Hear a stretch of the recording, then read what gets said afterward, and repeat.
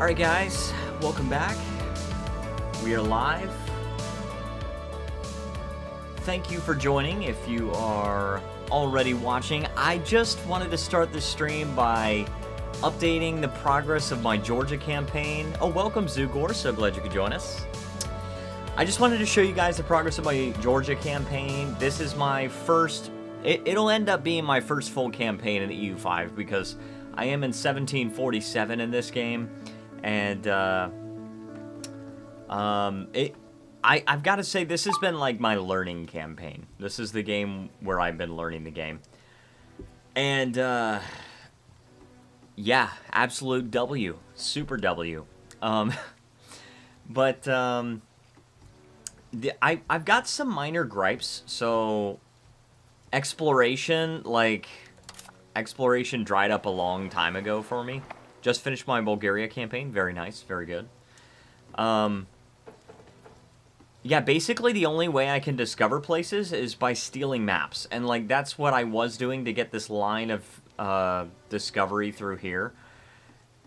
But, like, in EU4, you had a system where, like, at certain times, like, you would just discover a huge new swath of territory, and it was really cool that way.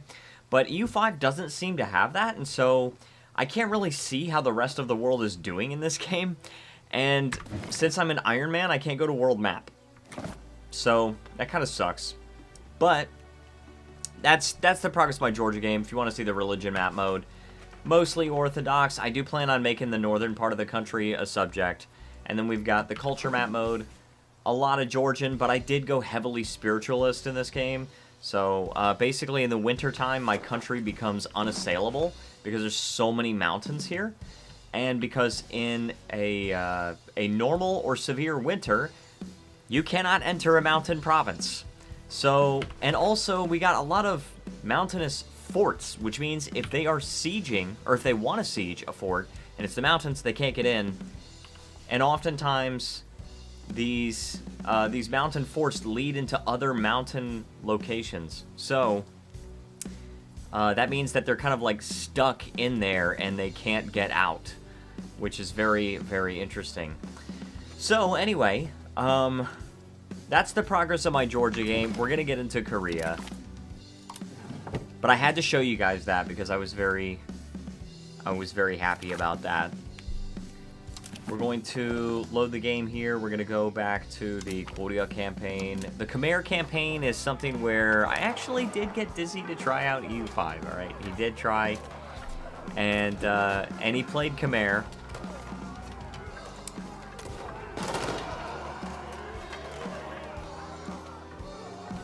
I don't think co-op is going to happen, but he did try it at least.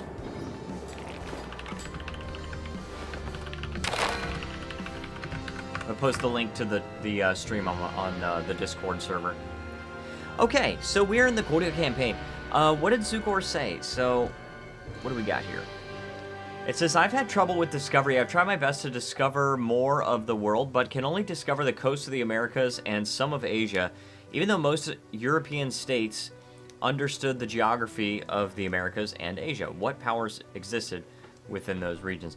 Yeah, there's something going on with that. There's something going on with the whole discovery system in EU5. I don't know what it is, but something's going on there. Yeah, but we seem to be doing quite well as Korea. And this is, I'm actually just gonna, where's my settings?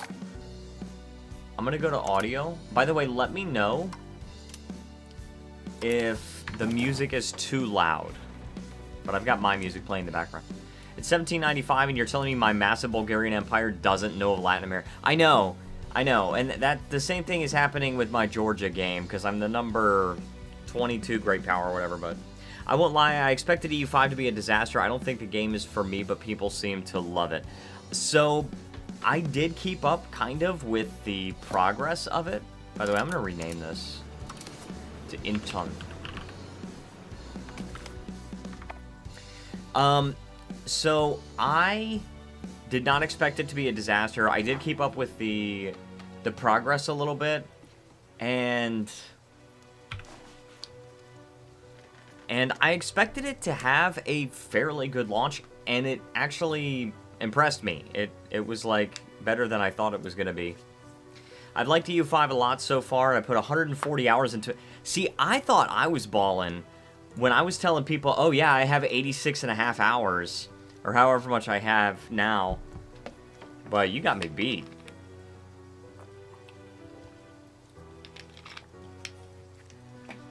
I don't know how you manage 140 hours in it that fast. I have definitely played EU5 more than I've worked in the past week and a half.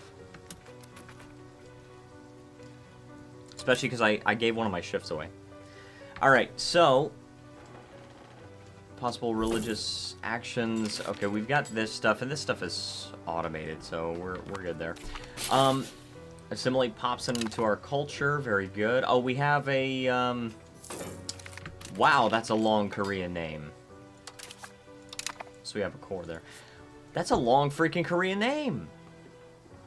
What's the dynasty? Puryong. Oh my gosh, dude. Okay, so this person's name is Puryong Ulhichun. Ulhichun? That is like the longest Korean name I've ever seen. I'd say maybe 20 to 25 of the hours are AFK hours, to be fair. Well, okay, that's a little more understandable, but still, that's so much time.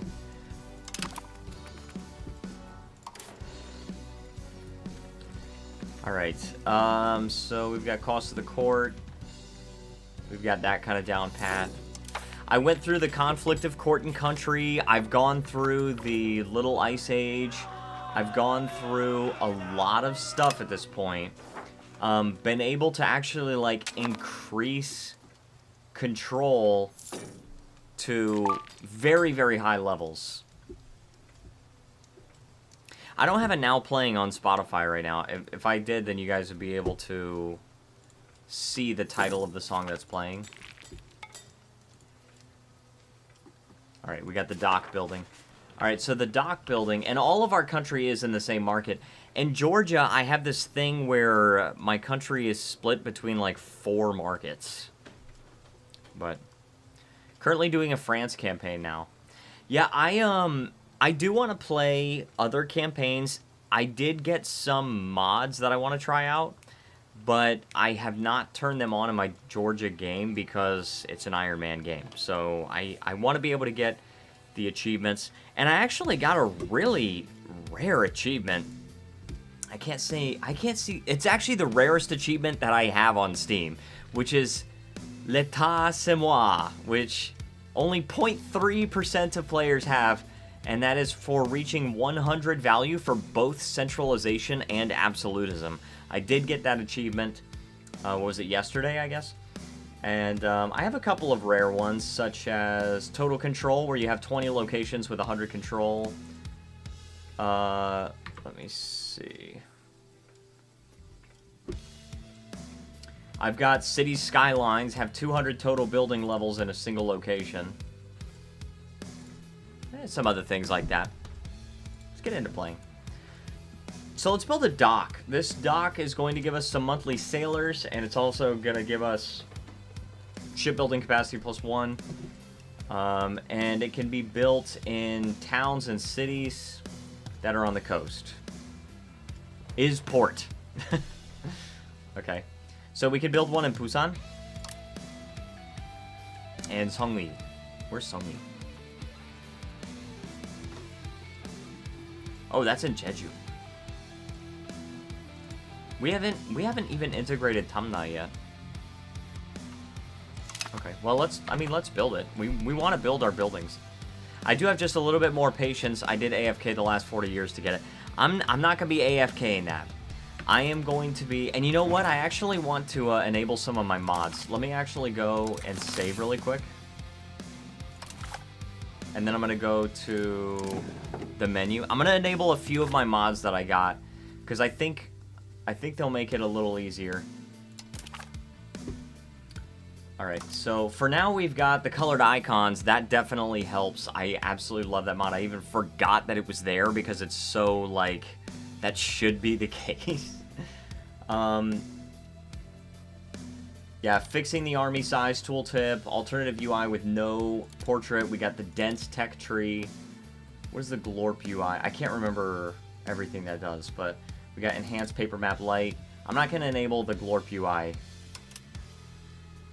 I was done with the campaign. I was getting a bit bored from continuing. No problem.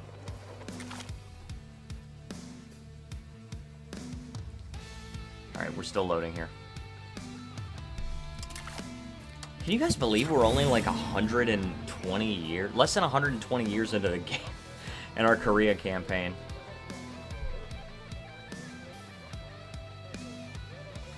Every Spaniard must piss looking at England.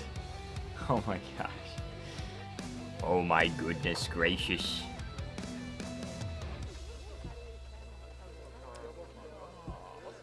And I really can't wait till they fix the colonization bugs, because I really want to play as small tribes in Africa. And is there... Can you play in Fiji? I don't know.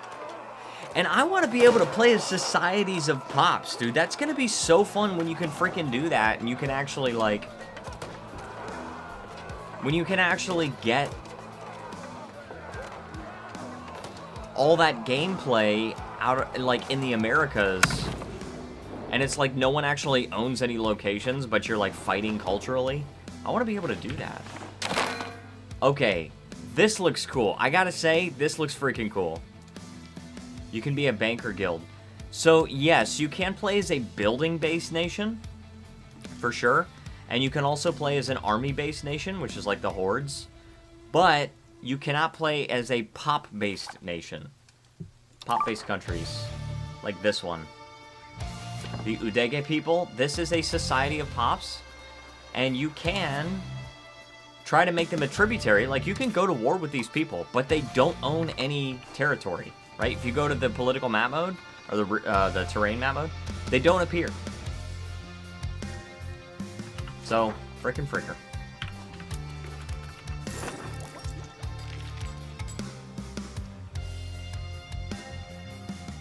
Yeah, and by the way, I also found out why I couldn't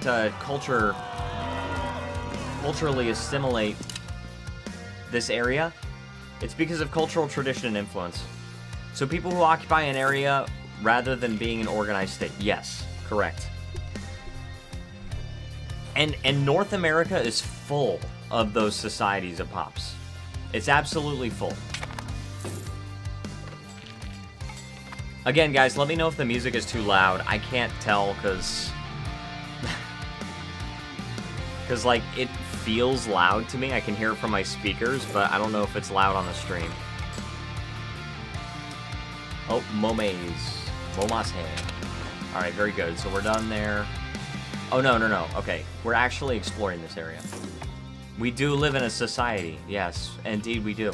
I bet you there are some of those right here. There's one. The Ilocos people.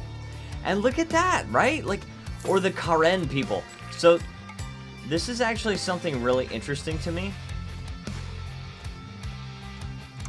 This is actually something really interesting to me. So the Karen people, I think they start out a lot larger than this.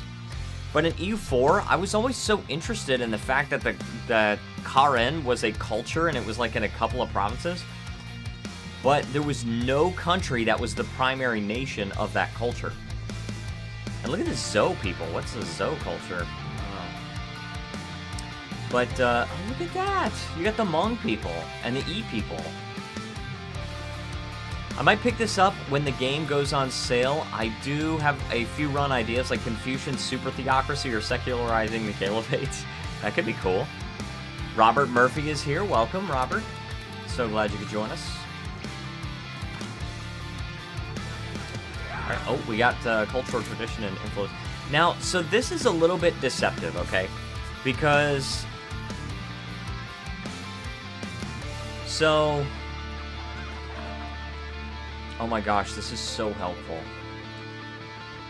This is so freaking helpful, dude. I still don't get this, though.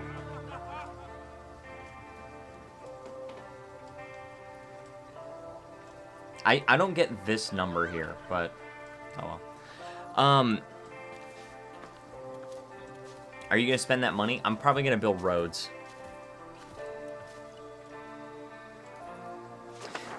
Oh yeah, this is actually deceptive. So you can see it's a bugged number. Yes, it definitely is. So you can see here that our cultural influence is increasing by 3.36 per month. However, it's very deceptive because you can see that it decays by 3.4 each month, which means that our cultural influence is actually decaying by 0.04 per month. It should not have the 3.36 here. It should have negative 0.04. So, in question, do faction gives benefits if they're happy? I don't think so. I don't think so. I think it's just a buffer. Like, they're not going to rebel against you. I mean, I think it... you know what I think the buffer is? I think it's like...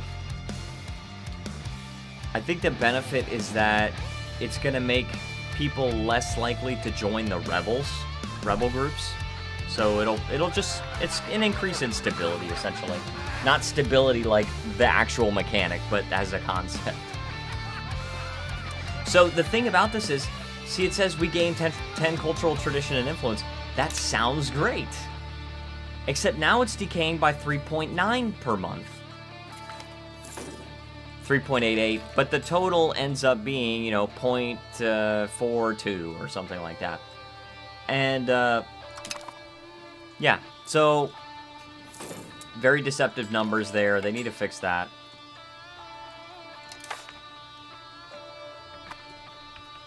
I do like this paper map. I might end up getting used to this. It's good. Oh, now we're in an interregnum. So our regent died. Excuse me?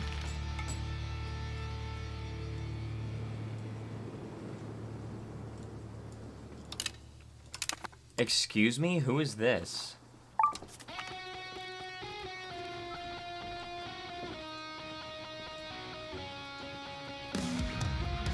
Alright. I am gonna build those roads. Don't you worry about that, brother man. Oh yeah, we get the Huacha, that's right. Alright, I'm going to gain research progress. I was gonna get the money, but I think we're good on the money.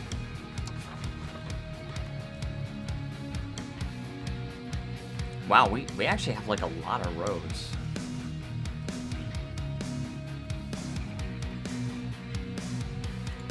Can't build paved roads yet. In my Georgia game, I'm up to modern roads. And of course, roads are quite expensive because I'm building through hills and mountains. Alright, let's just build them. Now, those are just roads from my capital to other locations. But of course, we can build roads from Busan to other locations, right? Okay, very good, very good. Alright, so we've actually finished colonizing this area.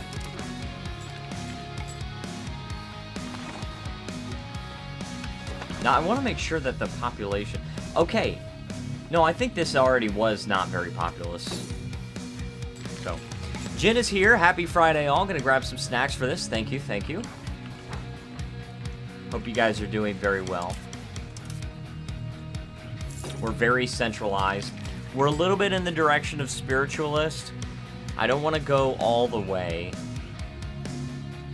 towards spiritualist. In fact, I would probably... I think for the Korea run, I might go more toward humanist. Can you build a trade outpost? Can I? I can build a trade office.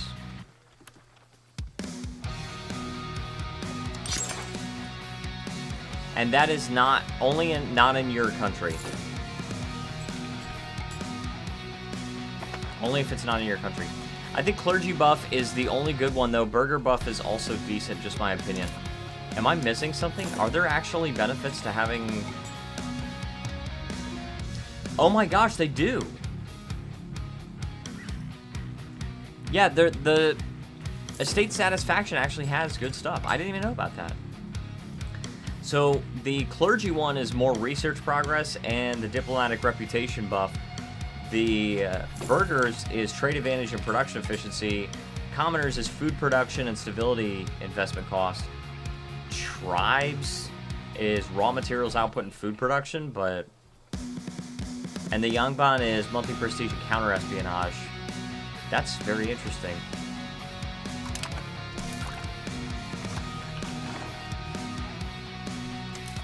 Oh yeah, what all have I embraced? Can you give tribes stuff? I don't want to give tribes stuff. I'm trying to like settle all of the tribesmen.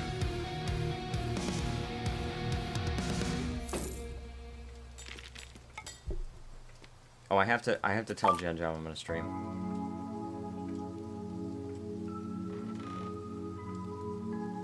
All right. Some of this music might sound familiar to some of you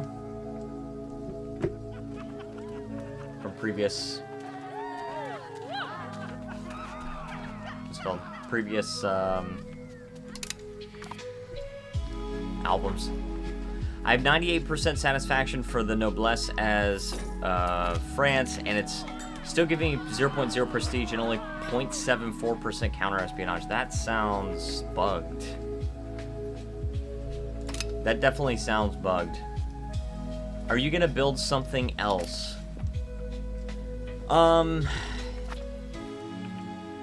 Yes. In fact, I think I'm going to enlarge my navy. These guys are patrolling the seas. I'm hoping they get that bug fixed by next week, the settling the frontier bug. By that time, I'll definitely be done with my Georgia campaign. Shoot, I will probably be done with my Georgia campaign tomorrow. Let's be real honest.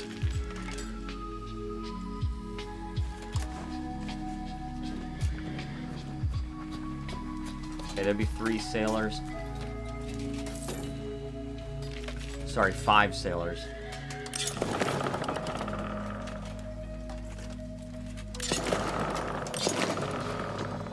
Yep, I'm gonna try to get a better navy. As in my Georgia campaign, I really don't care about my navy because I just don't need it. And do you guys love this? My country is nearly impregnable during the winter because of all the mountains. That's crazy. People can't even get onto the peninsula unless they come through here, and even then, these mountains block them, so I probably need a fort here. And then this is a big bottleneck for them in the winter, so... And I do have the level 2 fort there. What's my fort limit? Okay, we're well below the fort limit, so... And also, I just, I'm allowed to drill my armies now, so I'll do that. I've learned a lot more about this game since last time. Are more forts and remove forts... Oh, no, hold on. Build more forts and remove forts that are not needed. Well, I think I'm gonna keep, like, all my forts. There's no reason to remove forts.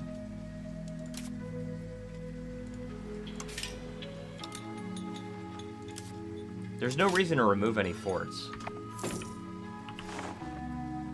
In fact, I probably would like to have forts, like, in every single mountain location. What's this? Improvements in bureaucracy? Okay, that's pretty good. Brightest of a generation. Oh, yeah, that's right. So we got the 154.50. We got the 55.99.52. Or we've got the 56.45.94. Let's get the administrative guy. You played away from stream for a week. I assumed you learned a lot during that time. What's probably the biggest thing you learned? Oh, that's got to be that's definitely a tough one.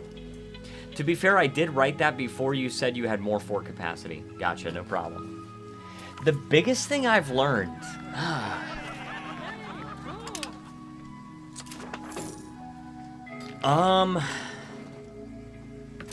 That's a really tough one. Because I've just learned, I've just become a lot more comfortable with the UI and the mechanics. I understand it a lot better.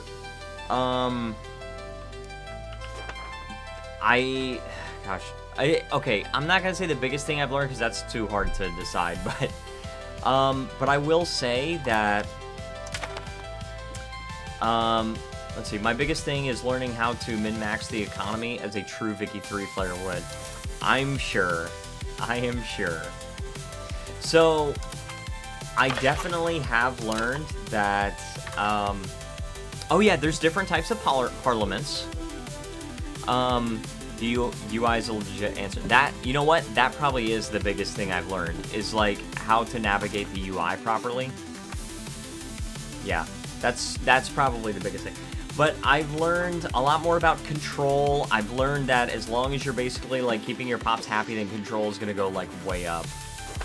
I've learned that the AI does a very good job of managing your buildings as long as you give it a good building, like, gold limit. You cannot, there's no port building. Can build ships here. You can either do wharfs or docks. I'm already building docks everywhere I can, and I can't build any wharfs.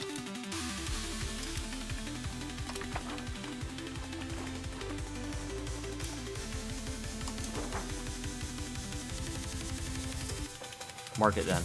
I'll see. Perhaps. Gyeongseong. Let's go from Gyeongseong. No, let's go from Hamhung. I want to kind of depopulate these areas. Oh, it's already very not populous. 2014 Roblox music. This is a song. It's called Miami Meltdown, and it is from my album called Evaporate, which I came out with at the beginning of this year. I know DGen loves that album. Namwon? Where's Namwon? Actually, where is Namwon? Oh, there? Apparently that is... Well, it's still got 60,000 people, though. I'll just do that. I remember he would spam it in the chat every time that one song came out. I know, right? It's a shame we don't see DGen anymore. I wonder how he's doing. We're the number 10 great power, by the way. Also, okay, so I am going to try... Can you build markets? I'm going to check in just a second. I'm gonna try enabling that other UI mod, and I'm gonna tell you guys what it does.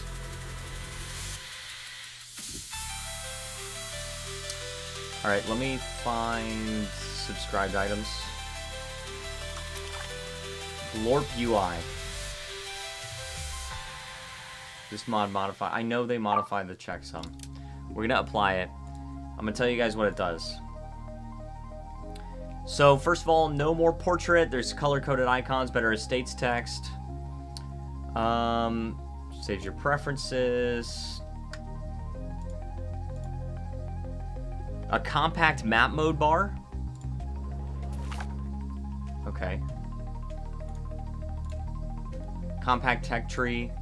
Oh, this is like basically all of those things. I'm using Glorp UI, yeah. Visible character ages. Yeah, that's a good one.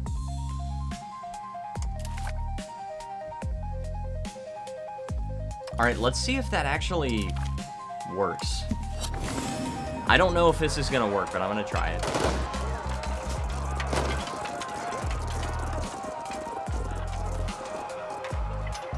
I need to get a haircut, dude. My hair is getting too much on the top. Too much hair on the top. I gotta get that thinned out, and I gotta shave around the sides too. It gets too hot. Okay. So yeah, we got that UI here. Oh, this is good. Dude, this is actually good. This actually fixes the tooltip here.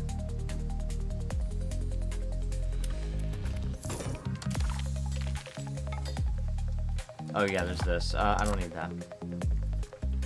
So, what are we doing? Markets? So there's marketplaces. Marketplaces pop assimilation speed, trade advantage, trade capacity to owner. We might be able to build those. Yeah, it looks like we can in Hansong. I'm using the paper map mod. Yeah. They're good mods. I really like the mods that are like vanilla plus, you know what I mean?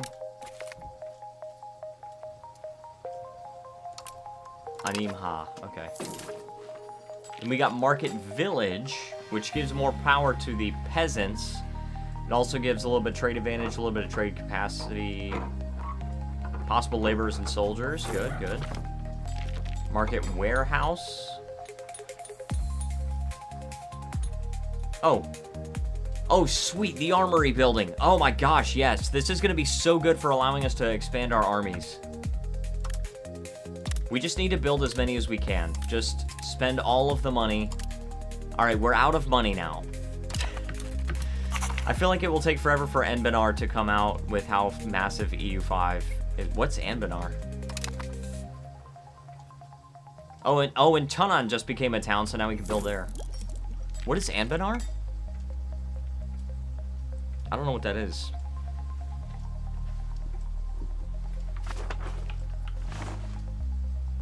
Dude, Korea looking beefy, huh?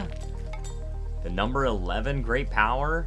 Oh yeah, and look, instead of just bars, we actually have numbers for their satisfaction levels. Very good. Very good. I'm so happy with these UI changes.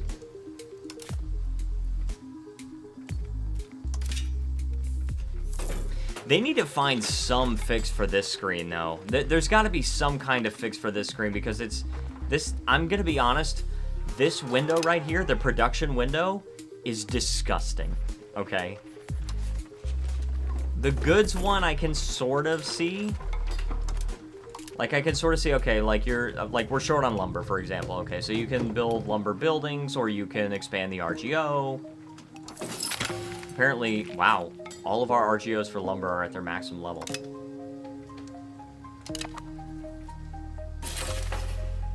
Send secret royal inspectors. That's really good, dude. That's actually so good. Like, now that I played in my Georgia game and I'm learning like how difficult it is to increase control until you get to much later in the game, I'm realizing just how useful that is. Oh, and by the way, I did buy Once Upon a Katamari for Jen Jen. She played it a little bit. She said it is much easier with the simplified control scheme, but it's still kind of difficult for her to play with the controller. Alright, lack of command. Oh yeah, I'm actually gonna let the AI just, like... when I don't have a commander on an army or whatever, I'm just gonna let them put a new one. Because literally all I'm gonna end up doing is clicking the guy at the top of the list anyway. But we have to get more and more manpower, right? Because the manpower allows us to have that professional army. Military tactics, gunpowder, that's pretty good. And look, we've got this tribe of Yehe, and they have 19,921 in levies. And, well, we've got 46,000. So to be fair, we're better. But big EU4 total conversion mod. I don't think I've ever heard of Anbenar. Are you gonna build more things? I sure am, but I need to build armories first, which I was saving up for, and it looks like we can build some more. Yes, we need to build all the armories. That's crazy. Even I knew about it without playing much EU4. Well, to be fair, I didn't really play many total conversion mods for EU4. I did play, oh, we got a queen, finally.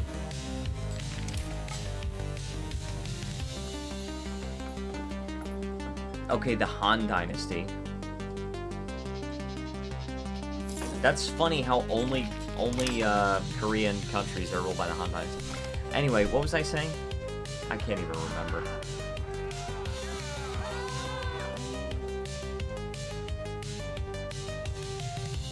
Yeah, I am not building bailiffs. I saw this meme on Twitter where it was like, yeah, I would rather I would rather have 20 different subjects that I have to reintegrate rather than have super powerful nobles from bailiffs.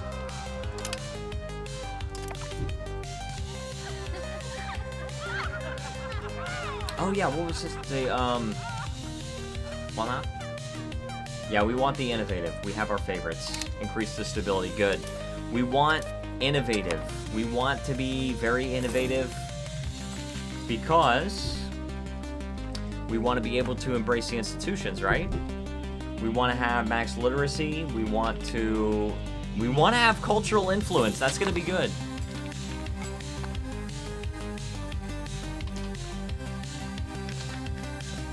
How close are you to getting someone in your market with market preference? So, I think this is another thing that I've learned. Oh, this sucks. Okay. So this is another thing that I've learned after playing for nearly 90 hours in this game.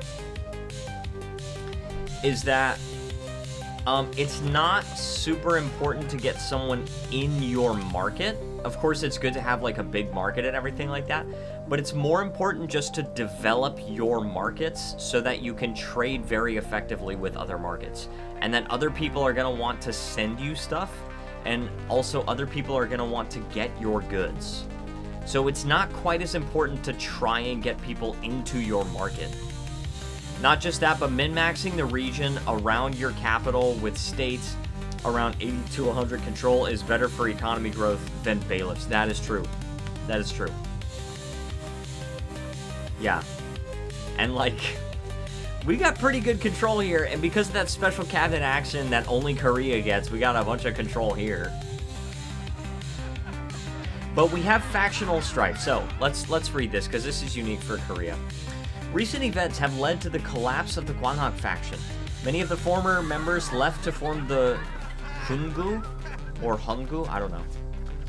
A new faction that combines the tenets of the Kwanhak, but with a strong focus on the authority of the queen. The rest of the Hungu left to join the former Chori faction, which has undergone changes that led to becoming the new Sarim faction. This is a modifier. So we get both of these modifiers. Factional strife happens.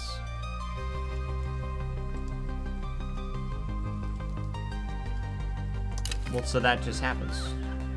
Okay, okay, now I understand. So we just have different factions now. We have our favorites. We gain Sarim. So that changes us towards spiritualist, and the Sarim gives you tolerance to the true faith. By the way, tolerance of the true faith is actually another thing I learned about, because in EU4 it was very simple. It was just a reduction in unrest for provinces that follow your state religion, right? I gotta change my shirt, by the way. I'm still wearing my shirt from work. In EU5, tolerance of the true faith affects your pop satisfaction for pops that follow that faith, which means if pops are more satisfied, it allows you to get more max control in these provinces, right? Or in these locations. Average satisfaction, negative 2.85. So let's actually click on here. We can see, Korean nobles. We can go over here. Yangban, Korean's primary culture, Goryeo, tolerance of Eastern Buddhism. Uh-oh, here we go. 12.6. Now watch this. Actually, I don't know if I want to choose that. Hold on. The Hungu actually gives us centralization. We kind of want to be centralized. Okay, so I'm not going to do it, but we're going with the Hungu. Oh, here's D-Gen's favorite song. But anyway, so yeah, the tolerance of the true faith is actually quite good. Oh, and I can embrace the Renaissance if I choose. I might want to do that very soon. Oh my gosh. Alright. I got that dense tech tree. Oh my gosh, dude. It like zooms all the way out. Can you build more markets? I'm not sure yet. I really want to see what we're trying to go for right now. Okay, that's just settled country, so that's not something crazy, but Confucian Academy we already have, but we don't want to build Confucian Academies because we're not trying to be sinicized. But from the Renaissance tree, so this is starting to be good. This is good for cultural stuff. National assemblies. Oh, this is a government reform. Parliament request issue support needed.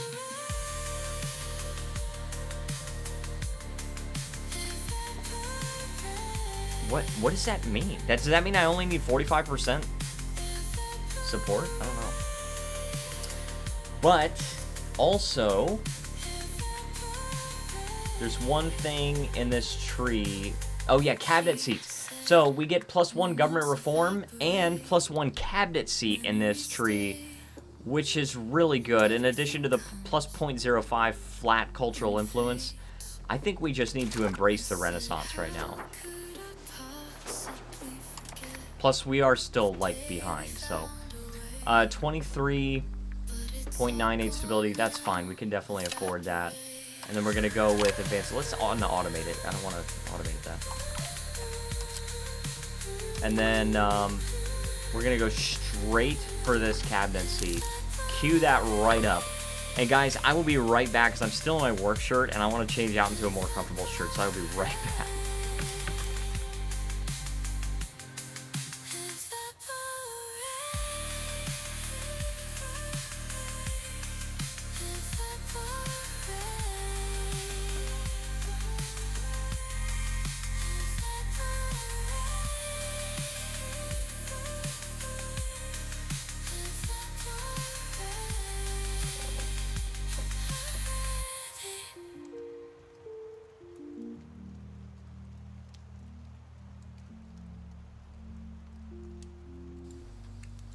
All right, we are back. Still a black shirt, but this one says Oppa.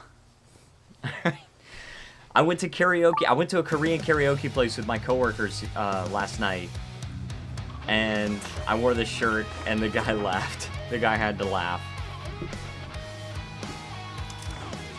All right, my queen is not married, and she is 16. Welcome back. Thank you. Thank you. All right, it'd be nice if we could... Oh, yeah. Royal marriage with Qingzhou. Very good. I hope I can discover more. Like, I want to be able to discover stuff. Oh, this is good.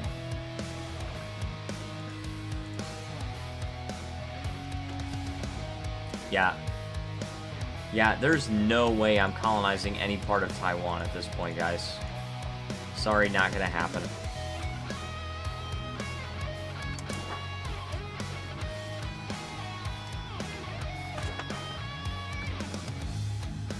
You know, I've considered trying to get the 3 mountains achievement in EU5. Because it's so much easier. In EU4, it was like, oh yeah, start as Ryukyu and conquer the entire world. But now it's just like, form the nation of Ryukyu. And wait, and by the way... Oh no, the Shogunate owns this. Well, what's this? Oh, this is uncolonized. Interesting. Oh, impassable. Very funny. Alright. I'm bored. Bye. See you later, Robert. Alright, now he kept mentioning markets. Kind of non-stop, actually. And we actually... Oh, we can build some. Rebel Crackdown. Very good. With the marketplace, assimilation speed, it does give some bonuses. We don't have like a ton of money. We don't have like a ton of money, but we do have a little bit.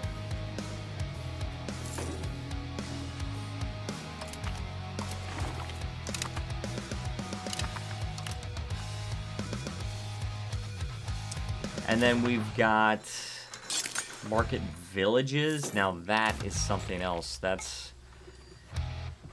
Zugor says, say Robert 3 times, he may appear again. I'm not sure it works that way, but That'd be interesting if it did. Apparently we cannot build market warehouses. Why? Ah. So, Kaesong is actually above the building limit. And I found out about this because, like, there's a building in the later game that costs like 1,500 ducats, and if I build it in Tbilisi, my capital in Georgia, it costs like 12,000 because I'm like 40 levels above my building limit. Oh, what's this? The Gyeongguk Daejeon. Daejeon or Daejeon? I'm guessing it's Daejeon. The laws of Goryeo are collected and comprised in the Grand Gyeongjae-yukjeon, 6 codes of governance. While its laws and codes are still applicable to today's national affairs, it is starting to show its age.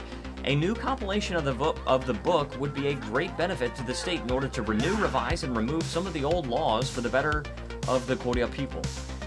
Scholars and bureaucrats are ready to create the Gyeongguk Daejeon National Code. However, this process will be costly and will require investment from our side, so we can invest in it. 3,300 ducats. Oh my gosh. That's going to take few loans, or we can afford it. Policy of legal code. Alright, so I want to see what our current legal code policy is.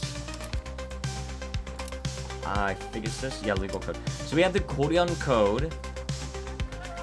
And so this is the same progress towards centralization that we already have.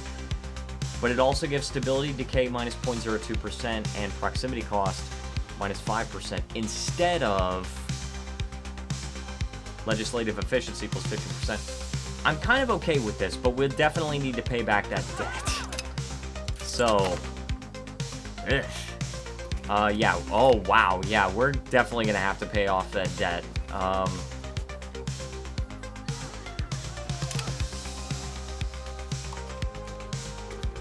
Yeah, let's invest a little bit less in stability.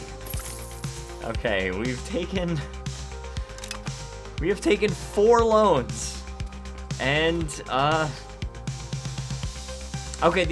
estates have actually made 24,000 ducats available for us to borrow. However, we don't want to borrow all 24,000 ducats, and we are paying almost 18 ducats a month in pure interest, which is insane. So we definitely need to pay off that debt. That's not that bad. I had to take out 12 loans for the 100 Years' War. That is crazy. I have not played as France. First Tibetan-Yangjin War. Who's Tibet fighting?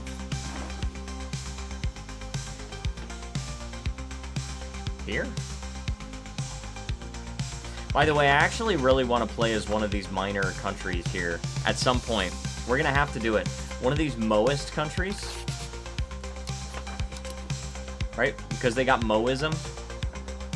It's an Asian folk religion. I'm so curious about playing in this region. I really wonder what the meta is. Oh, sweet. We got the Hwata. And we're making 81 manpower a month now. Now, I would like to get closer to our max before we start increasing our army size. Plus, we can't really easily recruit more soldiers when we're so deep in debt. So, we definitely want to pay off a little bit. We want to pay off a little bit of this debt before we start enlarging our army. This colony is doing quite well. Oh, that's actually... Crap, how am I supposed to... Oh, I can pin it, okay. Okay, good. So, provinces. Alright, so Ishikari.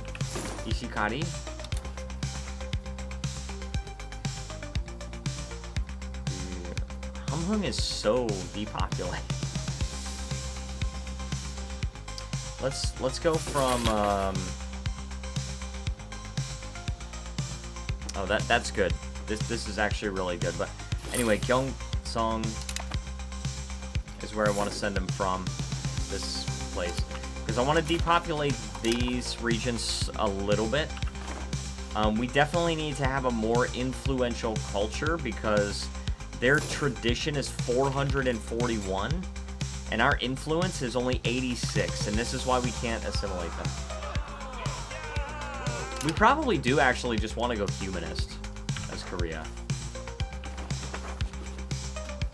Anyway, so, yes. We have finished encouraging tribesmen to settle. We're going to keep doing that. Oh, actually, we've settled everybody on the Korean Peninsula, so no more tribesmen there. Very good. 536 people. And none of them are on the Korean Peninsula. I'm very happy about this.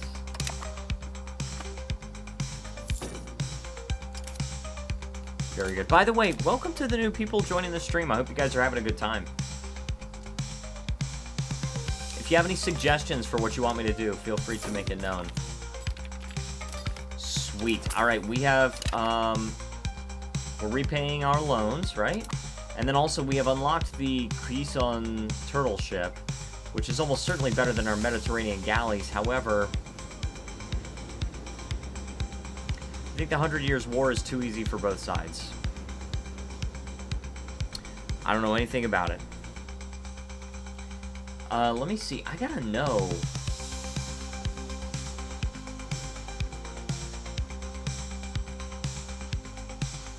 Alright, compared to the Age of Renaissance galley.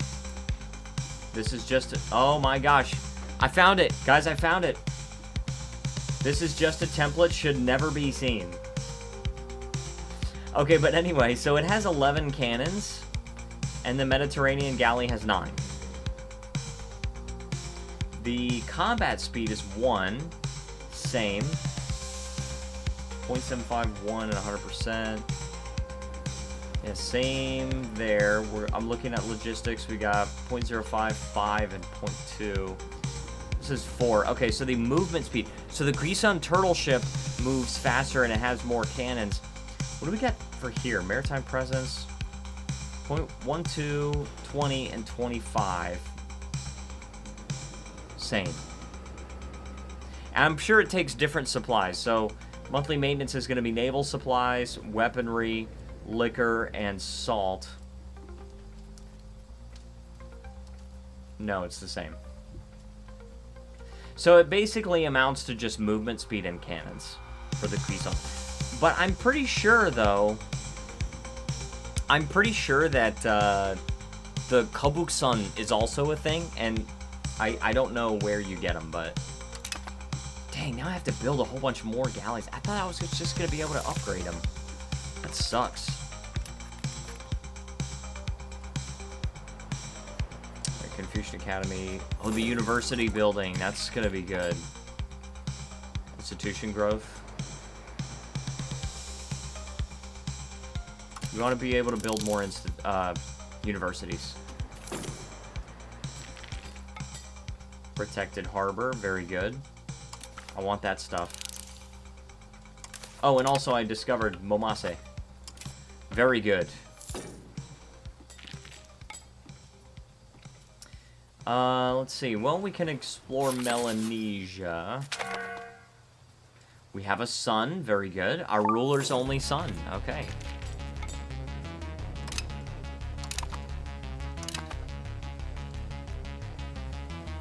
That is in Melanesia. But we've also got these places here, so we can actually explore a little more. But I don't know if I want to explore in that direction. I kind of want to explore over here. But I can't. I don't know why.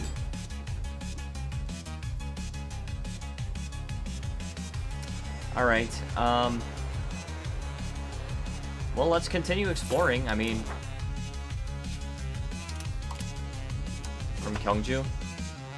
Send this guy. What's this admin stuff? Exploration cost. We can pay the money. I know we still have debt. But now we don't have debt. Okay, now our debt's gone. So... I'm very glad we were able to pay it off. By the way, I know literally nobody asked for this, but... just in case anybody is wondering what a good first country to play as, if you don't know a whole lot about the game... And I know a lot of people are going to suggest lots of countries in Europe, and that's fine. If you guys want to play in Europe, freaking play in Europe. There's plenty of good places to play in Europe from what I've heard. But if you are not really familiar with EU5 and you want to get into it and you want to have kind of a low-stakes environment to learn the game, I would say the Khmer Empire is not that bad of a choice, at least from what I know about it, from what I understand about it. You're going to have a Yuan that hates you, but Yuan also can't really fight you. They can try, but, like, they can't fight. They just can't fight at all. Is there no settled tribesmen anymore? I guess we're done. Bulgaria is my first nation, was an interesting one. So Georgia is my first, like, extended campaign. I've really enjoyed that game. And I gotta say, I'm probably more of a tall player in EU5. I wanted to be a tall player in EU4, but it never really nailed that tall play style. It really just never did it that well. And, yeah. I am going to try and, you know what? I could try to accept this. I think I am going to try to accept it. I like Vicky 3 a lot because I can play tall. Indeed. And I think it's good to be able to play tall, but then also, I don't think they necessarily need to be, oh, Jesus, this is awful. I'm going to see if we can maybe assimilate those guys. It's going to be tough, because, like, Jurchen has really good cultural traditions, so... But I think it should be perfectly viable to either play tall or play wide. Not necessarily equally viable. Perhaps it benefits some countries to play wide more, some countries to play tall more. But I think that both should be viable options. And in EU4, being totally honest, in EU4, it was not very viable to play tall. It just wasn't. And so I started out, my first game in EU4 was, what's it called? My first game in EU4 was as Korea, and I tried to play tall, and essentially all I was doing was clicking on events. Now, this is around the time of the Art of War update. Development was not even a thing, it was just base tax. And so essentially all I was doing is just clicking on events, but... By the way, can we can't recruit explorers, and I think we probably can't until, I don't think we can recruit explorers until we get over here. Yeah, explore commissions. So unfortunately, we're just gonna have to do it without sending an explorer.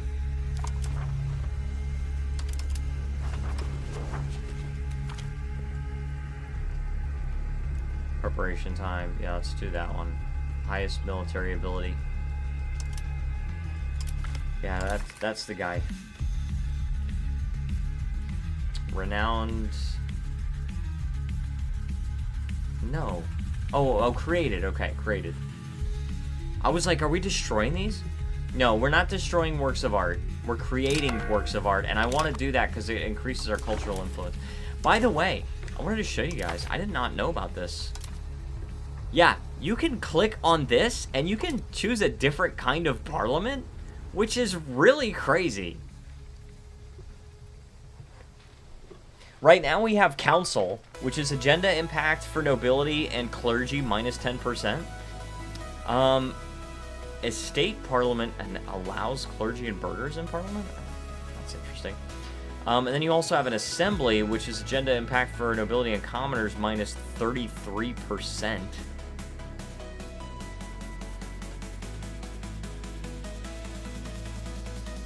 And it costs 50 legitimacy to change. But, you know, I wanted to make that known that you can actually do this.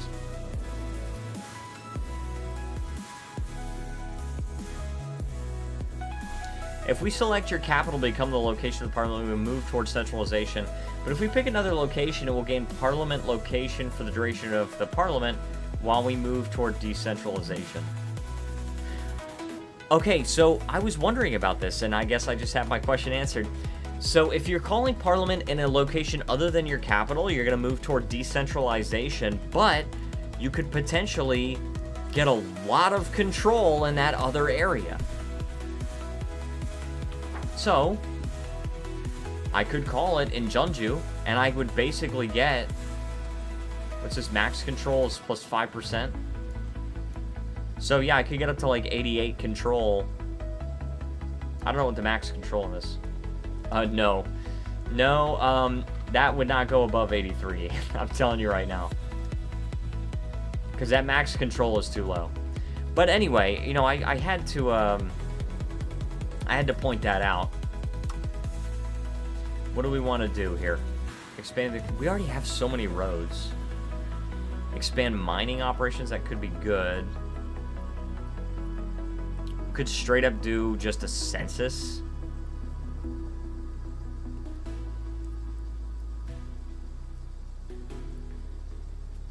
Promote member, no, I'm not gonna do that. Officer list.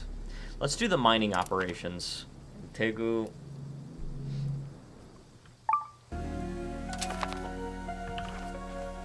Where's Tegu? Somewhere over here. There it is. And they're producing copper. Yeah, we probably do want this.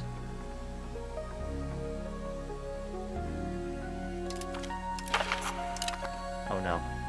Focus on land. No. We just have to get enough support. Okay, we're good. Alright. Oh, that hurt a little bit. Like, I'm trying to focus on naval, but we have enough, so we had a little bit to burn there. Finally annexed Normandy, Anjou, and Brittany. Yes, indeed. I've heard that, oh crap, you know what I forgot to do? I forgot to enable the AI mod. That changes the AI to where it's like better. Let me see if I can find it here. Because I've been wanting to enable that for my Georgia game, and I just can't. Because it's an Iron Man game.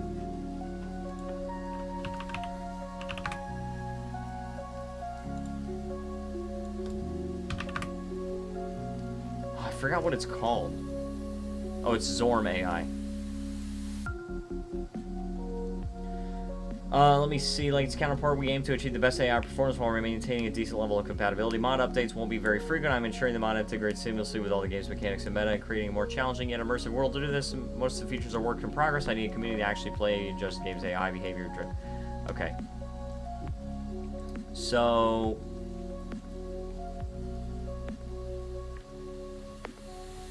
well, should I enable it? I don't know. Let me know in the chat if you want me to enable this Zorm AI mod. By the way, welcome to the new people. I hope you guys are having a good night.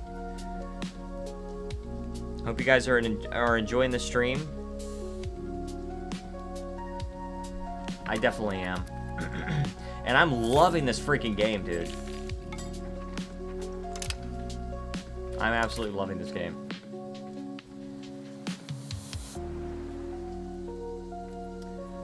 Alright, art school. I wonder if... yeah, local cultural influence. And the theater... that one just has cultural tradition. Let's go to art school here. The Confucian Academy we don't really want, because we don't want the sinicized. I'm trying to go unsinicized and be distinctly Korean. Korean. Counting house is good. That one's good. Local crown power plus 33%. I'm just queuing up tons and tons of text, but that's okay. Men at arms. Oh, we definitely want that one, and we want crossbowmen just in case. But I imagine we probably will be able to. We probably will be able to actually have the handgunners, because we have a lot of like metal production and stuff in Korea, so. I'm guessing we will be able to do that. Also, we are the number 9 great power in the world. Or the number 9 power.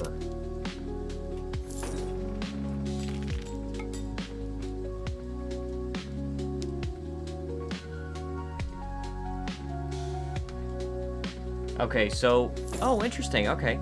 So in EU4, there were only 8 possible great powers, but in EU5, they've adopted a system that is much like Vicky 3, and that the number of great powers possible depends on the great power score of the number 1. So... Okay, faster ship construction. I actually need that. 20%, yeah, that's good.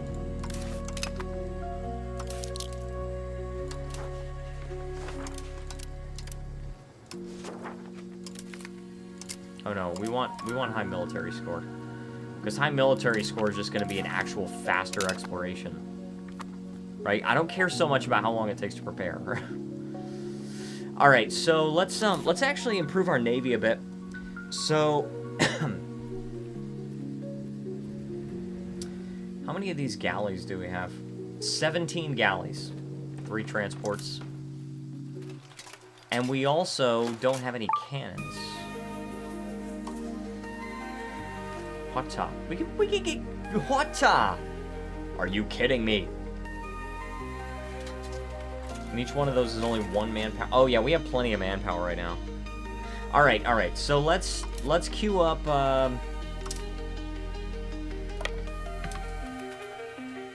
let's queue up this. Oh, these are cogs. These are both cogs. Send all of the stuff. Hello, welcome. So glad you could join us. +1 government reform. Now, this is actually not going to affect us in particular because we were at 3 out of 2 for some reason. So now we're just at 3 out of 3. So that's unfortunately not going to affect us at all. But this will, the cabinet seats +1, that is definitely going to affect us in a very good way. These are galleys and we can't upgrade them directly. We're going to send these guys to Incheon here. And... Oh, you know what? What? We can. We can upgrade them. We upgraded all of the Mediterranean galleys to Quezon turtle ships. I'm very happy about this.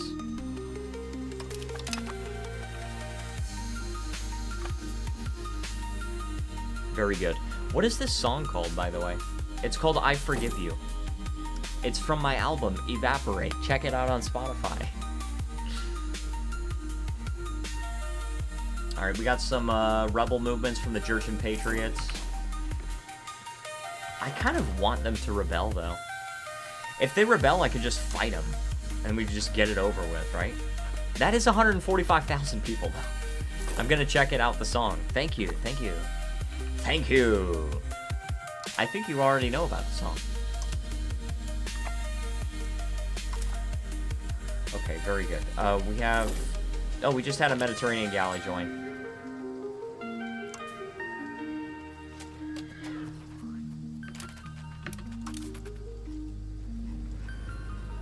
We shouldn't have one anymore. Yeah, we're good. We're good on that.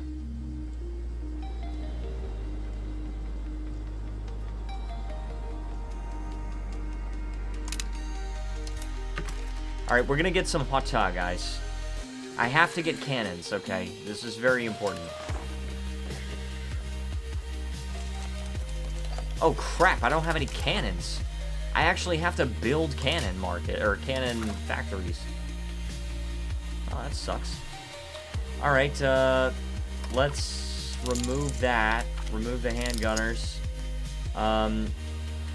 I really want these other things, but I'm gonna have to remove some of them. I like the protected harbor. I like that one, right? That's a very good one. I want patron of the arts, but let's remove some of these things for now. And then I will go to this cannon maker. This allows us to build cannons. And then we can get the handgunners. Minsok Shin says, hello, Korean here. Hey, how's it going, Minsok? So glad you could join us. We don't have any buildings. Oh, you know what? Oh, no. We can't build any cannons.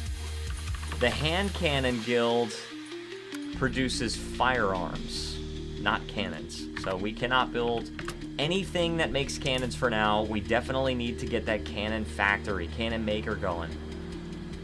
It's not a factory, it's just a maker. I like your Korean pronunciation. Subscribe from your last video. Oh, thank you, thank you.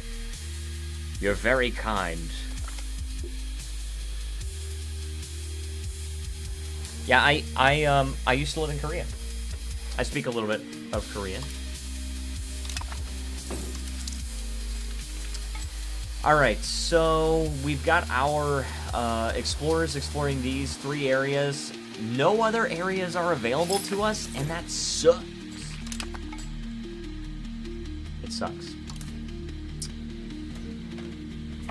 But that's okay. He speaks fluent Korean. No, I'm not fluent in Korean. I'm sorry. I'm not fluent. I'm only conversational.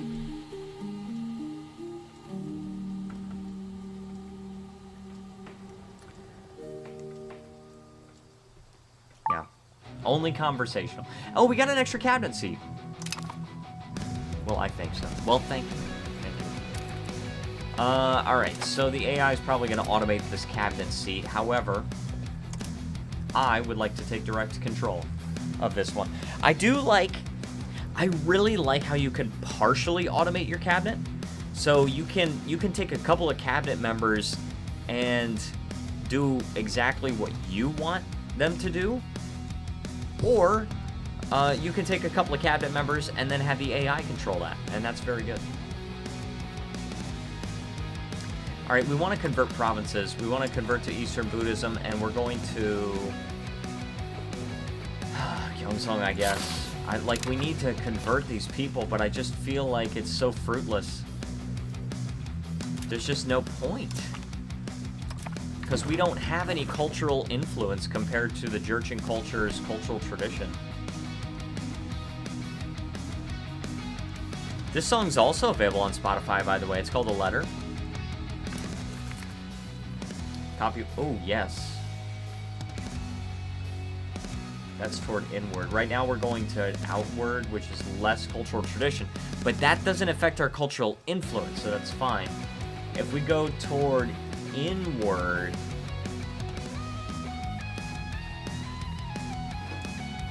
That's more research. A little bit more research, but like... If we go toward inward... then it's less colonial migration. Of course, we want those colonies. At least we want the colonies for now. But also, we get more control, more cultural tradition. Right? So that's good. More crown power. Yeah, lots more crown power.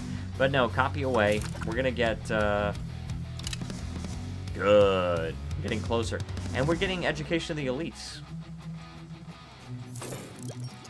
We're getting that. We want to be very innovative. Because we must be.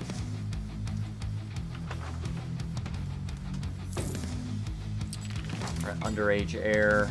Yes, my heir is only 2 years old right now, so... They cannot serve their country nor receive child education. Only 2 years old. Of the Yueyang dynasty?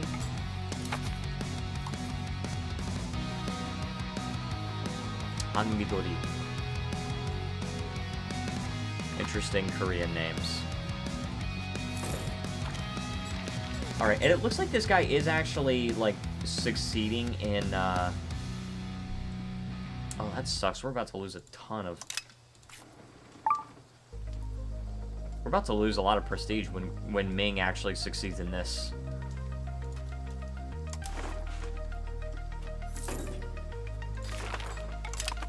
Super says, I wonder how hard it would be for you to start integrating parts of Japan into your kingdom. So that's an excellent question. I actually have very little control over these areas. Even though they're cores.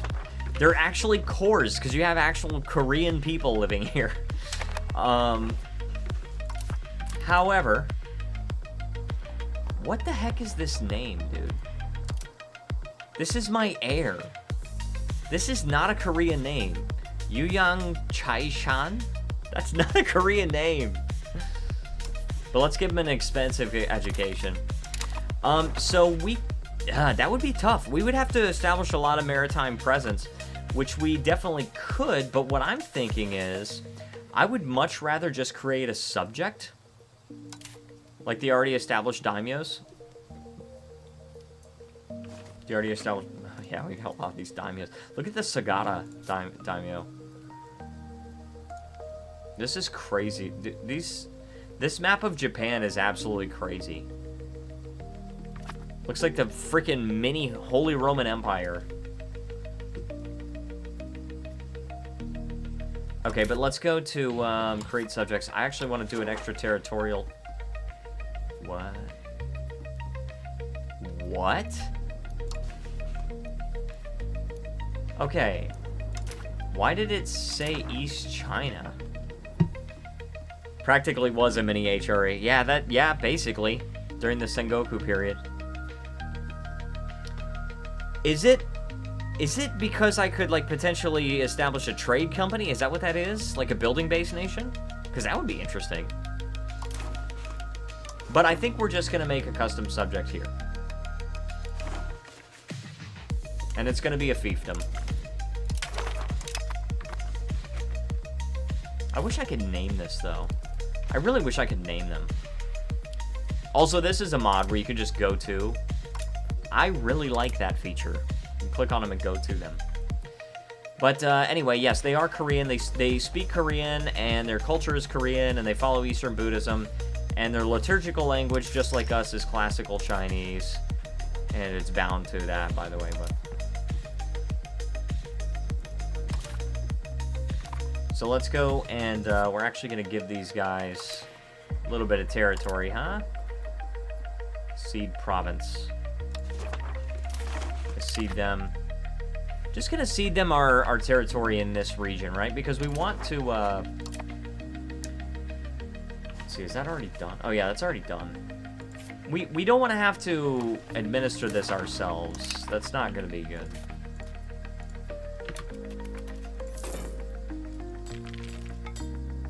Sagata colony? Where's Sagata? Oh, yeah, it's this one. Oh my gosh, dude. Look at this. Look how... Look at their freaking country, dude. This is ridiculous. Alright. So, we've got the education of the elites law. I don't really care. I honestly don't really care. What is this? Population? Yeah, I don't really care what province they go from, except for the capital. I don't want them to go from the capital. But Gongju, let's go from Gongju. There you go. We can colonize this so much faster than Sagata can. We can also build universities, and we actually have a little bit of money saved up. So let's go here. We're gonna build a couple of universities, huh? Apparently we cannot in Hansong because... Oh, because we already have one. Sungyungwan. I'm actually thinking about getting a language certificate for Korean from Sungyungwan University. I'm thinking about it. What do you guys think? It's actually kind of... It's kind of cheap to get, actually. I think it's something like $100 or whatever, and you have to take the class. But if you pass it, then you actually do get a certificate from Sungyungwan University, a very prominent university. It's not one of the big three, the Sky universities, but it's very prestigious in Korea, so fantastic idea. Thank you, thank you. All right. Oh, only 300 ducats to be a translator. Why can I only build one? Not enough paper in the Kaesong Mart. Okay. So it takes paper. That's why. The university consumes paper. I can build one. To become a translator? No, not to become a translator, just, you know, because it's good. Cool. So I can basically just brag that, hey, I have a certificate that says I can speak Korean. I'm building tons of paper makers, by the way, so that we can build more universities. And we have to decide on something. Till how we're keeping this. What? Oh, crap. We don't have enough paper now, so we can't... Oh, crap. That sucks. We have to get more paper so we can keep our paper money, huh? Okay. So, education of the people is probably really good because it allows our soldiers, laborers, peasants, and burghers to become a lot more literate. And we also progress toward innovative and humanist, and we want both of those. So that's probably something we want to do. If we do mixed institutions, it allows the nobles and the burghers to become more literate, but it only does innovative and it's not as much. If we get theological institutions, we progress towards spiritualists, which is actually the opposite of what we want. So we want education of the people for sure. Very good. By the way, how's the music? How's the volume of the music? I hope it's not too loud.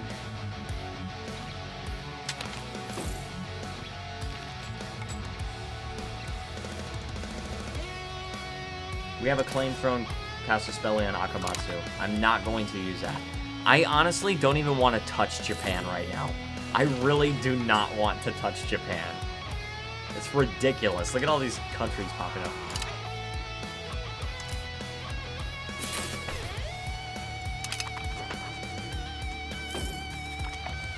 Oh, I didn't even see that notification.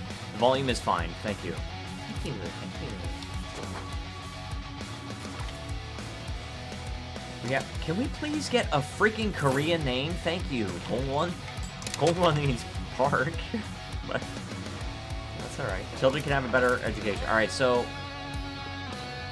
our ruler's first cousin. You can have an admin education. I'm not paying for an expensive one. Alright, let's build roads from Busan here. Alright. We're just gonna build roads just all over the freaking place. And now we're out of money.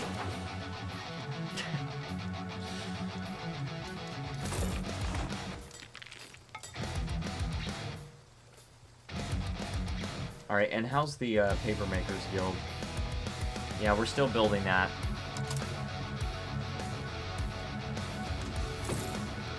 We definitely need to be able to choose the Cholha. This is such a cool thing. Like, this is such a cool thing that Korea is actually using its own paper money in order to get away from the Chinese money. Because we could do Chinese currency, which just makes China happy. But, like, what is China at this point? What is China? And look, even Ming is not the dominant power right now, even though they're the #1 great power in the world. But you've got the Ming nobles. Oh, well, actually, I don't know. Ming nobles have 8.8 million people compared to Ming's 11 million, and we have 4.6 million. So, I don't know. Alright, protected harbor. We're definitely going to build one in Busan. Definitely one in Gyeongju. The Korean boomers like China. Many of them do, yes. Many of them do. But a lot of the older Korean generation also really likes America, like more than the younger generation in a lot of cases. Depends. Alright, we're officially exploring these areas. We've gained a core, good.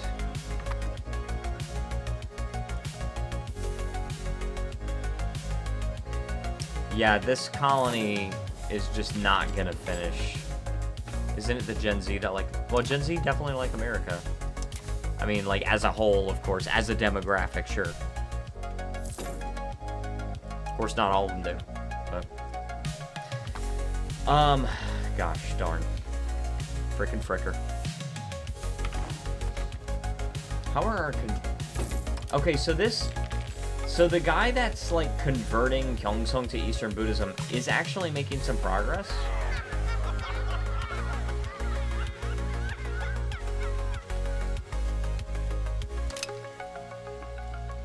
They were waving American... Well, yeah, I mean, like, anybody from any generation can wave a flag. Depends on the demographic information, I think, or demographic tendencies. I think there are a lot of younger generations that like the United States. There's also a lot of the older generations that like the United States. And it probably is a bigger portion of the older generations that like China as opposed to the younger generations. Probably a bigger percentage of them like China in the older generation. That's my guess. That's kind of my general feeling on it.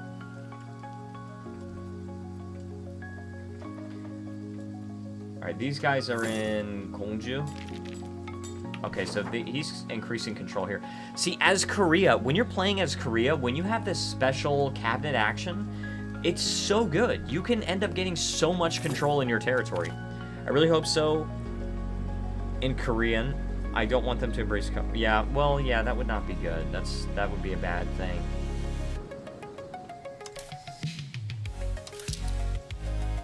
Let's see, what's our... Let's set our monthly progress. Okay, so 2 months of progress, basically.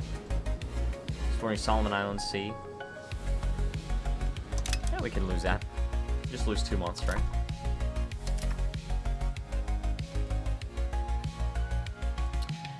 Okay, yes, and we are still building all the roads. We are building money up so fast because we're great. I think that's really the main idea there, all right? We can also invest in culture now, so this is a new technology. It's very good one, patron of the arts. Being able to invest in culture means we can actually spend money to get more prestige. And prestige is very good, because if you guys don't know, prestige affects your cultural influence. And we definitely need cultural influence. Look at that, we're actually getting 0.41 from our subject that we made, who is Korean. So we actually are continuing to get more and more cultural influence. We need more countries to follow Korean culture in order to get more. Or in order to get more cultural influence. Yeah, this is not gonna happen. This is not gonna happen. There's no world in which I beat Ming to colonizing North Taiwan. There's no world. Alright, but we're getting the men-at-arms regulars. So this is gonna be interesting, because we're gonna have a little bit of a strain in our manpower once we unlock these.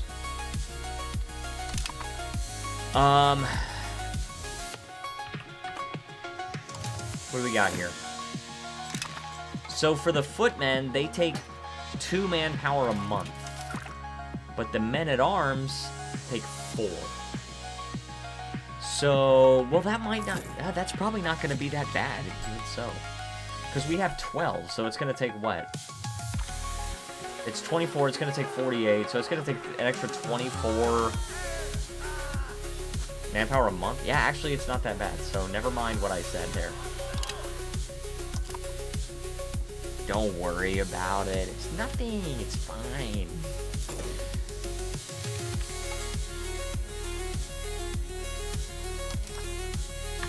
Guys, I'm having a great time with this game. This game is so freaking fun.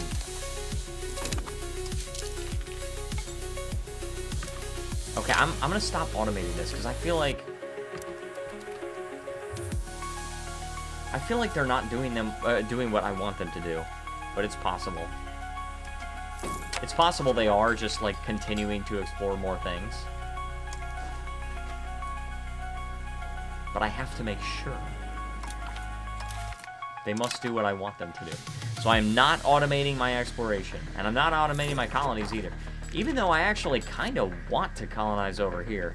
But I don't have enough colonial range. So, unfortunately... Alright, we got men-at-arms now. But, what's this? Missing explorer. Oh, no, get a guy then. Get an explorer then. Let's see if we have a colonial range map mode. There it is. That's not it. That is not it.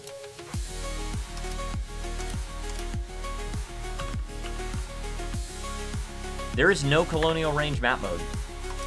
This is a problem. Why is there no colonial range map mode?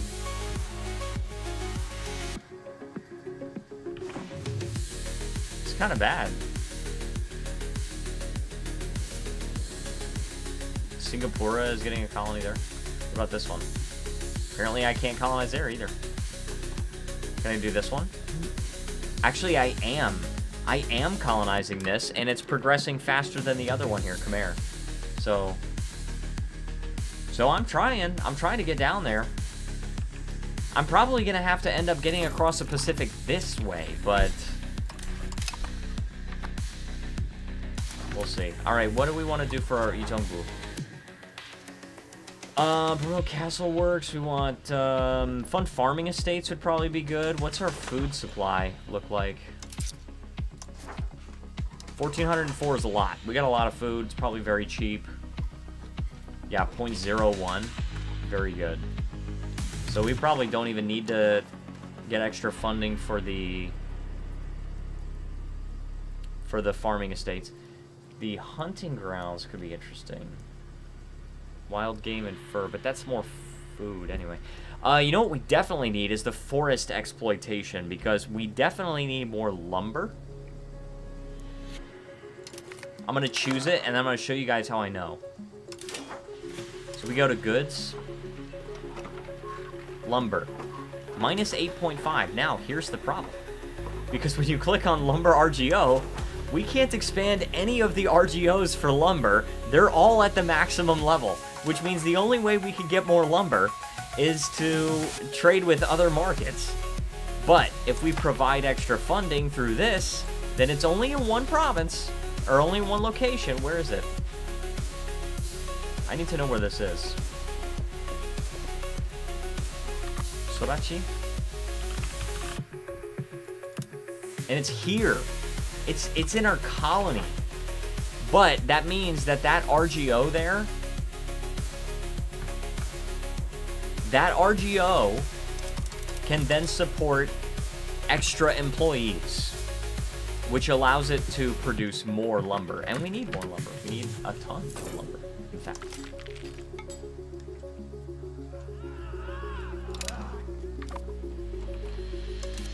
So that is very good. All right, we're about to get not handgunners, yes, but also we're about to get cannon makers, and that's going to be very important for us.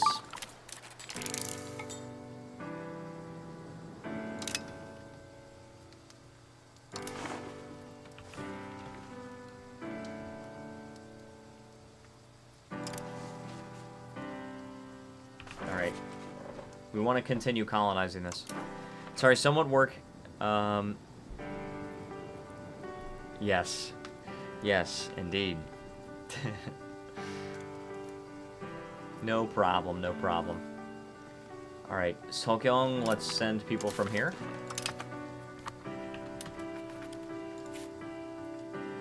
Oh, Ming is trying to colonize them. Alright, well, we're sending people here, from here.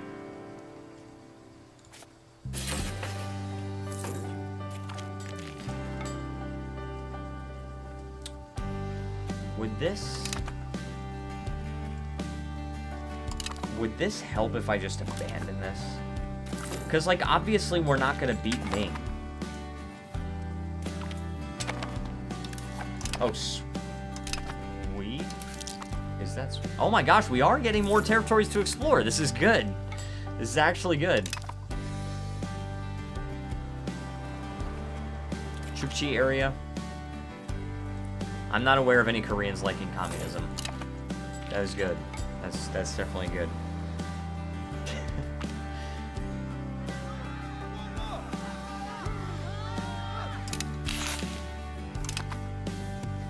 Oh crap, we didn't even get enough. I'm so absent-minded. We didn't even pass that issue in Parliament.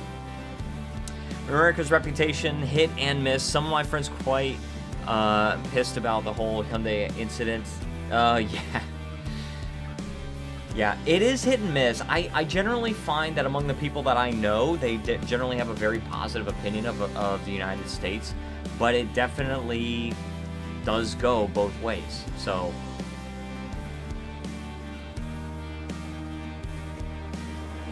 okay, yes, we need to be trying to cross the Pacific in this direction. By the way, this song is called Home. It is available on Spotify. Chukchi area, yes, I want to explore that one as well. Oh, that's good. That guy's 100 Diplo power. And he's also got the highest military. Oh, no, hold on. That's the highest dip. That's also the highest military. It fluctuates for the younger generation. Older generations, I'd say vast majority love America. Oh, there you go. There you go. So that's kind of what I was thinking, but I wasn't 100% sure on that. But it's good to know somebody else's opinion on that.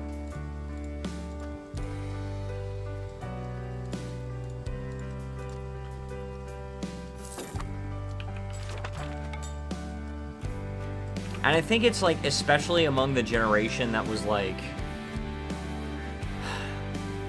that knows, that remembers when Korea was a poor country. I think it's especially among that generation. I think they're more likely to have a favorable opinion of the United States. Just in Busan just a few months ago. It was so much fun. Yes, indeed. Yeah, Jin knows all about that. Alright, so we are going to finally be building these cannon makers. I don't know if I need all of these, but I'm going to be building some. And once we get some cannons, we'll be able to build the famed Hwata. I always just love those Hwata buildings.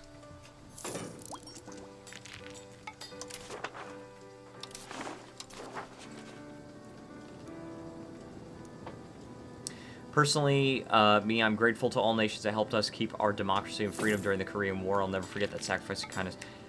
Indeed. Yes, yeah, my grandfather did fight in the Korean War. Indeed. So, with Tamna, I'm kind of thinking that I want to enforce culture on them. It's time that you become Korean.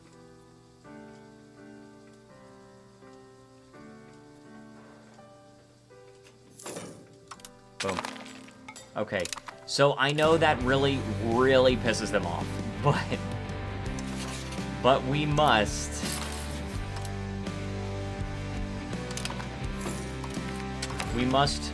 make Tamna Korean, and then that way that's going to help our cultural influence as well. See this?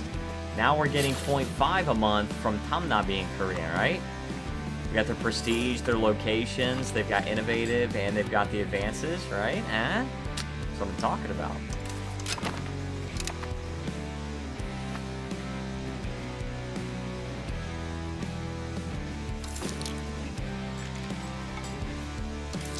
We have so much money, by the way. All right, let's invest more in stability. It's a lot more money, but we can definitely afford it.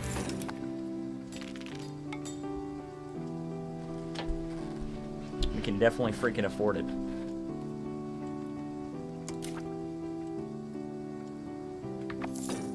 What's going on with our paper makers, by the way?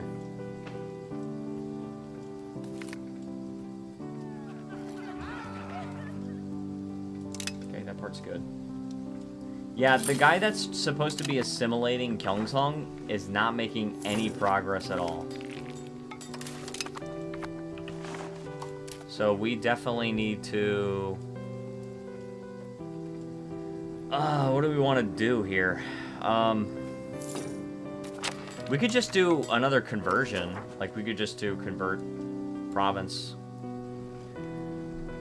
Zugor says, my roommate's parents, Chinese, own a small takeout restaurant, and he just dropped like 12 takeout boxes of stuff on the table for dinner. Oh, that is awesome. I hope it's lo mein. I love lo mein.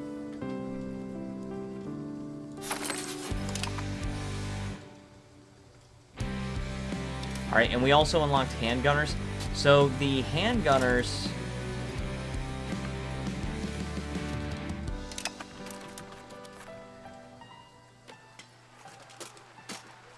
The handgunners... I can do that. I guess I do have firearms. That's awesome. I'm gonna get in trouble. Chinese is better than Korean, I said it. Oh man. Yeah, Jen, I'm sorry, you're in trouble. Look, I gotta say, So I will say this. I love Chinese food, at least Chinese American food. I love lo mein. I love the sweet and sour pork, sweet and sour chicken. I love that stuff. I've got a local Chinese restaurant that we go to, and we absolutely love it.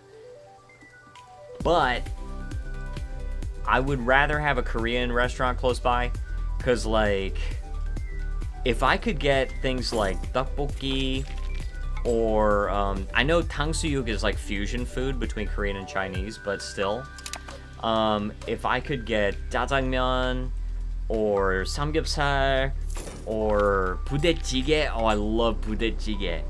If I could have that stuff, then yeah, I'm sorry, I would prefer to have the Korean place. I would love a Korean restaurant close to us. I know, right? There's one like 30 to 40 minutes away from us. And that was really good. It's also quite expensive, but not to mention Chinese Korean, Chinese American are amazing. Yeah, I will say, yeah, Chinese American dishes, very, very good. There's even this really underrated dish that my local Chinese place has. It's called lemon chicken. They have this like sweet lemon sauce that they pour over deep fried chicken, and it's so good. It's so good. Oh, look at that. We got a cyclone. So we actually have... Look at that. We got typhoon there. We got a typhoon. Bro, we have so many lemon chicken in Canada. That is awesome. I want to try it. You can. You definitely can. It's on the menu. But it's like off to the side. It's like you can barely see it, but like, yeah. Crab rangoons are good. Egg rolls. All right, I will build an art academy. It's gonna cost, or sorry, an art school. Art school is very, very good because it's giving us more cultural influence, and we definitely need that. Yeah, they put it off like in this random corner of the menu, and it's like you can barely find it, but... Alright, we're gonna get a few things. Oh yeah, cultural influence right there. We want,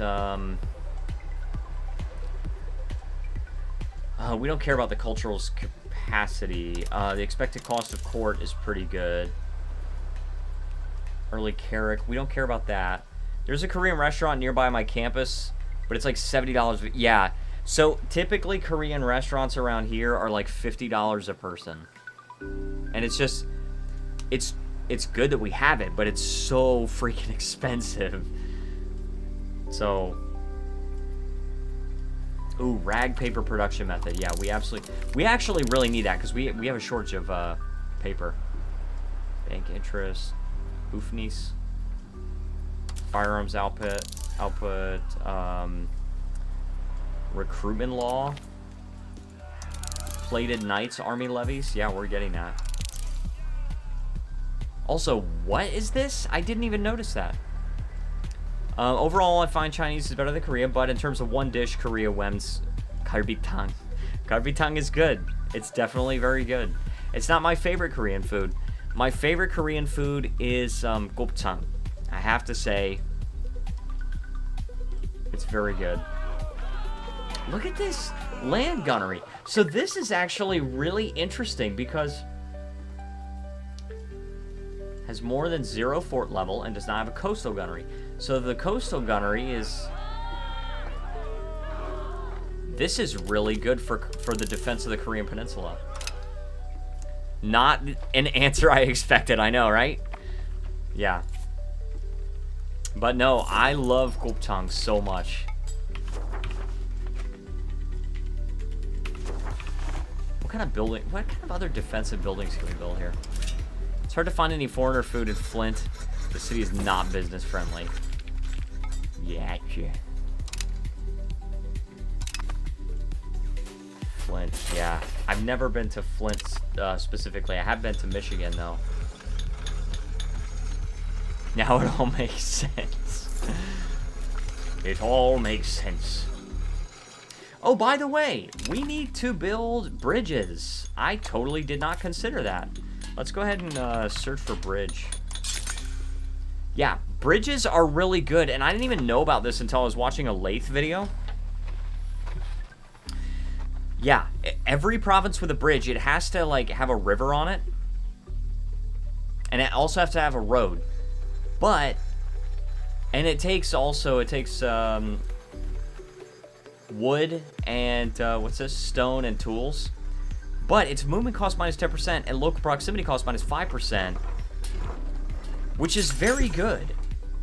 Let's just try to build bridges as much as possible in the best locations.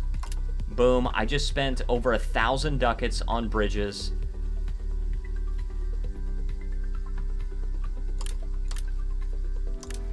I'm just continuing to build bridges. I'm hemorrhaging ducats because I'm building all the bridges.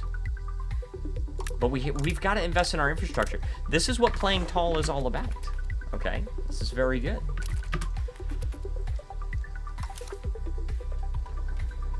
Greater than 20 paper stockpile in the case home market. All right, we need to make sure. We need to get some freaking paper, dude.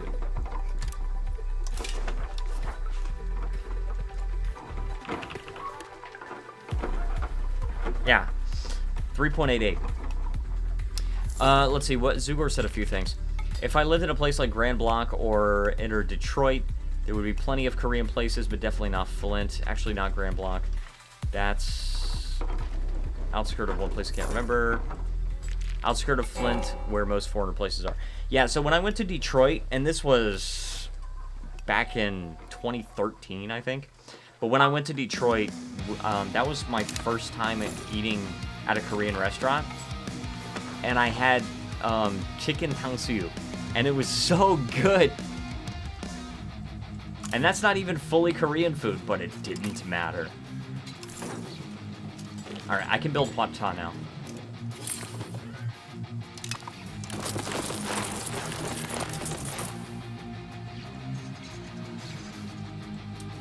Rebellious people?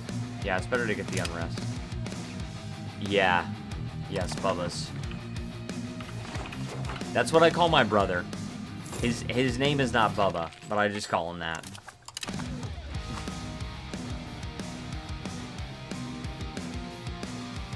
Minsok Shin says 탕수육 is great, but with jjajangmyeon. Yes. So I know that now. I did not know that at the time, and I wish I had, because I love to have 탕수육 and jjajangmyeon. It's an excellent dish to have when you're first moving into a new place, right? I imagine Florida, not many Koreans, especially compared to New York City, LA, Atlanta, Seattle. Correct. Yes, you're definitely right about that. Not many Koreans. There is somewhat of a Korean community in the city of Oviedo, if I remember right. But it's still small. There are not many Koreans around here at all. Ann Arbor, which is relatively close to where I live, has a mini Koreatown forming. I think I visited Ann Arbor when I went to Detroit. I think we went into Ann Arbor for like a day or something. I can't remember. Here, latte. Well, that's in Orlando though. When we moved to some place, we have tradition of eating one. They used to deliver via phone call since the 1980s. Yes.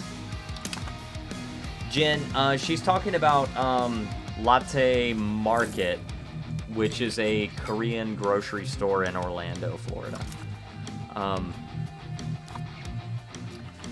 But yeah. And it's like the best one like around, because there are other there are definitely like other Korean grocery stores closer than that one, but they're not as good. Of course the name would be Latte, right? I know, right? And it's kind of cool. They even have like a Korean-owned haircut place in there. You can actually go and get a haircut. And everybody in there, well, everyone in there for a long time was Korean. Now they're starting to recruit. Now they're starting to hire more non-Koreans. But I used to be able to go there and like speak Korean to the cashiers and everything. They'd be like, "Whoa, you can speak Korean." It's expensive. Yeah, it sure is. It's very expensive. Look at that. Ming got a location. Ming got a location in this province. This is not okay. I'm not okay with this. Every Korean restaurant names outside of Korea, Mugunghwa or Arirang. Oh, man. Okay, cultural tradition and cultural influence. This is very good. Good. Look at this. Cultural influence +6. Maximizing it. It was very good for us to convert Tamna to Korean culture.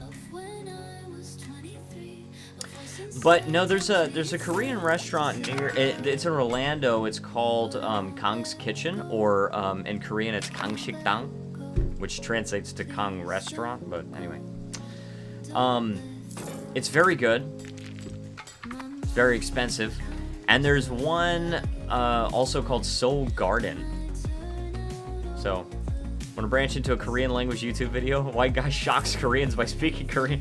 That actually could be fun. That could be fun to do. That's how it was when I went to Bulgarian restaurant in Chicago. Sadly, none really in Michigan. Small population thing. Yeah. Yeah, the diaspora probably doesn't go far outside the really big cities. Seoul Garden has good food. Totally agree. Totally agree. And now it's under new management, and the new management is a lot better. Like they have a lot better food now. And I gotta say, Seoul Garden has really, really good haemul pajeon, seafood pancake. Super good.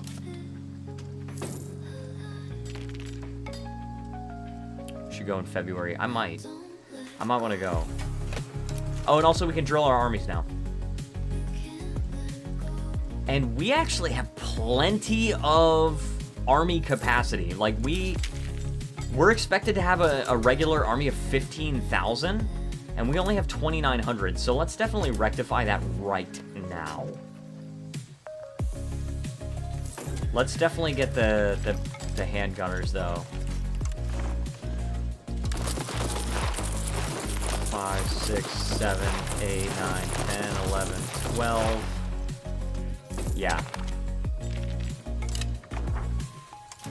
Alright, what do we got in our Uijongbu? How large is your regular army? It's only 2,900 right now, which is awful. We definitely need to be better about this. Reach out to our faith. That's not really important. Market regulations. Trade advantage. Increase ties to subject. This is actually good, because Tamna is currently disloyal. I think I had around 8,000 at the same time as Bulgaria. Yeah, so, well, and we could definitely support an army of much larger than what we have, so. Autonomy movement, that's... Oh, I don't like this. I don't know if I'm going to be able to get enough... I don't think we're going to get enough power, enough influence.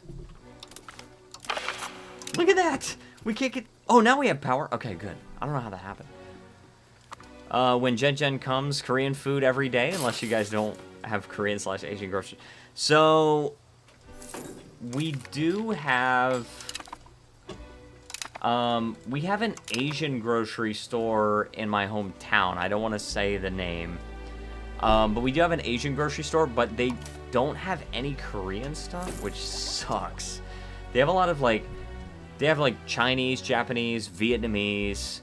I think the owner is actually Laotian. And,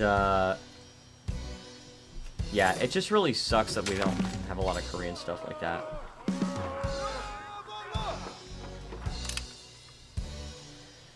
Alright, do we have any freaking paper, dude?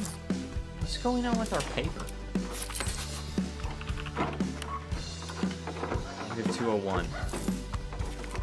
Just demands so much paper. But We have to go to Latte. Yeah, we're gonna have to. Problem I was having with regular army is that they're weak in big wars until around the early 1500s. Well, they definitely can be.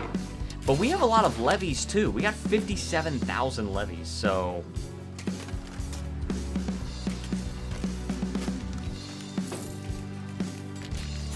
We got some mailed knights, too. 4 combat power instead of 1? Oh my gosh. Alright, improve our existing navy. Let's shift more toward naval focus. And our subjects lost liberty desire, which is good. We can manage this very effectively.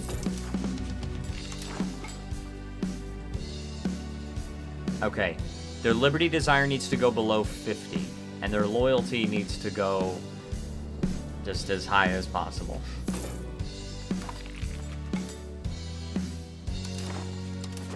Alright. Paper. Papermakers Guild. Alright, let's build as many as possible. Just build all the Papermakers Guild. I'm not gonna build the super expensive ones in Hansong, for example. Look, this is already above the building line. Robert says, I'm back. Welcome back. Welcome back. I've been building a lot of stuff. Once the Age of Reformation starts in 1537, regular army becomes much more powerful. It sure does. It definitely does. And especially because we're going to become so defensible as we fortify these provinces here, these locations.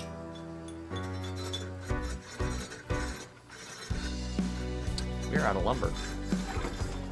And are you going to go to war with Ming? Why would I? Why would I go to war with Ming?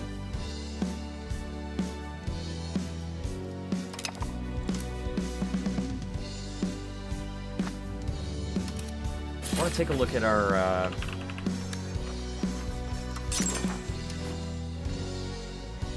Okay, I'm actually using rag paper now. Because this uses... Well, it uses more lumber, though. But it produces a lot more paper. So we should be fine on paper soon.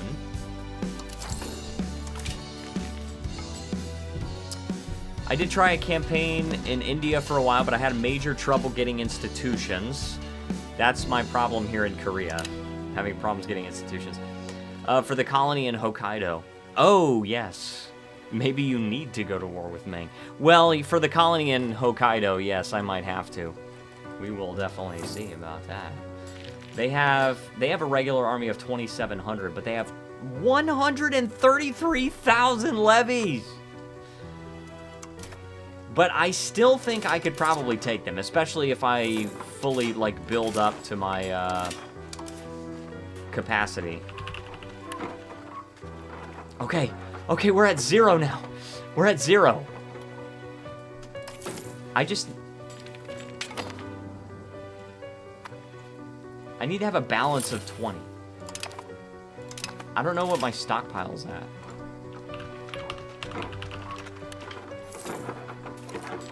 Oh, that's my balance, yes. Well, I need to, like, produce more.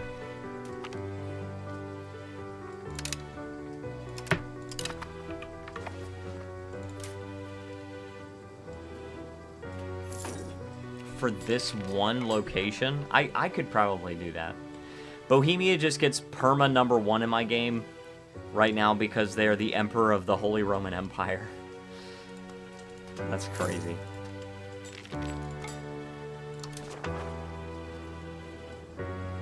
Oh man, let's send them from there. I'm just creating these colonial charters because, like, I don't want to lose out to Ming on this. You get more land. Yeah, indeed. You get plus 250 power score. Oh my gosh, that I didn't even know. Look at this, Ming trying to... Oh my gosh, dude. Ming is trying to take over Hokkaido. This is not okay. This is not at all okay.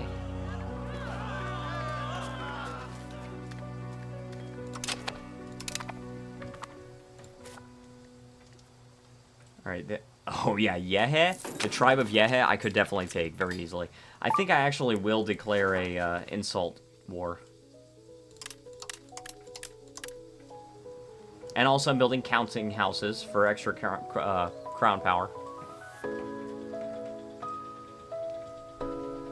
Oh, and that uses gold, by the way. Which is actually very convenient that I built up all of our gold provinces. Locations, whatever.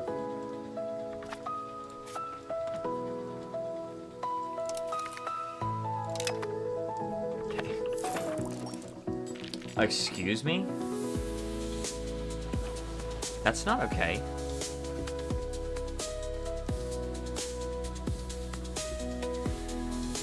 Yeah, I might have to declare war on Yehe. Let's build up our army a little bit.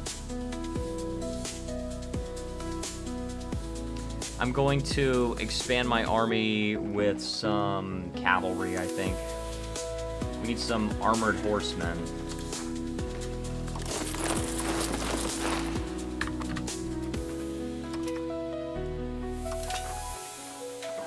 Check on that balance of paper. Nope. Frickin' fricker. Can we import it? We already are importing it, but we're... Dude, import a lot of it. Like, a lot of it.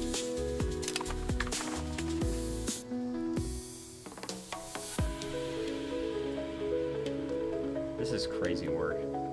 But we are going to have a huge professional army, and I do want to declare...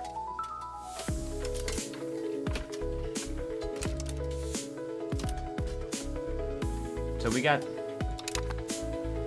what, these little bullcrap tribes here? You dead. You dead. About to die. Also, I love how Shenyang got, like, totally kicked out of this area. Out of the actual city of Shenyang, wherever it is. Oh, here. See their cores? We can, yeah. I would like an alliance with you, sir. Are you still Korean? You are still Korean.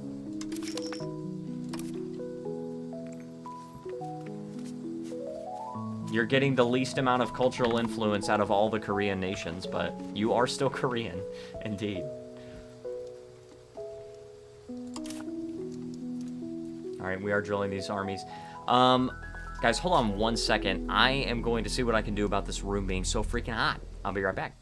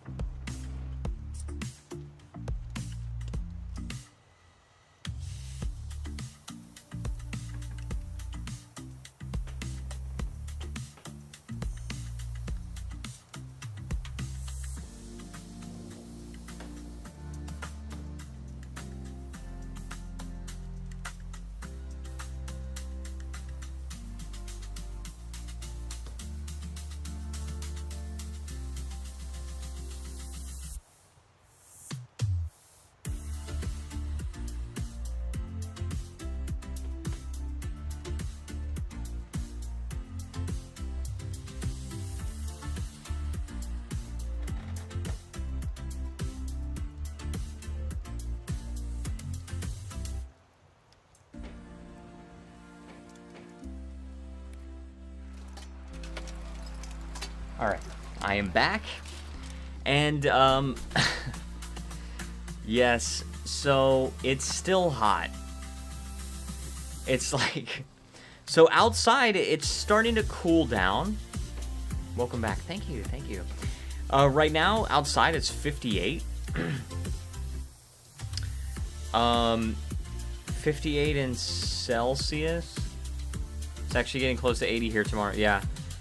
So 58 in Celsius is 14.4 for the non-Americans. The high today was 24.4 in Celsius, which is 76 Fahrenheit. It's still hot.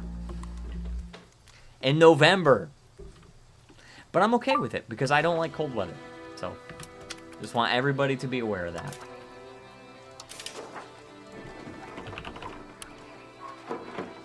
Dude, it's like the more we produce, the more it gets demanded. This is ridiculous. Why is so much demanded?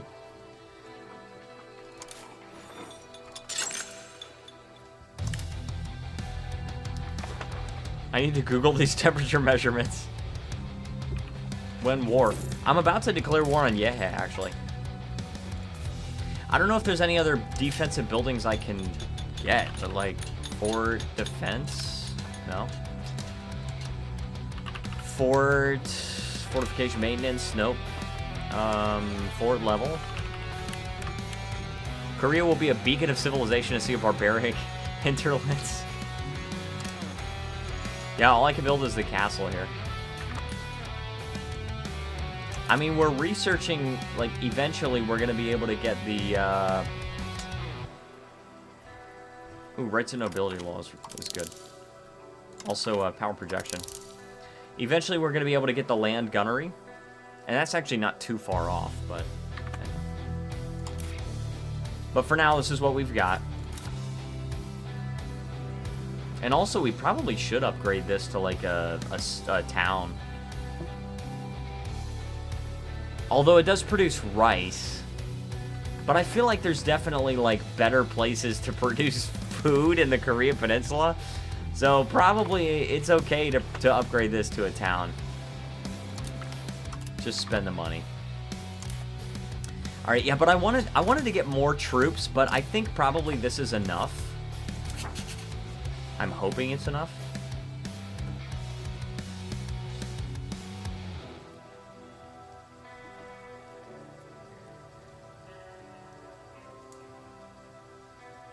Why does that say 19,000? They have any mercenaries? No, they don't have any mercenaries. I guess that's just their levies that they have right now. I don't know.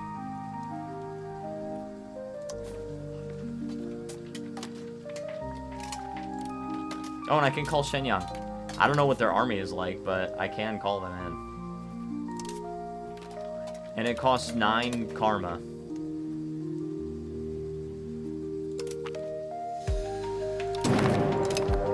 Alright. It's time to go to war to protect our honor. Oh, by the way, all of these locations are experiencing a normal winter, which means they can't even enter the mountains in my country. They have to go through here if they want to make it to the main part of my country. This is too easy. It's too easy.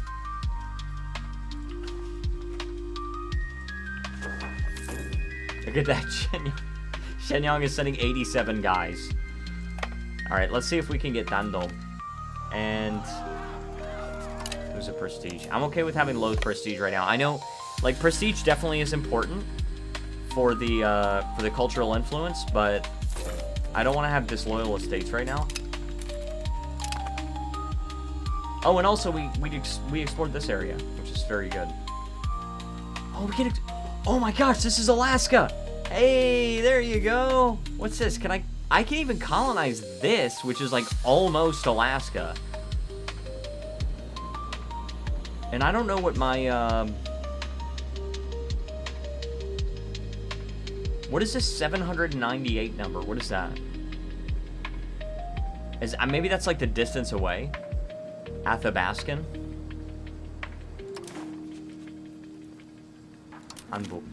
Let's go there. We're spending a lot of money for the colonial charter. And also, that's a very, very small increase. And I think it's because of the maritime presence there. But I do need my navy here. I need to be able to supply my army with food. And well, actually, probably we're fine on food, but I also need to be able to blockade, which I am, so.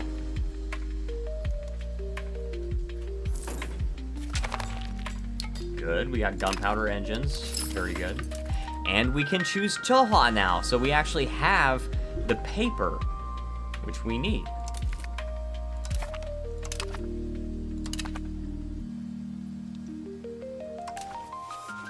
And let's get some, let's just get a little bit of levies here. 7,900, just to pad out our army. Because we don't want only the professional army.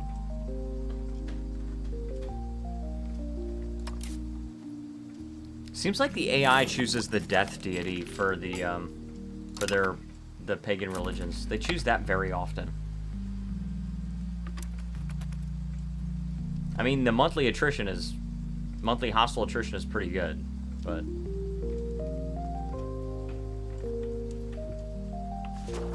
All right, and this is even flatland terrain, dude. This border is so OP on the Korean side. It's too OP. Oh crap! All right, here we go. Here we go. See, this is why I wanted to have some levies. I hope my guys can get. Okay, my guys did get there in time. I've lost the battle. All right, we're getting more levies. More levies. Yes, that was bad. That was bad. That was bad, dude. The pros are down to 84 guys. This is why I wanted to build up manpower, and thankfully I did. So these guys will be able to reinforce. But wow, that's crazy work, dude. All right. These guys, I don't know. I don't think those guys are professionals. So send these guys over here. And here's another thing that's super OP. He's sieging down that hill fort, and he can't go past it, right? Because he would have to go through here into the mountain fort. And winter is coming also, so we can't even do that. So I can, and there's no mountains that are blocking me from just sending guys straight from my capital over here. So I'm fine. I'm going to send all these guys right here. I'm going to let my professional army reinforce, though. Do I have, like, too many cannons or something? I shouldn't have too many cannons. I have a ton of infantry. There's no way I have too many cannons. Oh my gosh, Ming. Stop it, Ming. You're not allowed.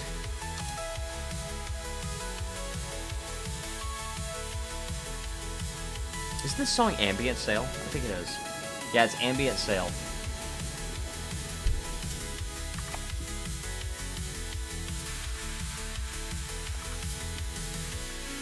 All right, let's. Why? What's going on with my freaking commander?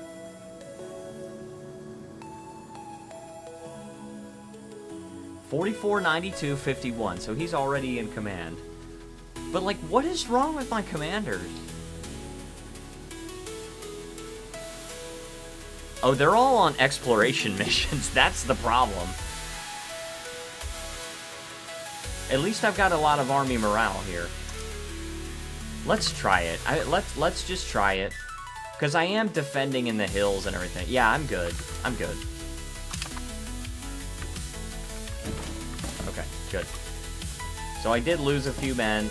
These guys are still reinforcing. I'm just going to send these guys to Sunju and allow them to reinforce.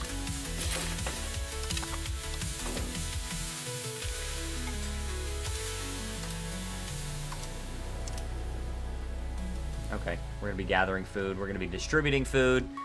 Making sure that our armies have enough food as they're sieging. I'm still reinforcing on the professional army. Okay, we're good there. Good. And all of these provinces, by the way, all of these locations in the light blue. The darker blue I can enter no matter what. The light blue, if it's a mountain location, I can't do it. Like here, I can't go here. Because it's winter. Alright, winter's clearing up. I'm on 4 speed, okay? So winters don't last that long.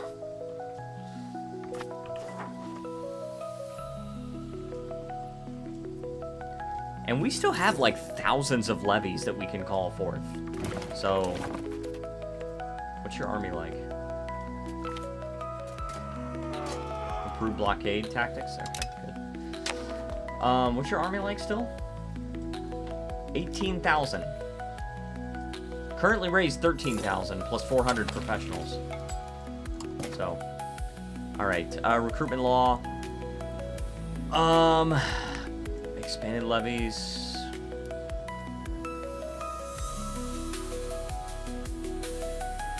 So, I think I like a noble army. Early standing army, you can only choose in the Age of Absolutism or Revolutions. Elite training, oh wow. That's actually like less manpower, but you get more discipline. Mass army is just tons of extra manpower. But those are like later policies. I think I'm gonna do a noble army. Because the noble levies tend to get turned into plated knights. Right? So that's an excellent thing. That's a good thing. It's a great thing. By the way, guys, I hope you're enjoying the stream.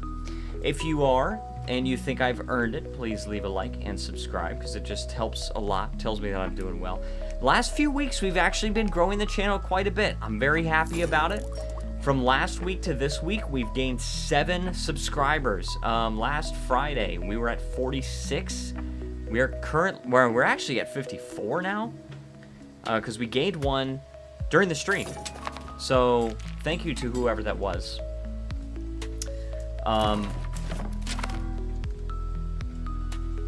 Oh, Cop's on. Oh, crap.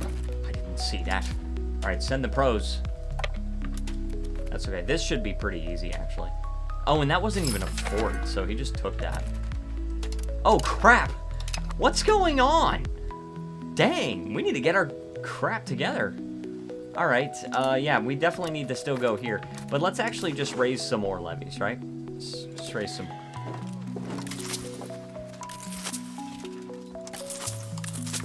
Raise some more levies. We're gonna win this war. This is an insult war, so we have to win. We must.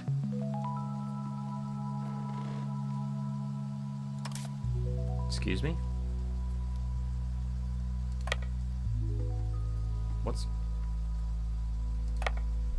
What the heck? Oh, that's weird. There's something wrong with the graphical layout of this, where sometimes it shows armies in the wrong location.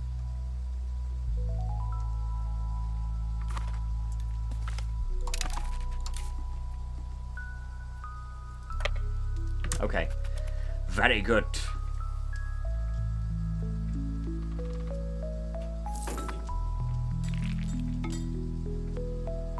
Let's see my colonies, by the way.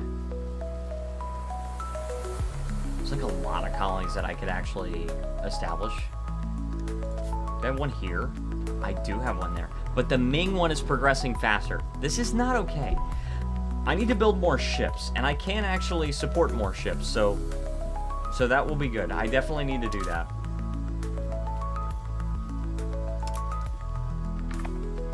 Well, there's something wrong with this. Stop it. Look at that crap. What's going on?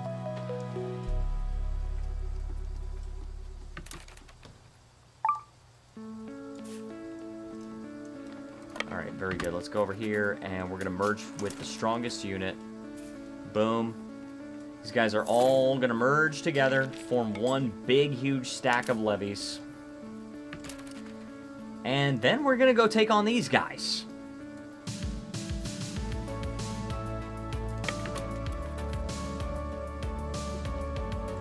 Should we just do one Doom stack? Should we just merge everybody into one big Doom stack, including the pros? Oh no. Guys, oh no. Alright, let's also grant another province. Robert says yes. Might have to do it. Oh, we can't actually We can't give them territory right now because we have, we're at war, so. Let's get some more morale going. Let's at least, at the very least, let's merge all of the, levies. Right? Alright, that is a fort. That's a fort, so we're definitely going to... Wait, stop there real quick. And then you go to Musan, and I'm just gonna regain the morale. Alright, now let's go. It says we're gonna lose, dude. How is that possible?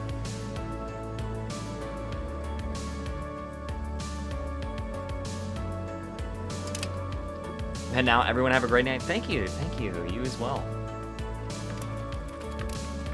Dude, how is that possible?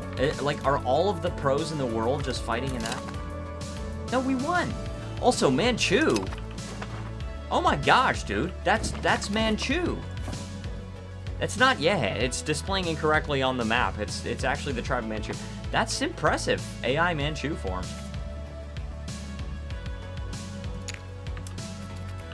Oh, and also it's winter, so I can't even go back inside my country.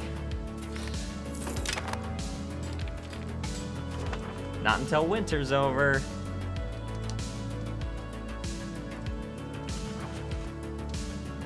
We are successfully converting these provinces, by the way. Just want to point that out. The war goal is to show superiority, and we are actually failing.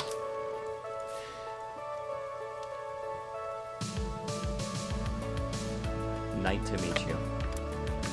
That's pretty good.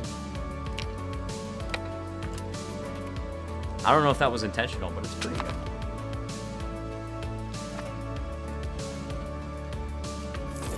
Okay, can we go here now? Oh, we got plated knights army levies. There we go.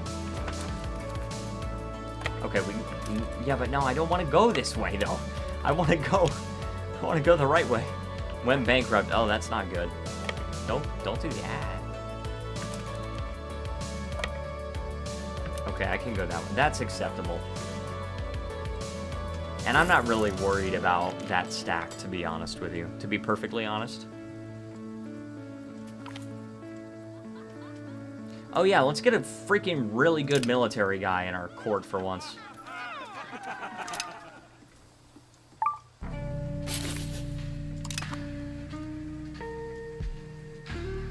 There we go. Let's do this. Good. Getting lots of these. Let's go to exploration. Oh yes, the Alaska Sea area. Yes, that's what I'm talking about, brother man. Look at this. Let's get the really good military guy. Of course, then he can't lead our armies. And the Western Arctic Sea, dude. Dude.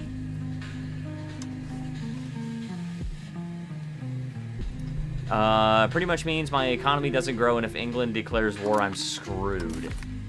Indeed.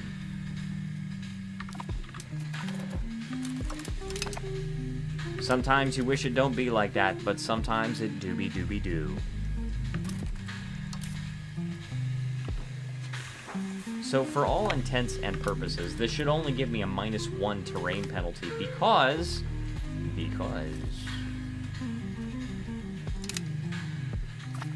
it's a river crossing, but the terrain is just flatland, so unless, well, it's grasslands too.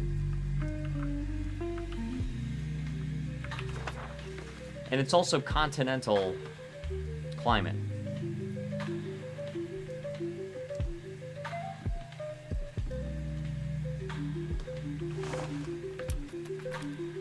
Continental climate. I have no food. What's going on? I can't transport enough food to them, I guess. Let's get some more Kison. We definitely have plenty of money. Maximum strength.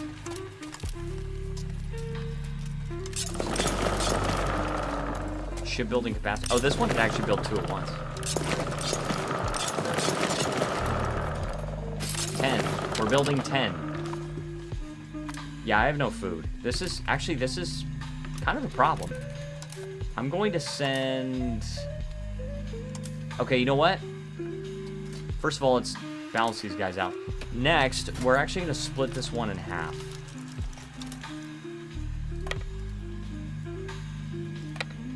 Alright. Now, with fewer people there, they'll be consuming less food. Okay, now I'm okay. Now I'm actually gaining food. I'm also taking attrition because the whole death deity thing. You know, that whole thing.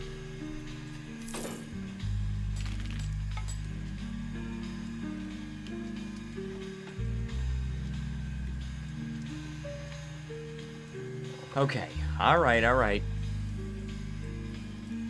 Let's take care of this. Oh, Ashoro is now considered part of our patrimony. Alright. I'm growing faster than the Ming one, so that part's good, but I really don't like... See, on this one, I'm not growing as fast as the Ming one, so that's not good. What do we want here? Mercantile cabinet, maybe? Train your successor? Well, my successor, I think I already am giving my successor an expensive education. Yeah, I'm already giving them an expensive education. So. By the way, I don't think you should have to be a great power to form an empire. I don't think that should be a requirement. I'm okay with the other requirements, but not being a great power. That doesn't make any sense to me. Well, it makes a small amount of sense, but only a small amount. 100% agreed, yeah. Because, like, the Kataran Empire in Rwanda is an empire at the start of the game. And it's tiny and has, like a few tens of thousands of people or something like that. And it's an empire. Mali is also an empire. So is Ethiopia. You have these, like, really small empires.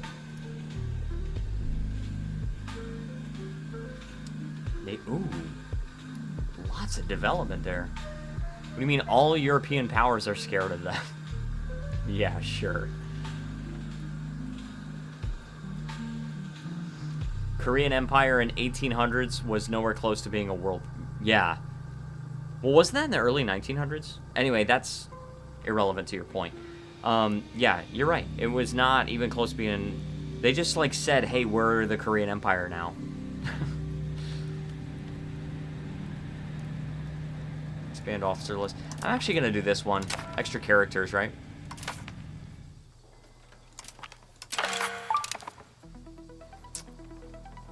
Dude, these...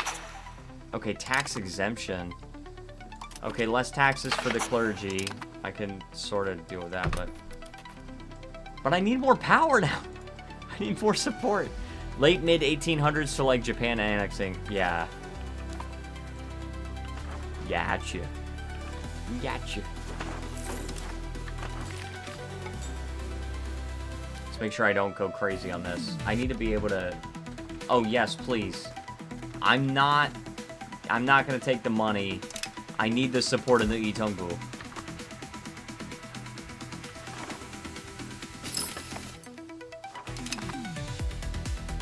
Cabinet's been assigned to assimilate pops to our culture. Okay, but why does it do that, though? Why does it do that? Haiti also used to be an empire. That I didn't know.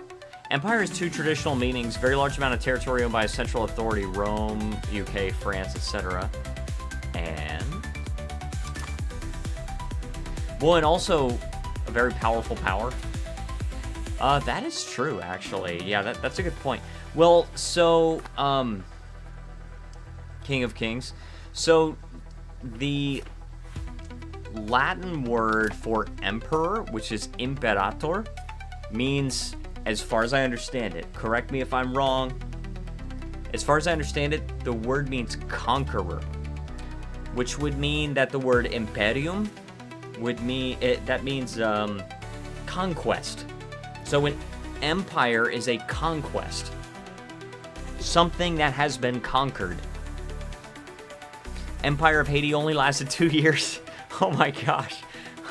When the blacks freed themselves from the French, that is like the shortest empire I've ever heard. I did not know about that. That's crazy work. Let's definitely get this provincial capital, though. Oh, no, that's a provincial capital. Imperator is a commander, close enough. Well, so the saying, the comment, or the Latin saying, divide et impera, which means divide and conquer, uses that word impera. So, otherwise, a military general good at conquest? Yeah, indeed. What is this? Oh, it's an earthquake. Okay, that's fine. And we've got the Korean gunnery. So, we can either get hostile attrition, maximum attrition. Fort defense was 25%. You want shortest empire? That might be the second Qing Empire. It was like two. Oh. Oh my gosh. That I've never even heard of. I will not be getting the coastal gunnery on this, on, what is it, Leju? I will not be getting that, the coastal gunnery, because there's no reason to do that when it's like the one bottleneck point in my peninsula. We definitely need the Korean gunnery here, the land gunnery. Boom. We just upgraded it to a town because of that. And then also what we're going to do is we're going to go to, what do we want? Bukchung. And we're going to upgrade that one. I don't know if it takes a while, but yeah, it takes a little while to upgrade it to a town. Imperium Romanum in Latin means Roman command. Interesting. Well, command and conquer. That's kind of similar when you think about it. The two words, command and conquer. By the way, did you get Hangul? The historical time for it did pass. I think it was already past when the stream started. It was already past when the stream started. I don't know. I'm gonna see if I can. Oh. The Hangul alphabet. Max literacy plus 5%. I did not get it. You have to get the printing press, and that is in the Age of Discovery, which we are in, but I don't have that institution, unfortunately. So, and there are no institutions spreading in Hansong, so, and I can't promote institutions yet. Ugh. I think you actually have to get the printing press before you can promote institutions. Sucks to not be in Europe when you want institutions. Yeah, I know, right? Share of knowledge. You have to have printing press, yeah.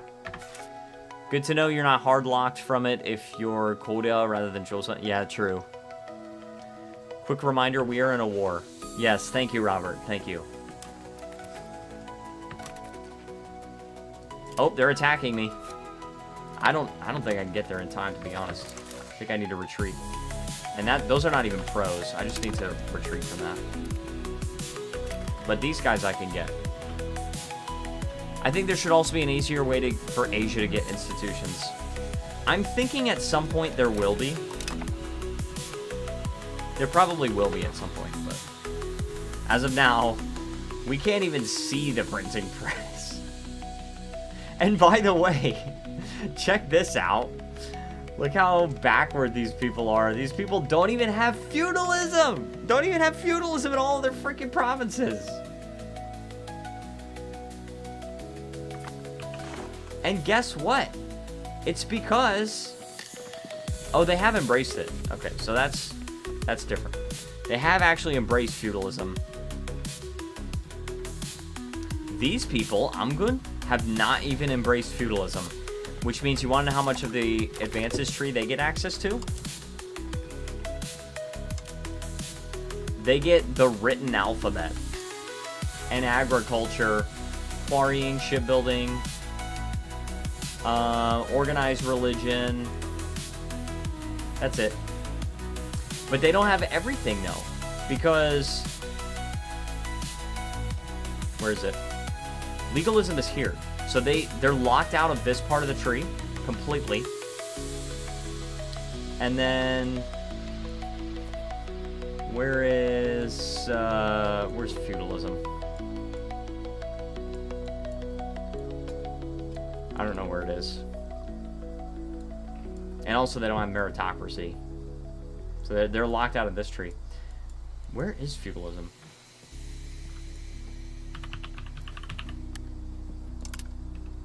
There. Oh, here it is. Yeah, so they're locked out of this tree as well. Can we focus on the war? I don't know. I don't know if I can focus on the war. That's a tall order.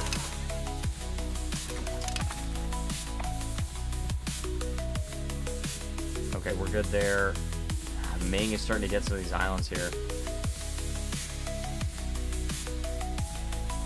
For example, by 1370s, Korea had its own type of printing press, not as powerful as traditional European types, but in game use, simply are locked out of getting text because all institutions are in Europe. Yeah, that's very unfortunate. All right, let's see if we can focus on the war here. Let's try to follow Grand Commander Robert. All right, this is not even the pros, but I can send these guys. Oh, crap. Oh, it's winter.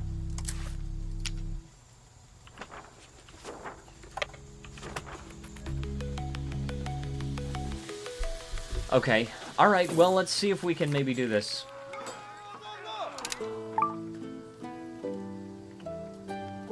Oh, this song is called Weighing. I released this song when I published my book.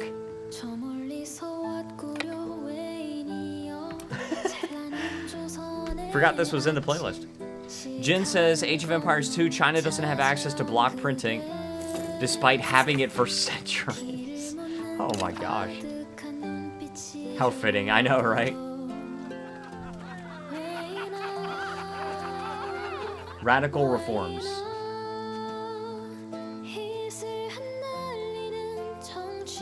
That's, no, we don't want to go toward traditionalist, we want innovative.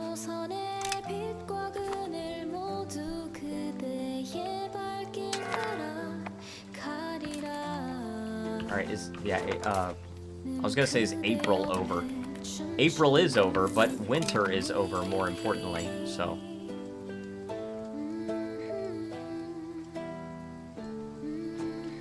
Yeah, forgive me if this, if these lyrics don't make perfect sense, because I wrote them.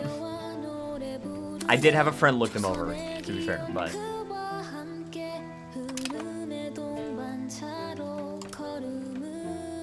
alright, so... let's see.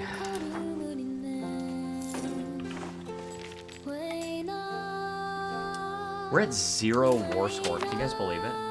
We need to get 10 before we can get anything out of this war. And I'm not even trying to conquer stuff, right? I'm not even trying to conquer. I'm just trying to humiliate them. That's it. The only reason I can't do this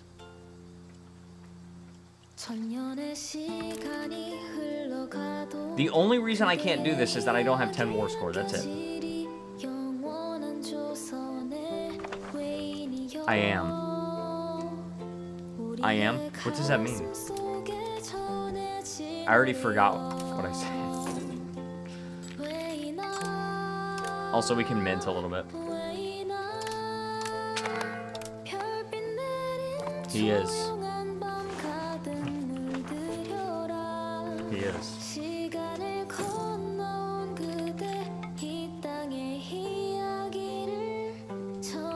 Like, we need to... I wonder if we can, like, make them release nations. Oh, that sucks. Well, I don't know if I'm gonna win that. I might. Okay, I did win that. But levies don't reinforce, so that's not gonna be good. I am annexing. You're annexing? Annexing, you're looking to conquer? Is that what you... Is that what you're trying to say there? I can raise some more levies, I guess, but...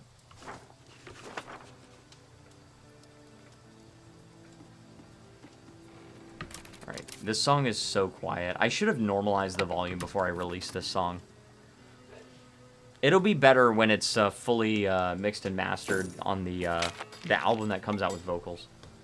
Oh, we got rights of the nobility. So, when it comes to this law here, this is a very interesting law because the thing about it is a lot of people at this point in the game are probably going to be very frustrated with how much power the nobility has, right? 20%, and there's only 21,000 people compared to the burghers, for example. There's 178,000 and only 22% power. Nobles are inherently so freaking powerful in the country. So you might want to curtail the nobility. However, that's kind of really bad because, first of all, yeah, they become less loyal. You can't tax them as much. You can technically tax them more, but if you want to keep their equilibrium at 50, you can't tax them as much. They get less power, sure, you get centralized, but they can't be in the cabinet. Now, here's the issue. We've been recruiting the best possible people for our cabinet, right? Noble. Noble. Noble. 3 of the best cabinet members in our country have been nobles. And if we curtail the nobility, that means we don't get access to many of the best people in our country, which is a problem. Minus 10% power is basically nothing with how many modifiers. That is true. That is true. And until you get court and country, at least, when you start revoking all those privileges. Unless you want to go with, like, decentralization, but hey, that's neither here nor there. In my opinion, the rural noble authority is pretty solid. Less fortification maintenance, and nobles get a little bit more power. You go a little bit towards serfdom, but the nobles are also more loyal, so you can tax them more. So, I'm going with that one. Where are we right now? Oh, we have supranational ambitions. Also begun to crystallize new ways of establishing their dominance over other countries and peoples. Very good. Alright. What's the chancery? Max literacy. Oh, and efficiency for our cabinet. So, we can upgrade our chancery, I guess. Let's do that one.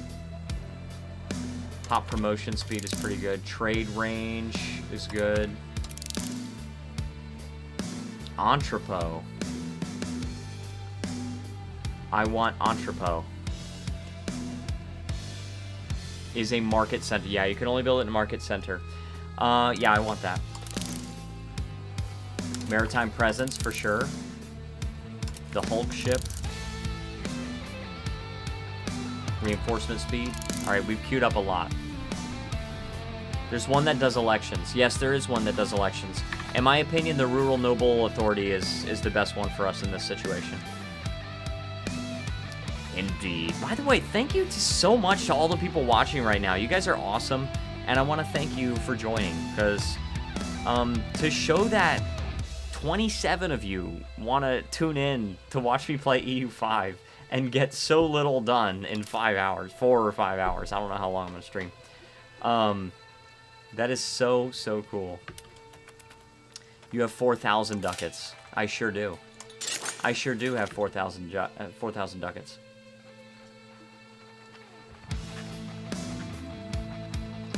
Oh, yes. Seize the opportunity to force our culture. Yes. Hold on. I have to read this event. You nerds. On a Friday night, yeah. That's true. Yeah. Well, and that's why I'm so glad that I also get to stream tomorrow night. I scheduled on purpose. I was like, okay, I have a few days off this week.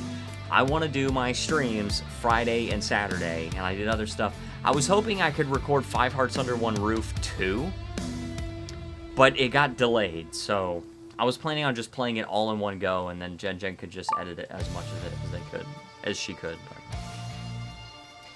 Okay, our laws govern justly across our kingdom, even against those who seek to undo our progress and tear us down. Jurisprudence offers a kind hand without prejudice. Such is the case of the Jurchen Patriots and their supporters. The thoughtful approach to legal protections of Pyonghee Yakyong. That's gotta be like, I don't know. It doesn't matter. Has helped sway many away from rebellious tendencies, giving us a chance to influence them as we see fit. Yeah, please. And Samsu? Samsu. Specifically this location.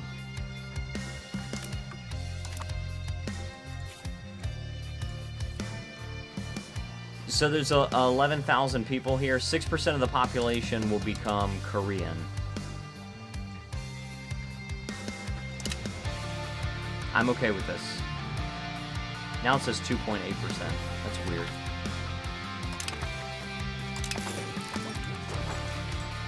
Anyway.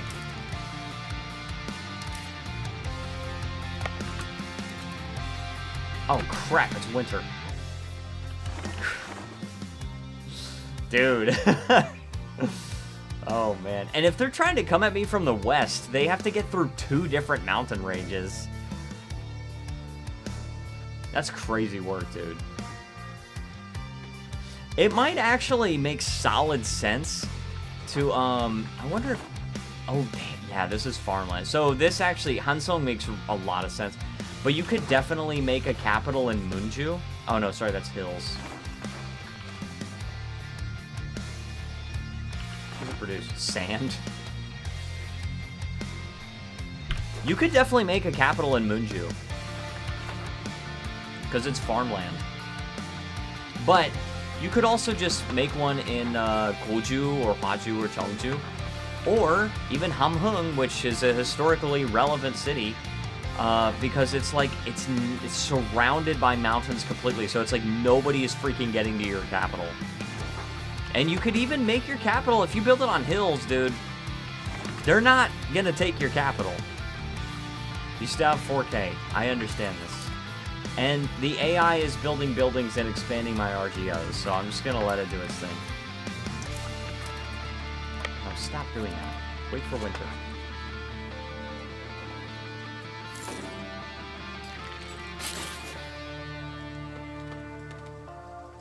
Assimilate pops. Dongme? Why do they do that? It just doesn't make any sense. See, I don't care for that. It's still definitely winter. We gotta wait for a little bit. Nope. A little more. Okay. Nope. A little more. A little more. No, you can go down. No, stop. Stop. No, stop. Oh, that's why, because I can't go... Oh, jeez.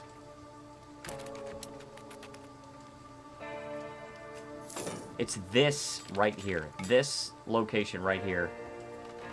There. Gosh, it's April before that winter clears up. That is ridiculous. Alright, let's go to Sunju real quick. A new admiral. Very good. I like it.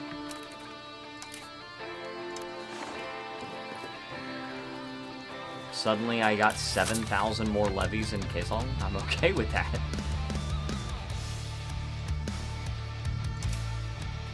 And I think I can probably win here.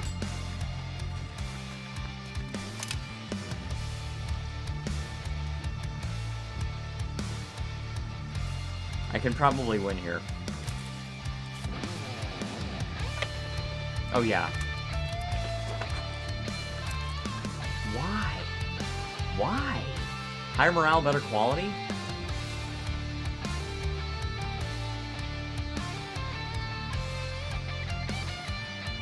They have 45 champions and a total of 43 pro cavalry, and then they have 22 camp followers. I feel like I'm gonna win that. It just feels right. And I was wrong! Dude! I need to get my crap together!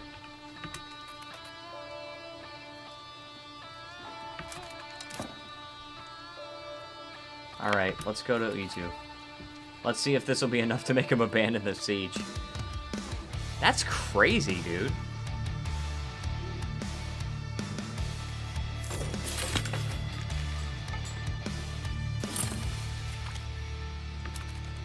Alright, I won that siege. Alright. Where do we go next? Head to Alat. This is their capital and there's no fort there. I'm gonna take it. Now, like, I've gotta win here. Our army has better quality than the... Okay. So I better win this battle. Because, like... Okay. Better. Alright, they're exploring the Alaska Sea. Good. I need to be able to colonize Alaska, dude. I want to colonize the New World. Alright? I want to.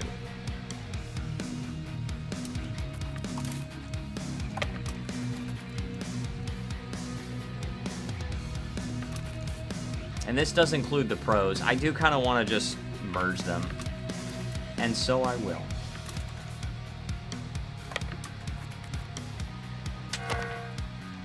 I actually cannot believe how hard fought this war is. Crazy.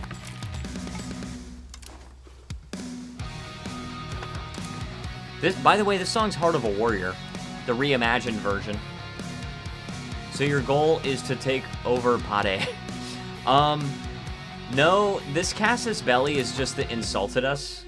So I'm mainly trying to, you know, like, no, I couldn't even make them a tributary.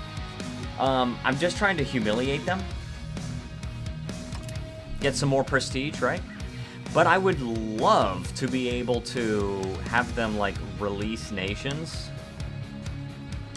That's cancel subjects, though.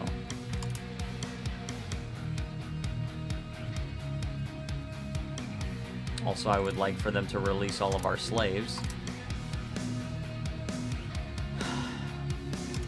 Where's the release countries? That would be really nice if I could, like, liberate countries.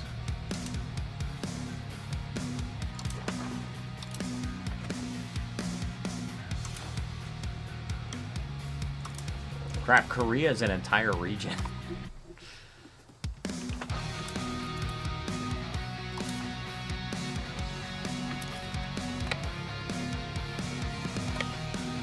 Maybe we go there, right? And then, well, there's a fort here. Is it a fort here? Yeah, that's a fort.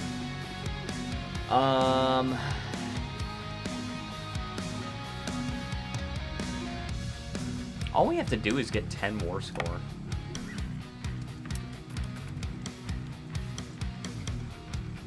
But you know what? Oh, they are a settled nation. They're not an army-based nation. Because I was going to say, if it was an army-based nation, all you have to do is, all you have to do is just wipe out their army and they're finished.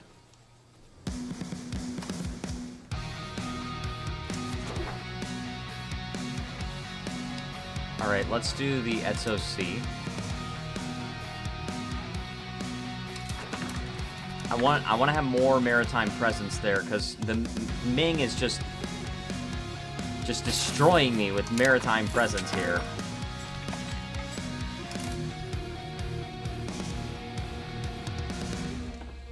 Can I, like... Okay, so I can repair. There are no ships in port. Can I build a dock or something? Gosh, this screen sucks. I can build a settlement.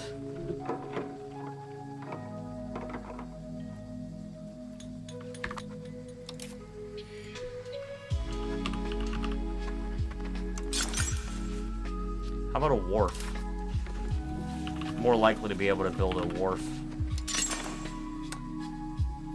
No. Build one here. That's over here. I apparently cannot build that anywhere.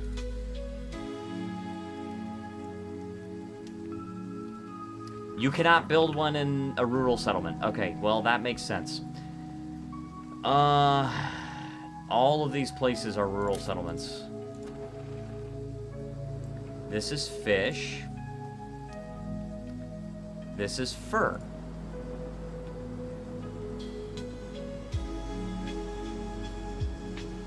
Come on. Alright. Does not have a total population greater than or equal to 5,000.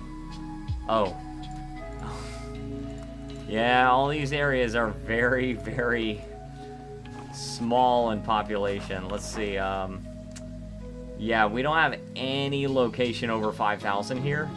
It's the closest we got, and it's 2,200. So, yeah, we can't upgrade anything to a town there, which means we can't build a wharf there. That's all right. We don't need one. We'll just increase our maritime presence here. Hopefully that'll cause more. See, why is that not... Why is theirs not modified by their maritime presence? That's what I want to know. That's weird to me. So Robert says, gotta go in 5 minutes. No problem, no problem. All right, we're sieging down these two forts. Yes, Robert, I also hope you have a good weekend, just so you know. I want to make that known.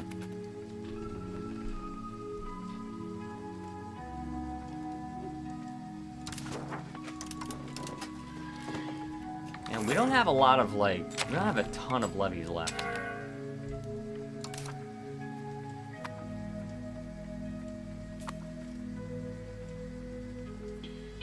Have to work over the weekend? That sucks. I have to work basically every weekend. At least one of the weekend days I have to work. Right, at least we can get this guy. I think at this point we basically won the war.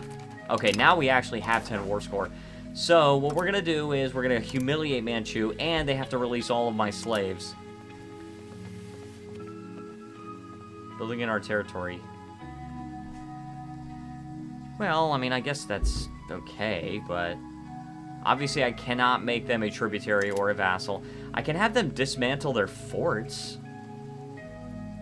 That could be cool. One antagonism, right? Release all subjects to them. I cannot really...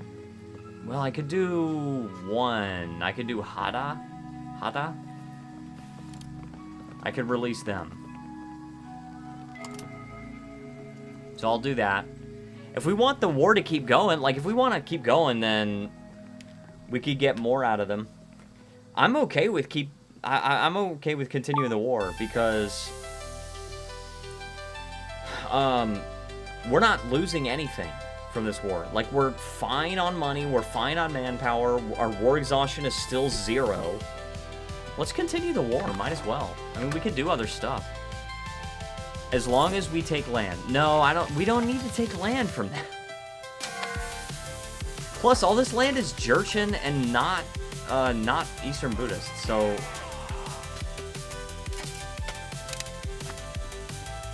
Like, this land is, like, not something that we're going to be able to... Take land, release as subject. But the problem is, then our subject follows that religion and culture, so... We could enforce that on them, but then they become disloyal. I guess. Well, then we would have another Korean side. You know what? I think Robert's onto something. We force them not to. I would still take and then assimilate. Well, I don't think I'm going to assimilate, because assimilation is, like, impossible for me right now. But yeah, actually, you know what? Robert makes a good point. More countries with Korean culture and fewer countries of Jurchen culture, or sorry, less land mass with Jurchen culture, means that their cultural tradition is going to be going down. Because cultural tradition is partially based on your number of locations. It's like literacy in your locations, right? So if you go over here, their cultural tradition is based on Manchu, 9.46 from their frickin' locations. And all of this is just average literacy of nobles being 9%. Yeah, actually, Robert makes a good point. I gotta say, Robert's got some good ideas this time around. On the old channel, he was just bossy. But on this channel, he's got some good, solid ideas. At 1481, we're going to actually get to Alaska Sea, and then 2 years later, we're going to get the Western Arctic Sea. Always listen to Supreme General Robert, yes. Supreme Armchair General. On the old channel, my hubris blinded me. Oh, it's funny. Alright. So, makeshift preparations is now complete. That's so funny, dude. Alright, so we want to get this provincial capital here. I think it's here. Yeah, we could. We're going to send these guys over there. We still want to get these forts here. Yeah, we might actually just want to take some coastal, or not coastal, but like border provinces and like make a whole buffer state. That is not a bad freaking idea.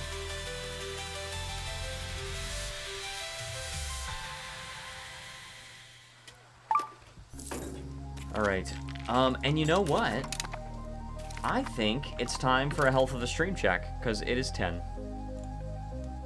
So I'm going to check this. It's going to be good this time, guys. It's going to be good. It is 11:14. And what do we got? Let's go to my calculator here. So, let's do some calculations here. We got 53.5 divided by 60. We got 61.5. I'm doing it to 2 decimals, so 0.53. 61.53 is record breaking for 3 hours in, by the way. I don't know if we're gonna break a record for the stream as a whole, because we're only going 5 hours. It's possible, though unlikely. Yeah, 61 hours just... 61 hours for just, like, 3 hours in is ridiculous. It's so good. Last stream had a ton of views. Yeah, so the last stream actually is up to over 900 views.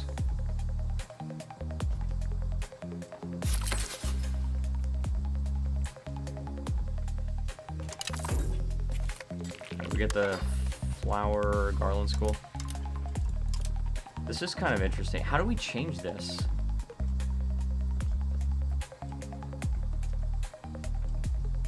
Not enacted tantric practices. Okay, so you can't do that. It's just Wusa. Monthly prestige. What the heck happened to my phone? Alright, what? Allows the following okay, so it allows policies in your country. That's something I didn't even know about. Confucianism? Righteousness? What?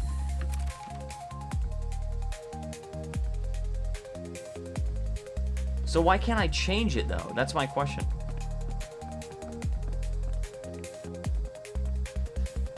Oh, what? Okay, weird.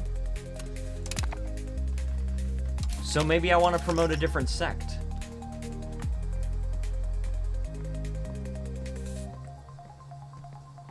Stop promoting a sect. We will stop encouraging the spread of the sect through our territory. We'll stop getting the extra benefits if we are in it. Meditation school, so we get karma. What if I want to like join another sect? I want to. You could. Okay. I got it. So the meditation school, we got the flower garland school. I want to leave one of these. Can I leave this one? How do I leave?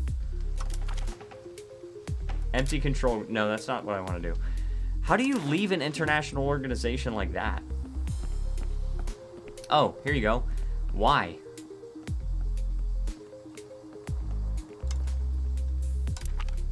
Stop promoting Musal. I don't get it. I want to promote the Confucianism sect.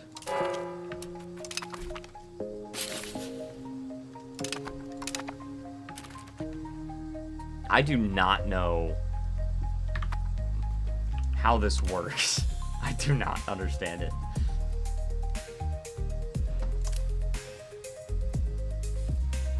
Alright, where's the... That's the provincial capital here.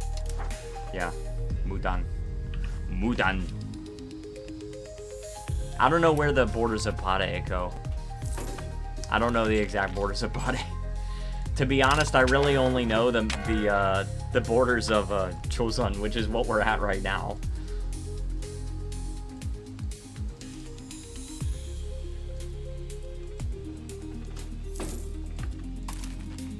Okay, and we got this one too. Alright, that is a provincial capital. We've already taken their national capital.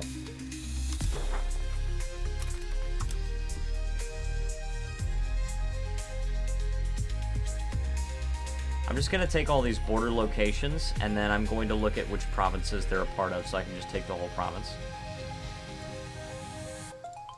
Apparently I can't add this to the peace treaty. Clashes locations with other treaties already selected. Why?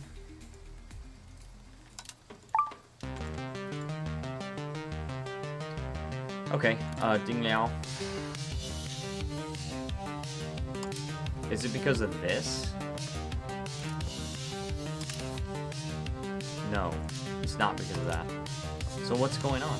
Why can't I take that? Oh, because of the dismantle fort. Okay, that's why. So we got it. We got that one.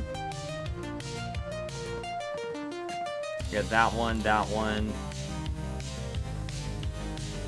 Yeah, that's what that would look like here if we want to take that land. But it's minus 109, and it's also the total deal is above 100 war score, so we would have to remove some other stuff. I do want them to release all of our slaves.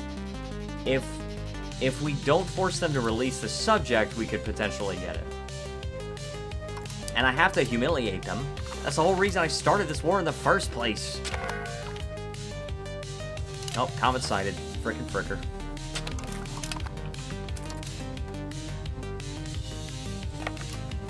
Alright. Let's go there. Good paper map, guys. What do you guys think of the paper map? That mod is really good.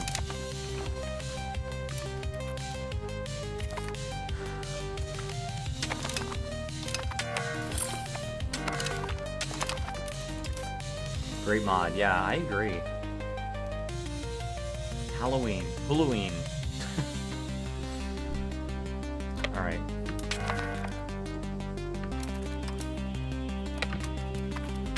Oh, I love only having to occupy the provincial capitals. Pop promotion speed, good. We gained a core. Good, good.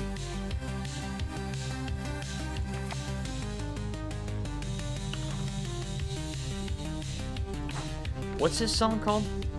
Foreco, that's right. I don't listen to these songs regularly anymore like I used to, so I just like straight up forget which one is which. Not so with the Lion and the Rat album, because those all have lyrics to them. So I am not going to forget, and lyrics that I wrote, so I cannot easily forget those. It is still so hot. Oh, sweet! Sweet!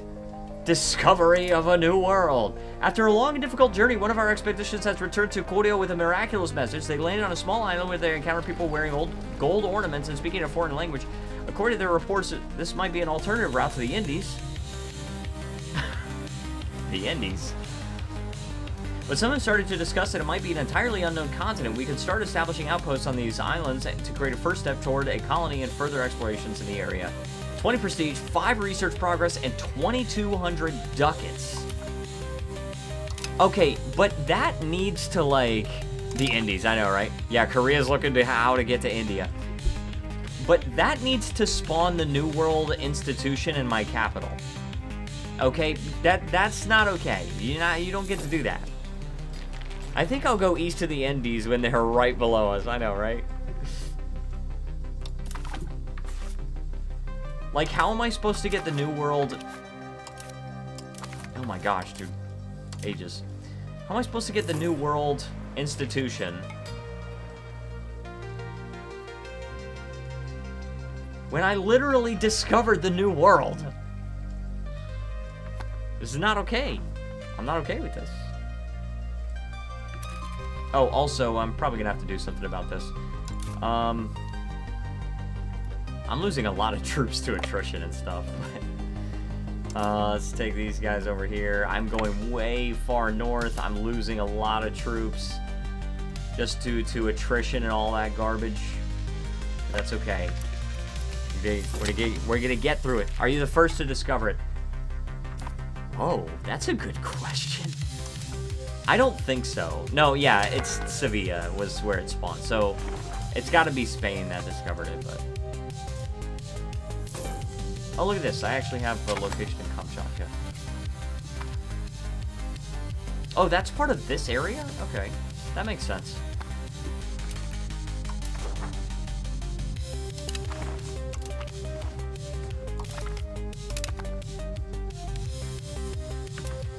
Alright, yes, we need to...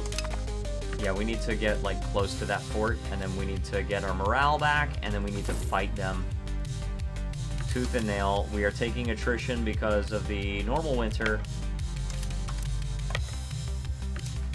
Like, this is ridiculous. Look at that. That's not okay. We need to be able to win this battle, okay? Because we're, like, losing troops. Our pros can easily reinforce. Very, very easily. We lost? I didn't... What? We outnumbered them so heavily and we lost. That is ridiculous. Ridiculous.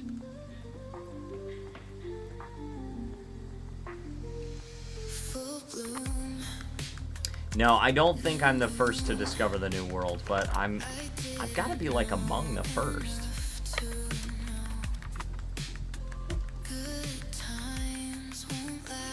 Maybe I'll get it. Maybe I'll start getting it once I,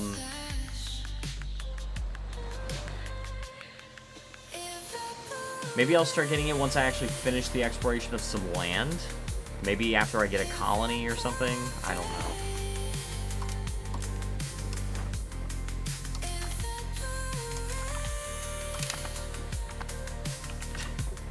Evaporate.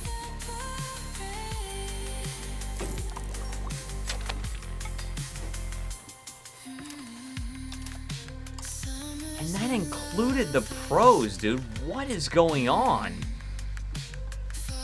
Alright, you know what I need to do? Is I need to figure out what kind of troops I'm freaking fighting. Ridiculous.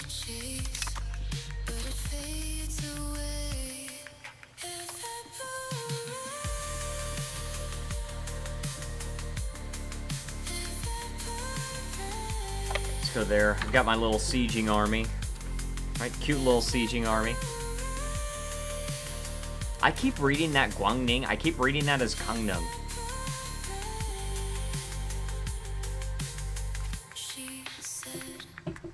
Losing to some near tribal warlord state in battle. I know, right? That is crazy work, brother man. But we're gonna find out what kind of troops they are fighting with, because I really need to know.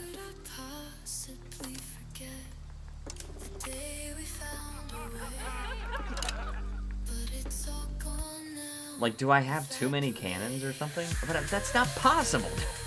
I've got like a few hundred artillery plus cavalry. There's no way I have too much of either of those. So I need to examine this battle. Hold on, let's also make sure all the sides are balanced, right? On that one, it was very, very unbalanced toward the left flank. Let's see if balancing them out. See, it still says we're gonna lose. I need to know what's fighting here. These are mine. All right, these are peasant levies, which suck. But he's fighting with cavalry. He's fighting with a primarily cavalry army, isn't he? Tribal cavalry. That's what it is. He's got some auxiliaries, sure. Ah, yes. Adjective province. So, yeah, because the peasant levies have 1 attack power. Even my men-at-arms only have 1. That's why. That's why. Dude, I lost again. I'm gonna lose again. Look at that. I'm losing so much more than I'm killing.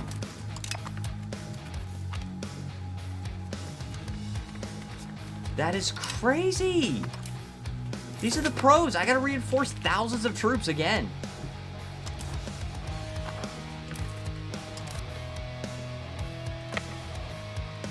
That is ridiculous.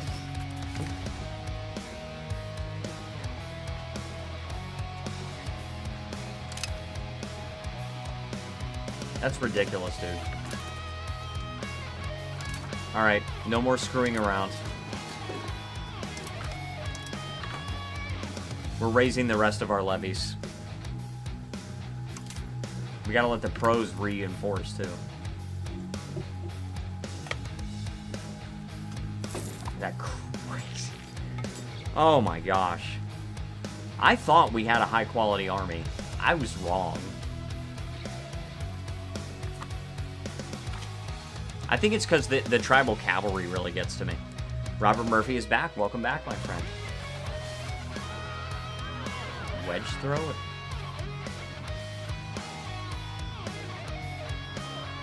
Take care of the poor. A delegation of farmers has now approached Queen Hanmidori, asking to be exempt from taxes to receive a 3-year loan so they are able to take care of their families while they work to get back on their feet.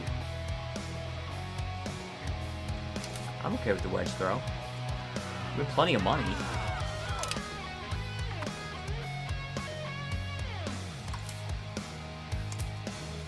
Alright.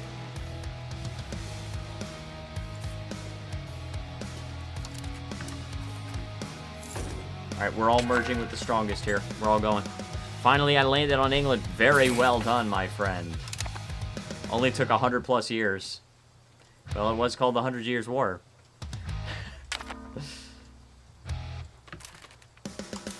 Serious lag. Oh, crap, dude.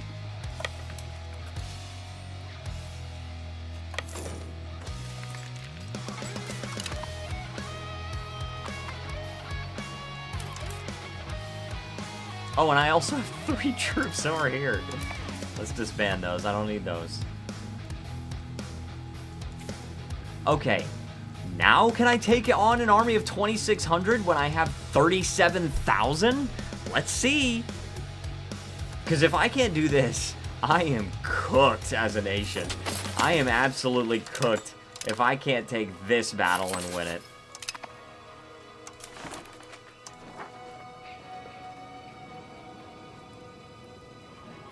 Expand our armory? I like that. Yeah, expand our armory for sure. We want that.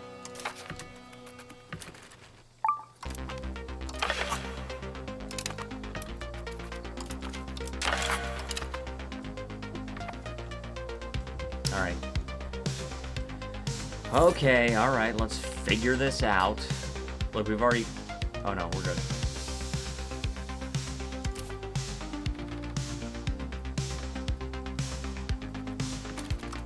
That is crazy, dude, and they don't want to even accept that. I need to just obliterate their entire army. You have 6K. Yes, I know. I'm also at war, though, so...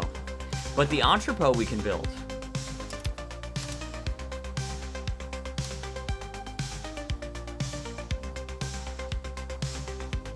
$1,000 ducats. Extra market attraction. That should ensure, like, for sure. By the way, look at that beautiful color for the Kaesong market.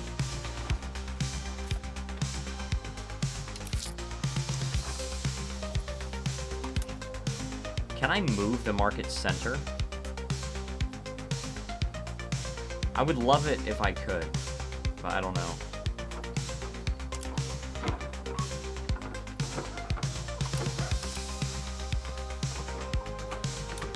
Anyway. Alright, let's get that morale. Alright, now. Okay, now. We have a big enough army to instantly eliminate their army. Wait, what? Really? Oh, okay. Stack wipe. Stack wipe. I guess that takes care of that.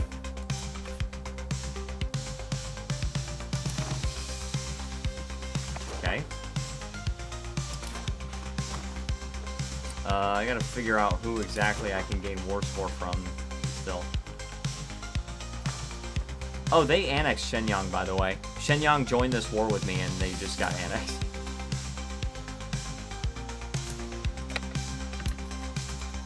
It is so freaking hot in my room, dude. It's so hot.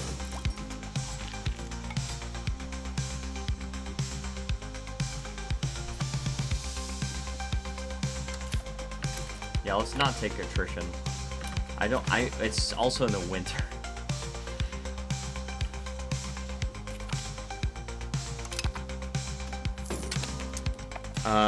Bro, we need to reinstate them. True. True, we need to reinstate them. But it's like, how am I gonna gain... Liberate country. Yeah, I can't do liberate countries, and I don't know why.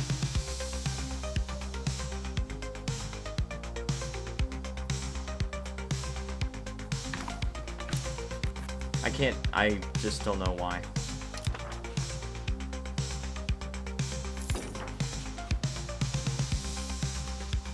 We'll see how much war score I can get.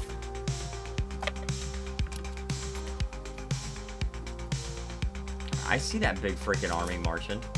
I see him.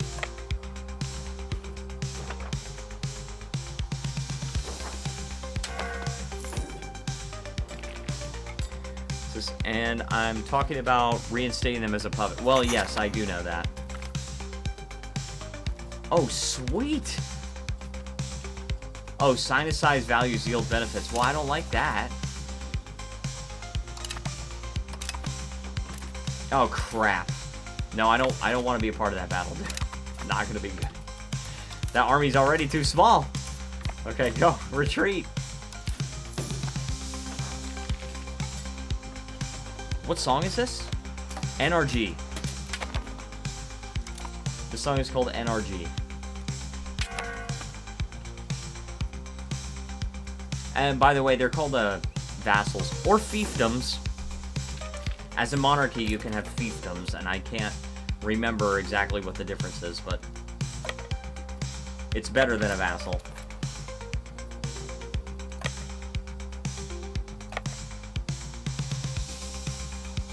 That's that Viggy 3 language. Viggy 3 and Hearts of Iron 4 language.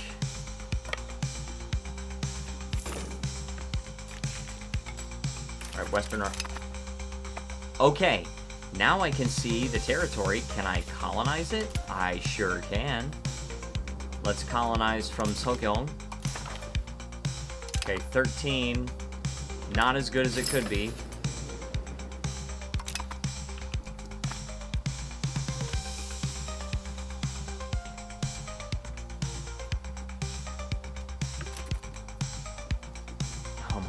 Dude. Alright, go, dude. Take on their freaking army. I'm getting sick of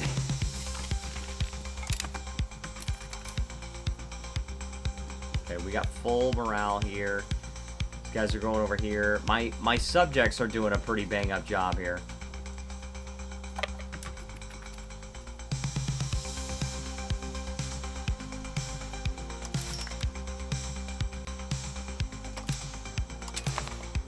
I wish I knew how to leave a sect. Oh, Hada, separate, sue for peace. White peace. Yes. Yes. Okay.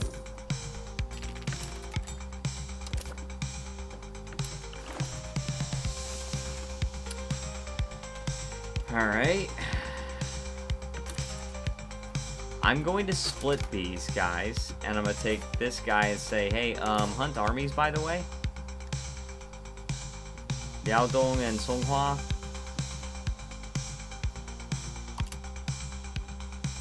And also Usuri. Yeah. Fiefdoms are more integrated, owned by the overlord, but managed by the estates. A vassal is less integrated, whereas it has its own lordship, but still under the overlord's dictate. Gotcha. Anyway, fiefdoms are like better. But I think you can only do it if you're a monarchy. Okay, maritime presence plus 10%. That's definitely good for our colonies. Don't. Oh, don't do this to me, dude. No, don't. Don't. Send these guys over here. You gotta support. And these guys are fighting. Oh my gosh. Okay, okay. This I can beat. I hope. Oh no, don't tell me. Don't. Okay, good. Only monarchies can have fiefdoms, and they are generally much better to make than vassals. Yes, indeed.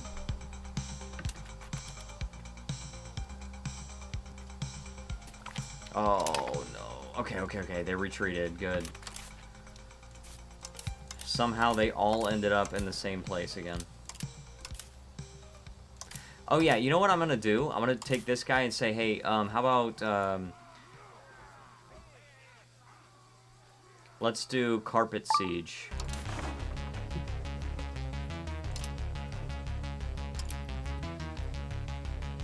Everywhere. Just everywhere, okay? This is a very... It's a very large land area. And I'm gonna send this guy to go hunt armies. And you're gonna do that in... Where? Usuri and Lower Amur and Middle Amur. And... Songnan, maybe? Yes. Yes. Oh, yes, look at the carpet sieging. Yes, this is what I'm talking about. Okay, I'm gonna lose some of these guys. I'm gonna lose some of these guys.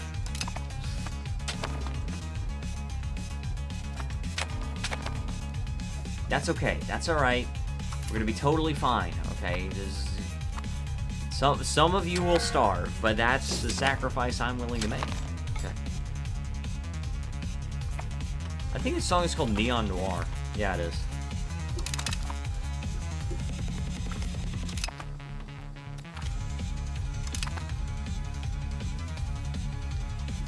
Okay, this guy is hunting armies. This guy is hunting armies. We're good. He cannot escape.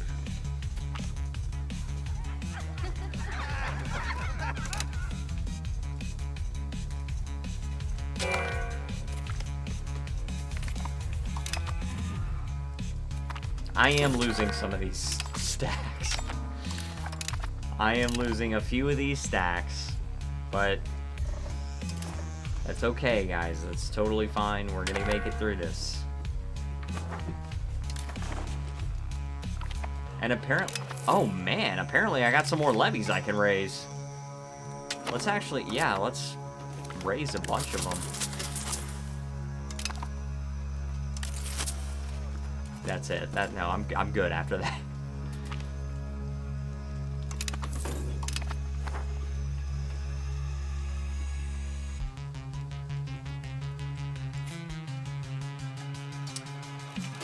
Okay, merge with the strongest.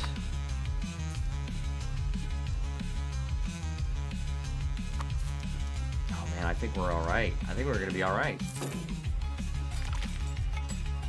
Oh, we unlocked the Hulk ship. Now our navy is over here. We don't actually own any provinces here. Yeah, it's too little. I don't know how to increase maritime presence without taking heavy attrition here.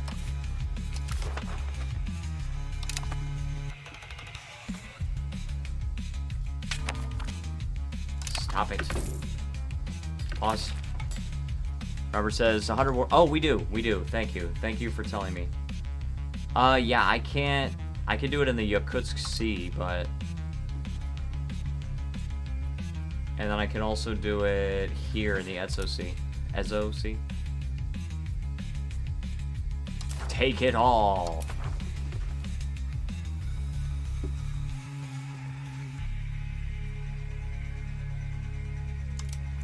I can't really take a lot more. Because the value of this peace deal is 89 war score.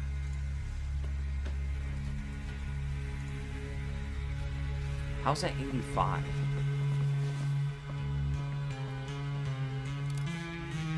Alright, that's 94 if I take that one too. Fight for England is crazy so far for me, I imagine. Fighting as France against England is a crazy war. Maybe a little bit of money, right? And we don't need the money. I really do not care about the money.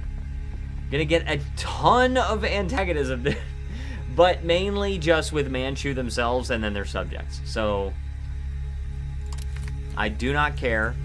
Trying to supply the troops inside England is near impossible. Yeah. Yep.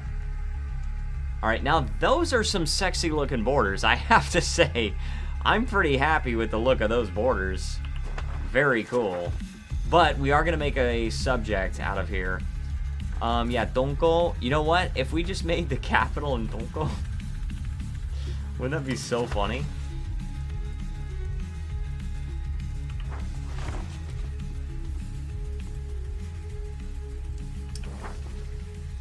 Okay, more than one preferably.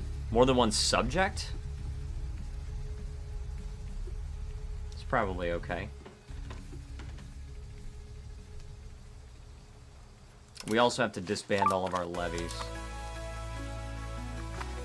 And then we have to, oh gosh, dude. Alright, repatriate troops.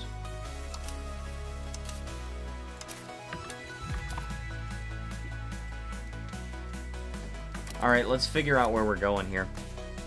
So... Oh yeah, I could do these two provinces here. Like these two and then these two. And then I also need to give this territory to my other subjects. So let's go and give... Let's see, Seed Province. Boom. Yeah. Indeed. Tomoro is back to... tomorrow. Tomorrow's back to Baldur's Gate 3, not the recorded 1 hour or 3 hour unedited video, no. Yeah, we're definitely going to be live streaming twice a week until we finish Baldur's Gate 3 because I've got to finish that game. So there won't be a Wednesday series until Baldur's Gate 3 finishes. Although, there might be a Wednesday series when 5 Hearts Under One Roof 2 comes out, I have to say. There might be. I might have to do it. I'm going to keep a little bit of land on Hokkaido, by the way, just for my colonial range. American West Coast area. Yeah, we definitely have to do that.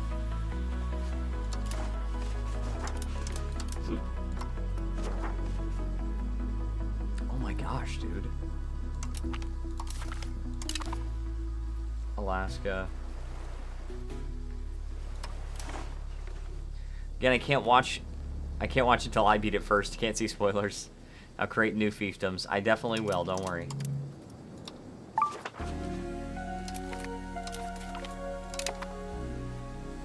I don't need Columbia Interior right now.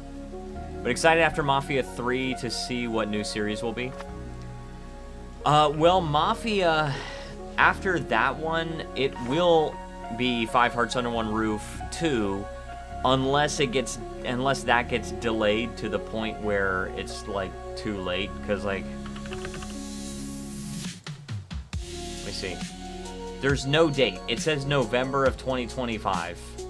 I'm really looking forward to playing that, though. But if it gets delayed to that point, then the next Wednesday series will be Don't Fool Me, Beauties. Can you check how big the market is? Boom. That's how big the market is. Also, these provinces are in the Kamakura market. Anyway. Boom. Create subjects, and we want... We still can't do that. Oh, extra territory. Duh, building-based countries, because they're outside of territory. Duh. Alright. What do we want here? This one. A fiefdom. I really wish that I could control the name of these subjects, okay? Anyway, Tumen. Junior titles are property of its overlord's ruler, exclusive for a monarchy of the same religion group as the overlord. It enjoys increased efficiency of our cabinet, but becomes ruled directly by the overlord's monarch. I have won the 100 Years' War now. I took London and forced them to hand over the rest of their holdings to Aquitaine. Nice. Alright, so let's go to Siege Province. And let's go over here to Tumen, and let's see their province. There we go. Alright, so now we got those. And then we've got 8.5 cultural influence. Dude, we're increasing it. We're getting there. 8.5. And their cultural tradition is actually decaying now. It's actually decaying. So, we need to eliminate the Jurchens, and then we can convert these people to Korean culture. It'll happen eventually. I will say it was a hefty amount of Frenchmen who died taking it. It was like 2-to-1 ratio with the Frenchmen compared to Englishmen. Now for the next war. Next war? What are you talking about?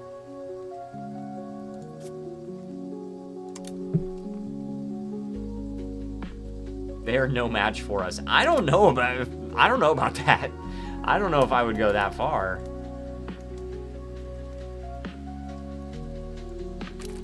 Alright, but now we do need to... The court language is Korean, but we need to, first and foremost, enforce culture.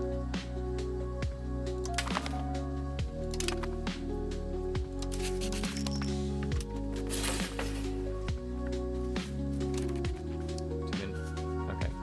Enforce culture. Now Korean is their primary culture. We're going to do the same thing here. Do they already have Korean culture? Oh, they do. What? Oh, I don't know about that. What the heck? I didn't realize how pervasive Korean culture had become over here. But we still have to enforce religion over here. And I've finally overtaken Bohemia as the richest European kingdom. That is awesome, dude. Freaking awesome. They have 45,000 people. They have 109,000 people. It's ridiculous. Let's go and improve relations. I don't have any diplomats.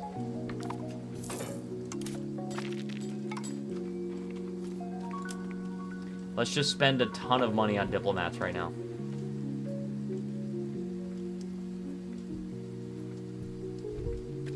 Oh, we have to do another health of the stream check before I take a drink of water.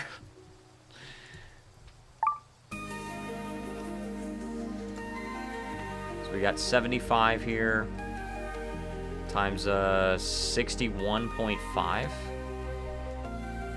which is 76.88. By the way, for 3.5 hours in, highest on record. All right, that's record setting. But you know what? If we went for 5 hours, we might actually break a record.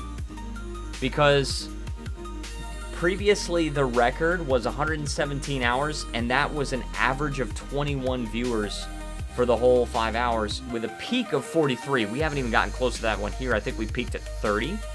But it was the average of 21. So we got an average of 21 over 5 hours. We might be able to break the record. Going for 5 hours then. Challenge accepted. I think I might have to... I might have to accept that challenge, yeah. I might have to see if we can do that. We'll see how it goes. But you guys gotta leave likes, okay? If you have not left a like, I'm gonna need that thumbs up if you guys want me to go for 5 hours instead of 4. I'm getting tired. My voice is also getting tired. It's got a lot of soda in it. Also, we are succeeding in converting these provinces. Look at this. It's like Ming Goryeo, Ming Goryeo, Ming Goryeo. That's funny, dude.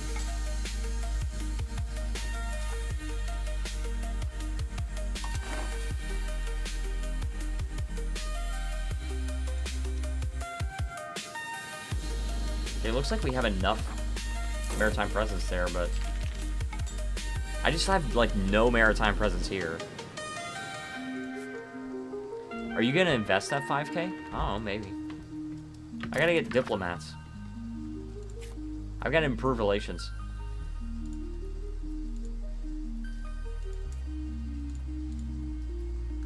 These people have 197,000, dude. I gotta improve the opinion.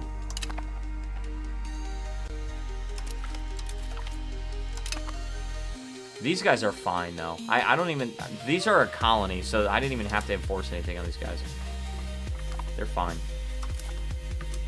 9.42. Dude, I'm getting a lot of cultural influence from these subjects. I'm okay with this. We'll see how much assimilating they do, though. They might assimilate pops, they might not. We'll see. What is this? Goryeo Chishima?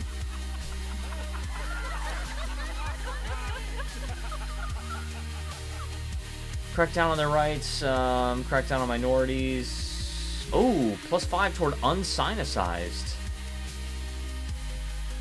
One guy. What the heck? One guy becomes Korean from Mongolian. Crack down on their rights. What the heck? We definitely want to go toward unsinicized. I do not like...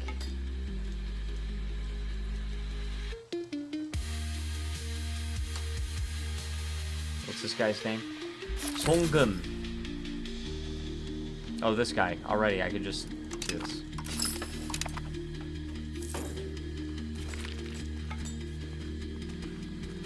Alright, enact a limit Chinese court influence policy in the intelligence agency law, which I don't think you even get. You don't even get that for a while. Limit Chinese traditions in the foreign cultural law. I don't think I even get that either.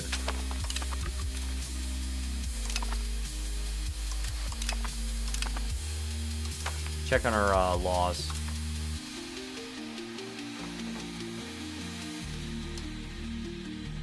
Oh, why did I not do this? Oh, that's a lot of stability. That's why I didn't do that. That's why. Okay, what do we got to do here?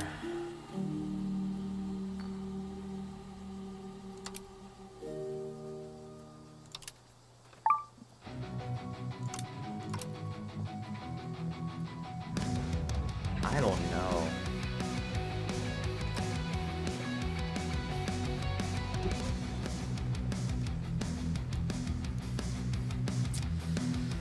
I don't know, dude.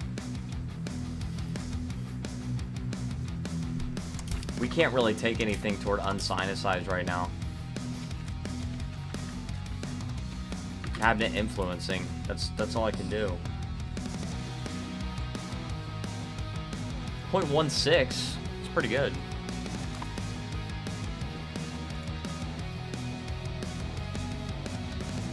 Oh, I totally forgot to choose a freaking... Alright, we don't want that because that's sinicized. Diplomatic range, early Carrick. Research, yes, thank you. Pound Lock Canal. Now, this is only in cities that are on the coast or have a river or adjacent to a lake, and has greater than or equal to 20 development. But it can be a good building to get, so let's go ahead and get that. Thirst for Knowledge is going to be good. Correct section. Let's also upgrade our regiments here.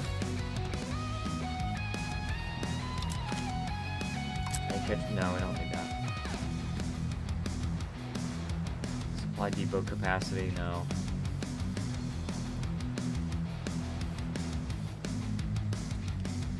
Expand raw materials time, I guess. Anatomy. Renaissance sculptures. Alright, that's a good cue for now. Yeah, it's actually kind of bullcrap that I've discovered the New World and indeed have a growing colony in the New World, and I can't get the New World institution. Kind of bullcrap. Oh no. Something which will no doubt improve over time. We could also try to get a colony on... Oh, we can actually go to our... No, we cannot go toward Papua New Guinea. You know, I had a dream about Papua New Guinea last night. I had a dream that me and my friend and my mom all went to Fiji, and there was this family from Papua New Guinea that took us into their home, and it was nice, and it was air conditioned and everything like that. I remember my brother had given my mom a big flag of Papua New Guinea to give to this family. I told Jen about it. She's like, "Gekumine." I was like, yeah, I think you're right about that. I think that's right.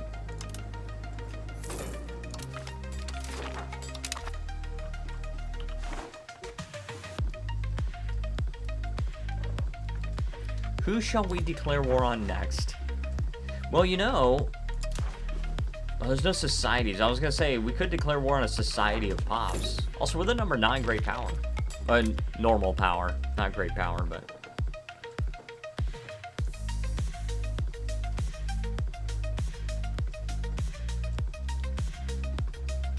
Frickin' fricker. Okay,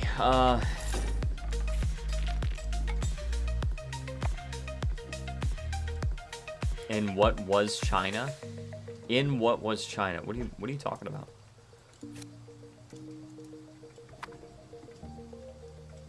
Also, our manpower is still totally fine. Oh, you know why? Oh, hold on. Never mind. No, we're good. I was going to say our army got cut in half. No, our manpower is actually totally fine. We can definitely build a lot more troops, and I would like to, in fact.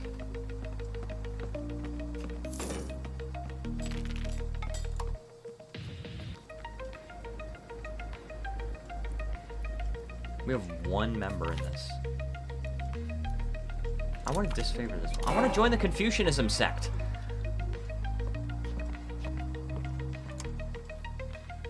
Yeah, I want to promote the Confucianism. Support them. 1,400 ducats. Yeah, we could do that. It's kind of shattered. It is kind of shattered, but Ming is like the clear leader. For sure. Also, they're Buddhist? No, they're Sanjiao. Righteousness and harmony. Also, we got the Pound Law Canal. Hey, there we go. So that's going to be increasing local food production, and it's going to be subtracting from local proximity costs, which is pretty good. Build lot. Yes, thank you. Thank you. We're really improving control here. It's pretty good. It's looking really good for control.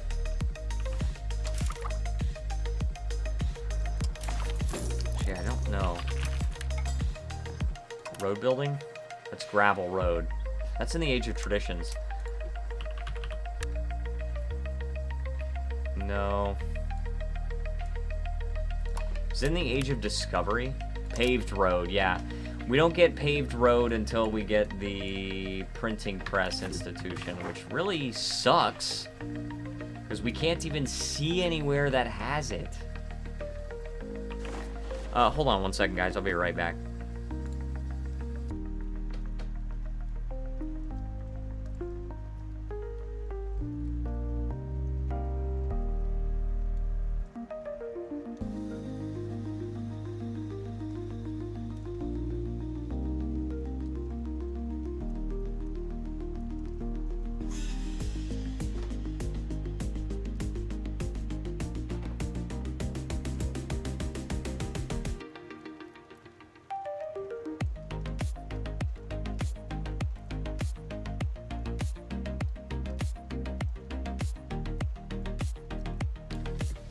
Alright, I am back. Alright, I also need to, like, you know what I need is I need my noise gate. And my gain. Alright, I think that'll work. Noise gate and a gain. Tell me if my microphone sounds weird, please. 9.48. We're still getting cultural influence. It's pretty good. We've been able to take our cultural influence. I think we started the stream at like 80 some, and now we're at 177. So I'm discovering how to increase cultural influence. Nope. Okay, it doesn't sound weird. Thank you. That's good to know. I'm trying to do the noise gate so it doesn't pick up the sound of my ceiling fan.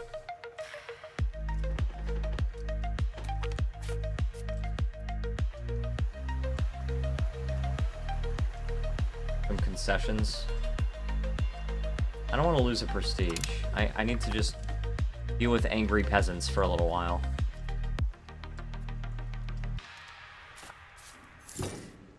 Okay, let's start drilling these armies first of all.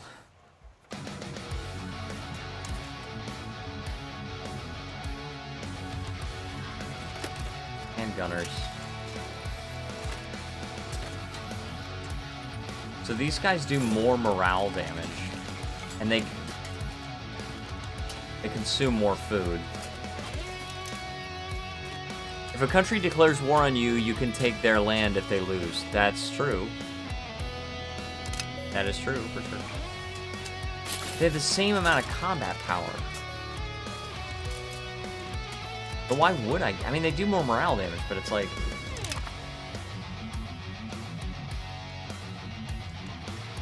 why would I? You know? Armored horsemen get a lot. Look at cavalry.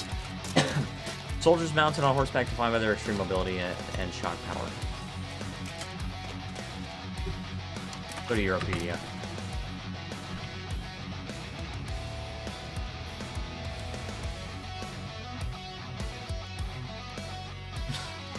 I searched for cavalry and I get like everything except for cavalry. I get cannons.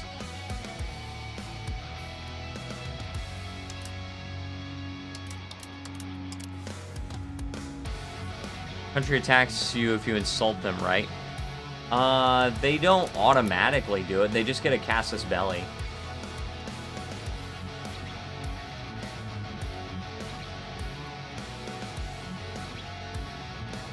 Let's see. There's gotta be a thing for cavalry here. Institutions, government types. No, there is not. Frickin' frickin'.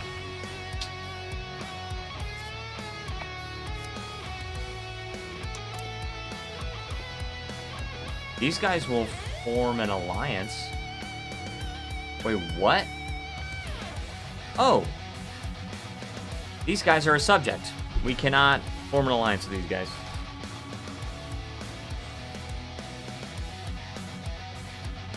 I gotta charge my phone.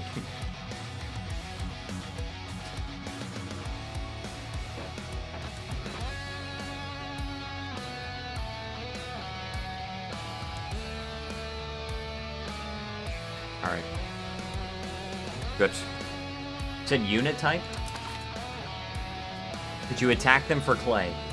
Oh, you're right. I didn't see this. I can't believe I did see it. Age of Traditions. We're at Age of Renaissance stuff, basically. But see, this is my thing, is like, oh, unit categories. Okay. So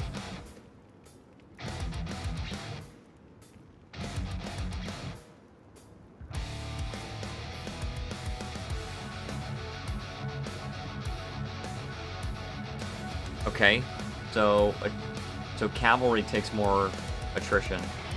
Artillery takes even more. Auxiliaries. It would be really nice, though, if it told me, like, what the purpose of each one was.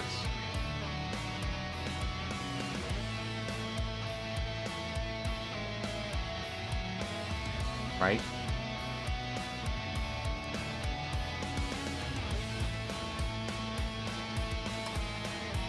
Because, like... And it looks like cavalry is the same speed as infantry? That's weird. I don't like that.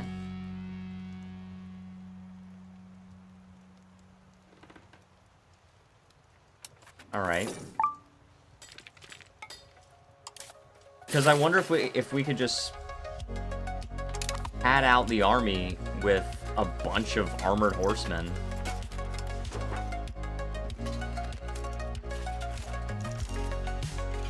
Right? 5 of these. We're making less money right now. I think it's just our construction. But, oh, and it's also our diplomatic spending. I think we can stop. Yeah, it's our diplomatic spending. Fully. We're good now. Alright, so...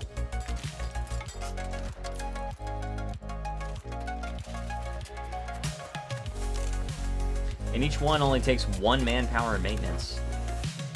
Let's get like 20 of them.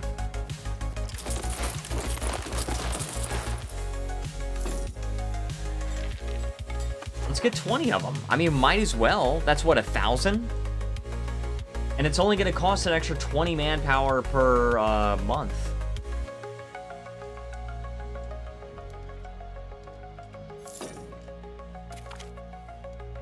Tax literacy, good, good. Still not spreading in any of my provinces.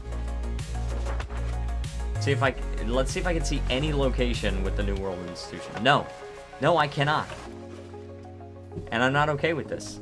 Because... this is ridiculous, dude. I have a growing colony in the New World. I have a growing colony. It's nearly 10% done.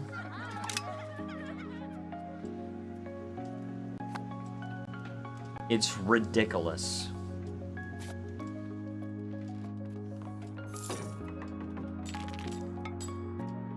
Look at their tax base of 0.01.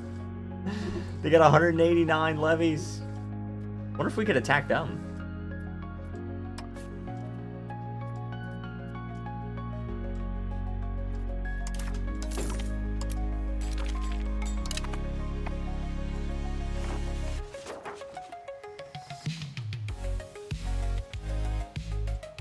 The song is called Pastel Drift, by the way. Good song.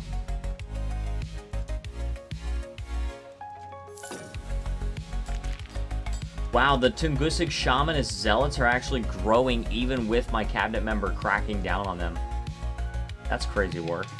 Huh?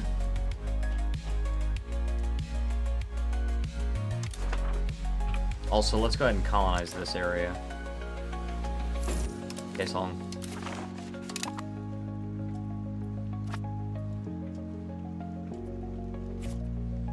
$57. We just have to deal with a much slower colony right here. I wish we didn't have to, but... them's the breaks.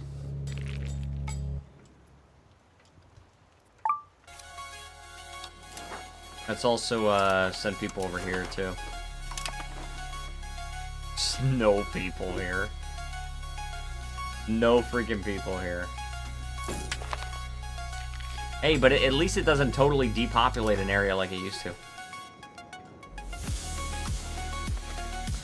Alright, what do we want? Increase ties to yes, absolutely we want this.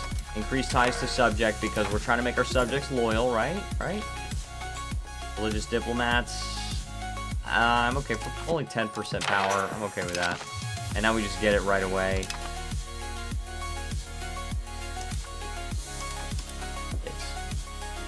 And the clergy are not even really that powerful in Goryeo right now.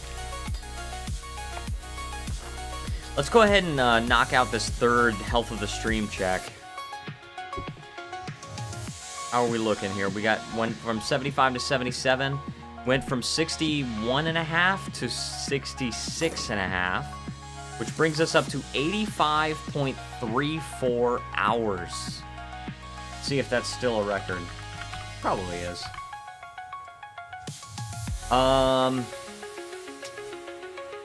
Yes, it is still a record for 4 hours in. But I don't think we're gonna break a record, though. I don't think we're gonna break a record. And the reason why is, in the next hour, we would have to get, what, 32 more hours. And we're on track to gain about 22 to 25. So it's not going to break a record. I'll keep going for a little while. Maybe I'll just go for an extra half hour. I don't know if I'm going to do the full hour.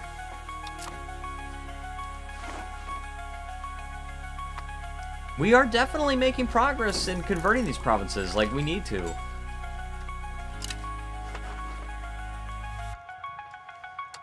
And let's take a look at not only our cultural influence, which is 186, but also Jurchen cultural tradition is 387, right? And that means we're getting closer and closer. Not only that, progress in the channel too. Yeah, absolutely. For sure. That's 100% right, brother man. I don't want to say only. I really don't want to say only, but we have gotten an extra subscriber during this stream. So thank you so much to whoever that was. I'm very thankful for that. And yes, naval. And so we're up to 54. That's so cool, dude. Like, that's so good. Last time I paid attention it was 40. Yeah. So I was looking at my weekly updates. And so 2 Fridays ago, it was October 31st. It was Halloween. I had 39 subscribers and 270 watch hours in the last 28 days. Last week on the 7th, I had 46 subscribers and 529 hours of watch time in the past 28 days. And then today, right before I updated, or right before I streamed, it was about 20 minutes before I streamed, I was up to 53 subscribers and 569 watch hours the past 28 days. That number of watch time in the past 28 days actually went above 600 a few days ago, because we had not only our big, huge live streams, but we also had a big stream like before that got knocked off of the grid as time rolled forward. But yeah, that is so cool. We're gonna get a religious war, Casus Belli on them, Southern Sahalin, and we should probably build some transports too. Oh yeah, we also need. We don't even have any folks. All right, let's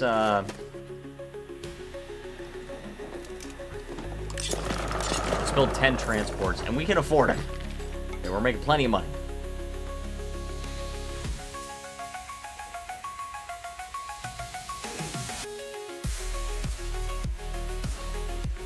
How's that market doing, by the way? It's on. Yeah, very good. Oh, we got cavalrymen. I don't think that's anybody that can be upgraded. It's gonna be... I don't think that's gonna be the advance we want. I think, yeah, we want heavy cavalrymen. I'm trying to get armored cavalry, so I don't want to upgrade that just yet.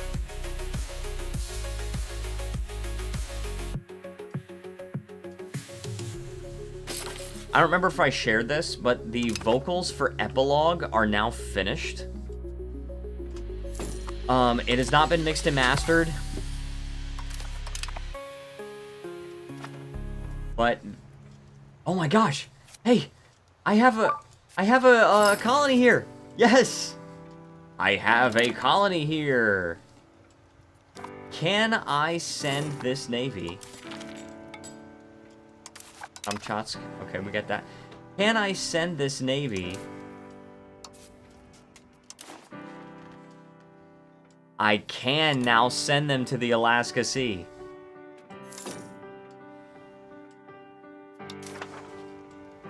Alright, so they're moving there now.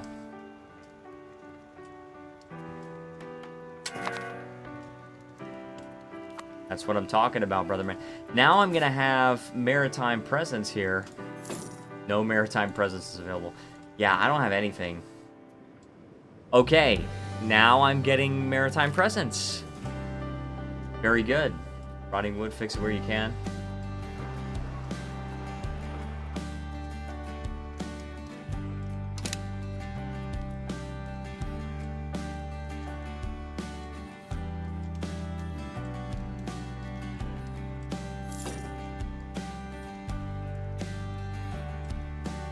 Okay.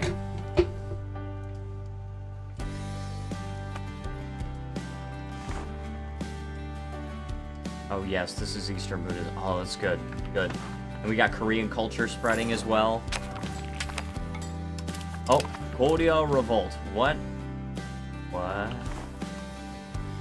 Where? Oh, here? Kolde? That's it? This is straight. That's funny, dude. Alright, let's take care of the revolt. Let's send the pros. We got a lot of cavalry now. By the way, I found the screen where you can change the formation. I found it.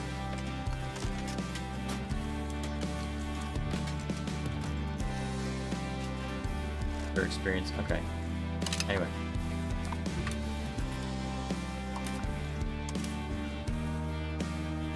So sinus... Oh yeah, sinicize reduces your cultural tradition.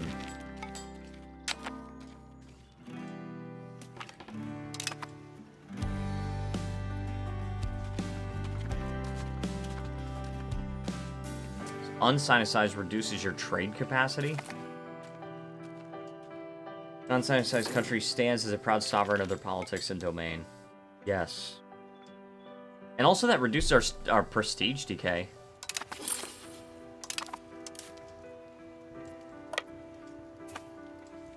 I actually think that very early on in EU5's life cycle, I think they're going to add some kind of mechanic for the changeover from Korea to Joseon. I very strongly believe that they're going to do that. Because as of now, it just doesn't exist. I don't actually think there's a way to get to Joseon. I don't think there is. Maybe I'm wrong, but... Okay, very good. We're going to upgrade to heavy cavalrymen here. Very good.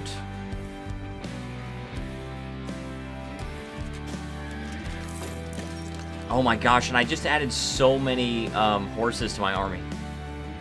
I think it's because you declared war on Yuan. Possible. Prevented the firing of an event. That is very possible. I didn't consider that. Did not consider that one.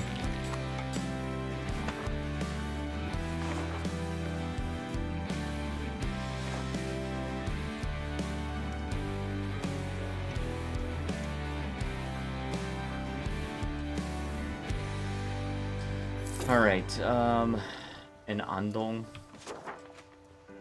Dude, I love that cabinet action. I love it so much. We're getting so much control.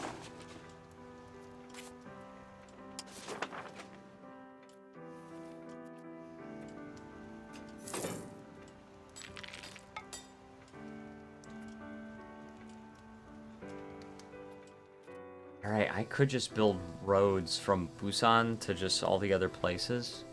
Just to spend some extra money. Let's spend down until we get 1,000 ducats. Oh, the Great Pestilence. Oh my gosh, here we go.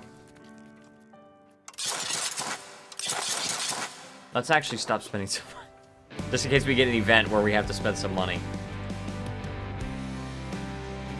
Alright, so the Great Pestilence... By the way, this is worse than the Black Plague, but it doesn't affect people from the old world. A serious plague is ravaging the natives in Akugun. Here? Yes, here. Okay. Is infecting the indigenous population at an alarming rate, independently of their class or piety. The disease is unpredictable and deadly, sometimes producing fevers and rashes, sometimes vomiting or delirium, and almost always ending in death. The speed of the contagion and morbidity of the symptoms is leaving our doctors perplexed and impotent. There is little else we can do besides deliver last rites and dig graves. 14th and 15th centuries, where the Old World and the New World came into contact for the first time. This period was marked by the exchange of people, plants, animals, and ideas between the two hemispheres, leading to significant changes in both continents. In Europe, the arrival of new crops such as maize, potatoes... What? Okay, so this is a situation, but it's not affecting us.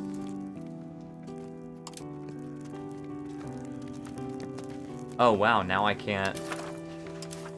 Yeah, that's weird.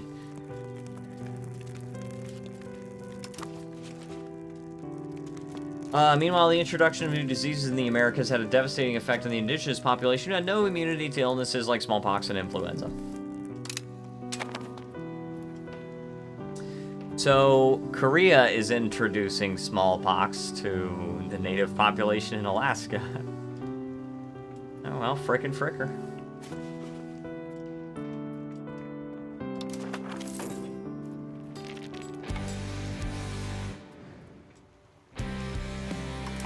Oh, this is part of the Great Pest... What the heck? We're getting unique events like this. Caused by the Great Pestilence in many villages in Akugun has led them to stop paying their taxes. Many have already perished or fallen ill, and those have not yet succumbed. Well, like... Angry mob or not, payment is due. Taxes should be lowered. Or no taxes for anyone suffering. Like, that's across the entire country of Korea. Just lose 10 control, that's fine. That's fine.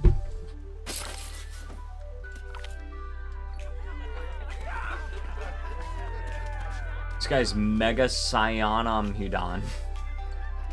Where are these people coming from? Why do I have so many non-Koreans in my cabinet? This is so weird. It's leaving me perplexed. We will help the clerk. Dude, why 3,000 ducats? There's nothing we can do, okay? Relax. Relax.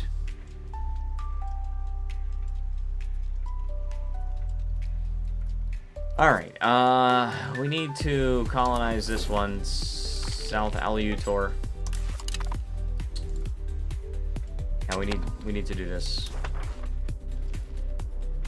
Naju. Send people from Naju.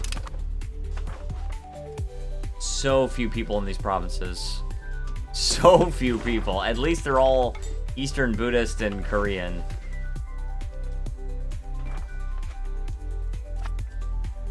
Dude, can you imagine the custom nation builder that this game is going to eventually have? You know there's going to be a custom nation builder at some point.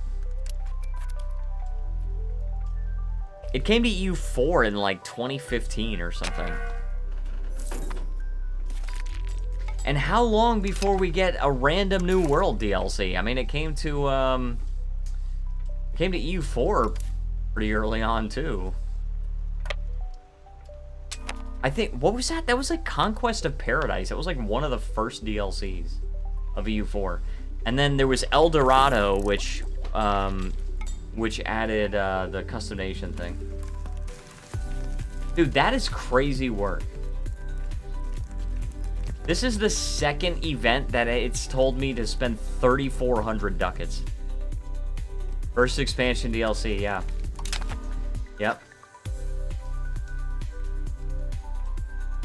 See, this is a problem. How am I supposed to spend freaking Goryeo. What the heck? Okay, now we have a problem. Now we have a problem. You're revolting against me with that little tiny island. How many people you got, huh? How many people? 2,570. That's enough to start a revolt, huh? I don't know about that. I don't know if I believe that. I first started playing EU4 around the time of Conquest of Paradise. No, I'm sorry, not Conquest of Paradise. Art of War. I think it was like right after the Art of War expansion came out. The game went on sale, and I just bought the base game. Originally, I played the demo. I played the demo of EU4, and I was like... And it would only let you play as certain countries, right? So... I was looking around, and I'm like, okay, you can only play as, what, Castile, the Ottomans, England, something like that. I can't remember the playable countries. But I tried to select Korea, and it was like... I didn't expect it to be playable, so I wasn't surprised when it would let me click on it. But it said, like... Select any country in the full game.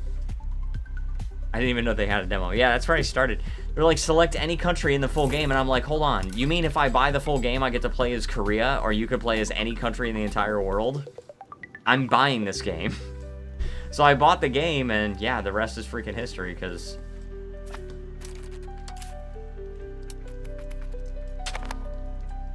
I ended up with 5,300 hours in that game. I remember my sister learning of how much time I had, and at the time, I had like 500 hours or something like that, or maybe closer to 1,000. And I remember her learning of how much time I had in EU4. She did a calculation, and she was like visibly disappointed. She was like, that's like a full-time job.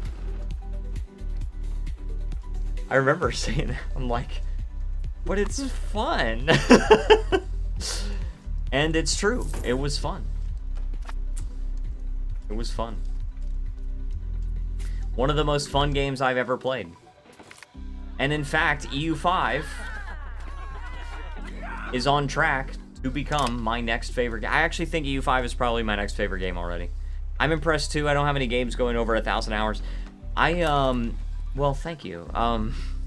But I do have... Let me actually check it out, because I have a few games over 1,000. No, I only have 2. EU4 is at 5,380 hours, and Ahoy 4 is at 1,091, so that gives you an impression. Victoria 3 is at 748. CK2 is at 567. Civilization 5 is at 518. Somehow N++ is at 419. Imperator Rome at 402. CK3 at 321. Caves of Cut at 293. Elden Ring at 278. Red Dead Redemption 2 at 175.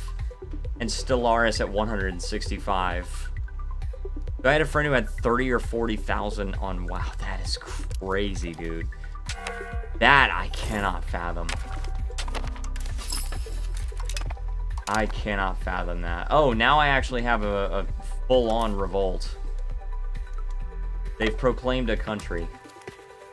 For Imperator. I know, Imperator really did have so much potential. I remember it was for that reason. For the reason... Okay. It was because of Imperator that I made a secret Instagram account. Because my ex-wife... I remember when I first saw one screenshot of Imperator when the announcement came out, I was completely enamored. I was so happy that a game like this was coming out. And so I posted it on my Instagram account, and my ex-wife started this huge fight with me because she's like, oh, you never post pictures of us, but you'll post pictures of a game screenshot. And I was like, yeah, well, because we don't really like make any happy memories because you're just fighting with me all the time. And so I started a secret Instagram account so I could post pictures of like game screenshots and stuff like that without getting yelled at. Kind of funny how that works, huh?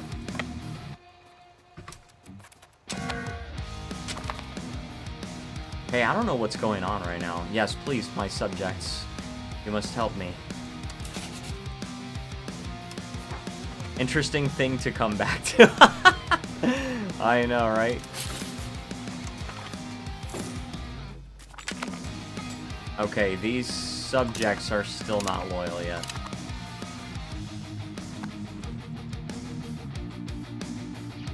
But yeah, and now the account that was once my secret Instagram is now just my Instagram. I do still have the old Instagram, but I never post on it. Of course, I never really post on my main one either, so. But yeah, that's how that happened.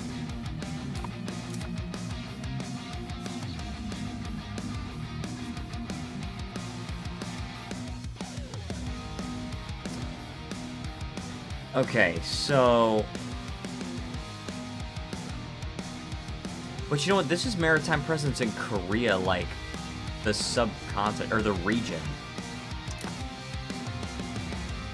So maybe I don't need to patrol that area. I need to figure out what I'm doing here first. Where's my navy? Oh, that... Okay, this rebellion got put down. Let's go to, patrol the seas, but let's just do... Eastern and Western coastline. Yeah, that's good.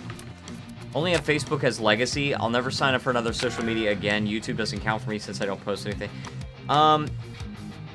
So I have Instagram, but I don't really go on it. And I'm probably going to delete it shortly after Gen moves here. I have X. And I do scroll, and occasionally I post stuff, but I do have a timer on my phone for 2 hours. I usually don't even use half of that, but I do have the timer just in case to prevent me from going crazy on it. And of course I have Facebook. I kind of don't even want to have Facebook, to be honest.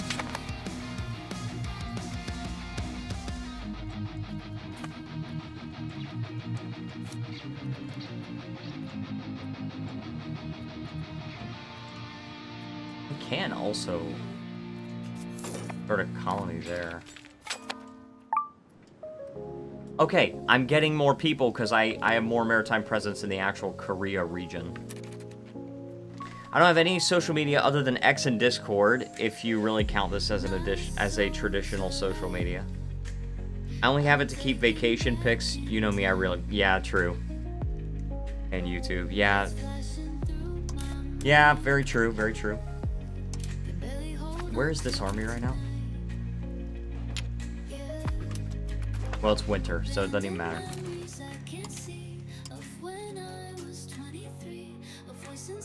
Let's do,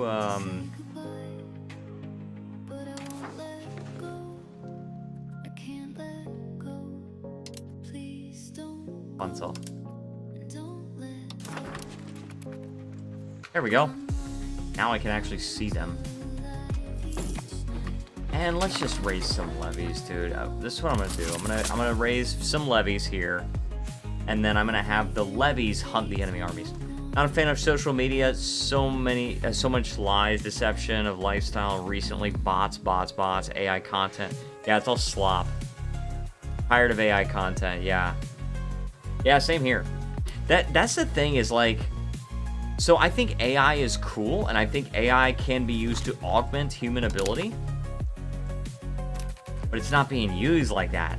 AI is being used as like a replacement for human content creation, and it's just awful.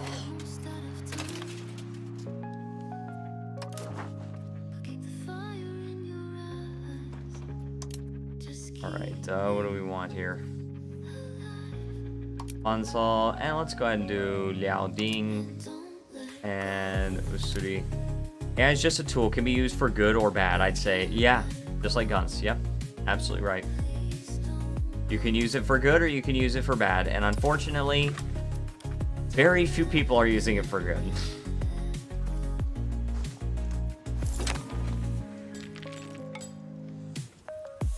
I think it's actually really cool to use AI to make a text-based adventure for yourself. I think it's cool. It's just an example of something that I think is harmless and actually pretty cool that you can do with AI. But it's like... And especially now that they have such powerful AI video generation that it's like... everybody thinks it's real. Those are really fun with D&D type of stat. Yeah, true. I have done it without the D&D type stats, though. And that's also quite fun, I have to say.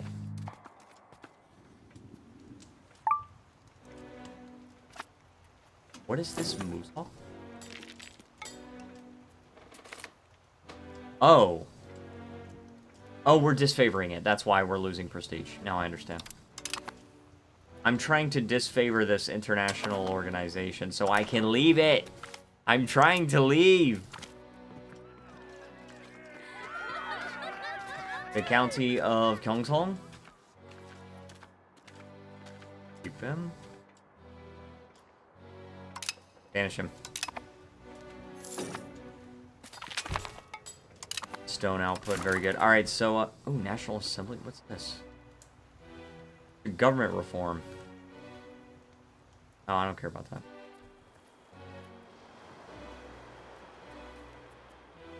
Urge urbanization. Hoofnice, yeah, we can upgrade our cannons.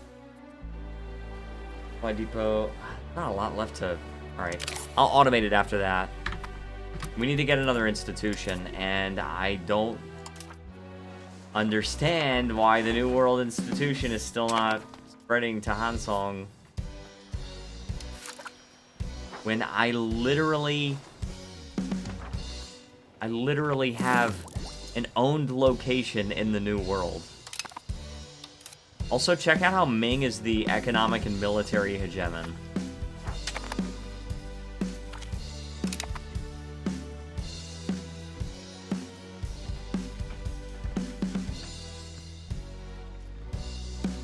Okay, my levies are here. My levies are chasing down their army while my pro army is, sieging the... There we go. My pro army is sieging the forts. Not carpet sieging. Different order.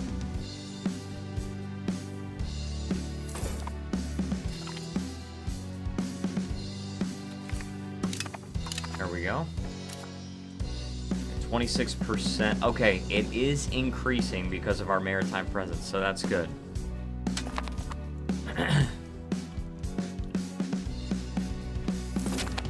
Like, what is this?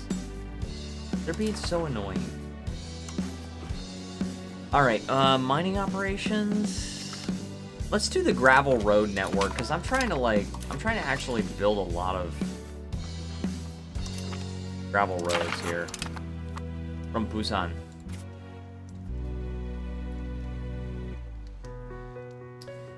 Yeah, let's go here. And just start building. Down to 1,000 ducats. That's what we'll build down to. There we go. Building tons and tons of roads. We have to. We have to connect our country.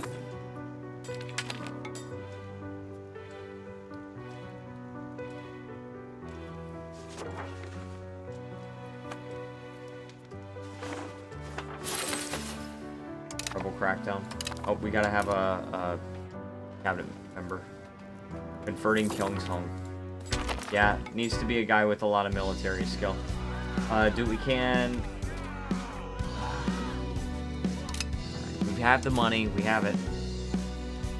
I don't like that. Alright, we won the siege of Korean. Okay, good, good. Rebellious estates are getting a little bit better.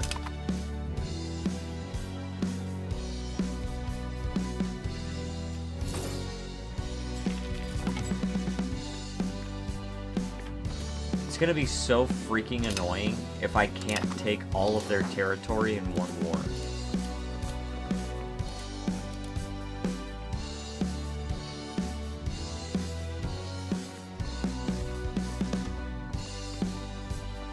Clashes locations with other treaties already. What does that even mean? Why? Oh, it has to be occupied. Okay. Fair enough. I have to occupy it.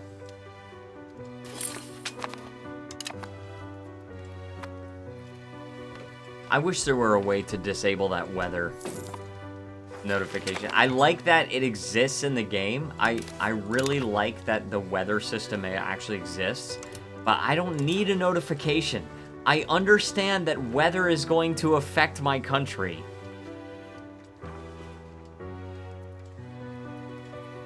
Oh yeah, and it's winter, so I can't go anywhere right now.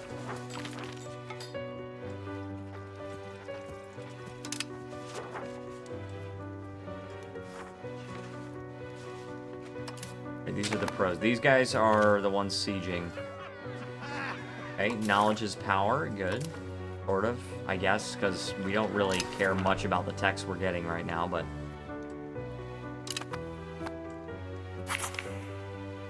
Okay, centralization. Good. We're already 100%, so... Look at that. How dare they? How Liaoyang?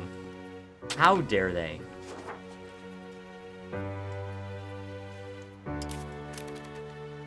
Alright, let's have you carpet siege, actually.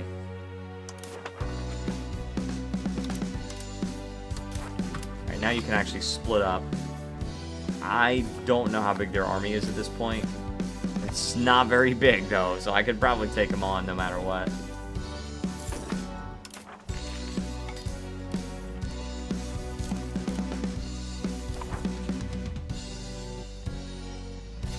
Maybe that's where their army is.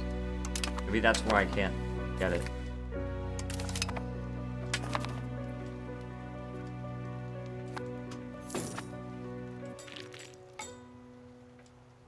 Very good. We got to do one more health of the stream check. Once this war ends, I'll probably call it a night. Tomorrow we're going to be streaming Baldur's Gate 3.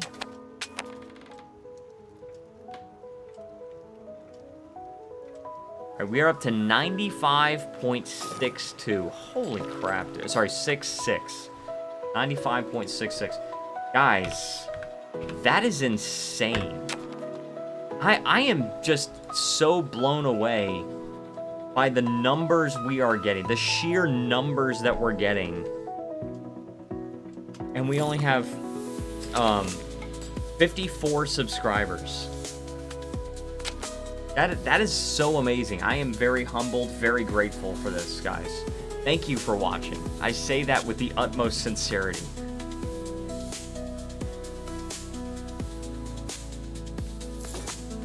And it's just ridiculous to look at, because it's like, going back to my old channel. Let me see. So, we're sitting at... Let's see here. We're sitting at 569 watch hours in the past 28 days. The last time... let me see.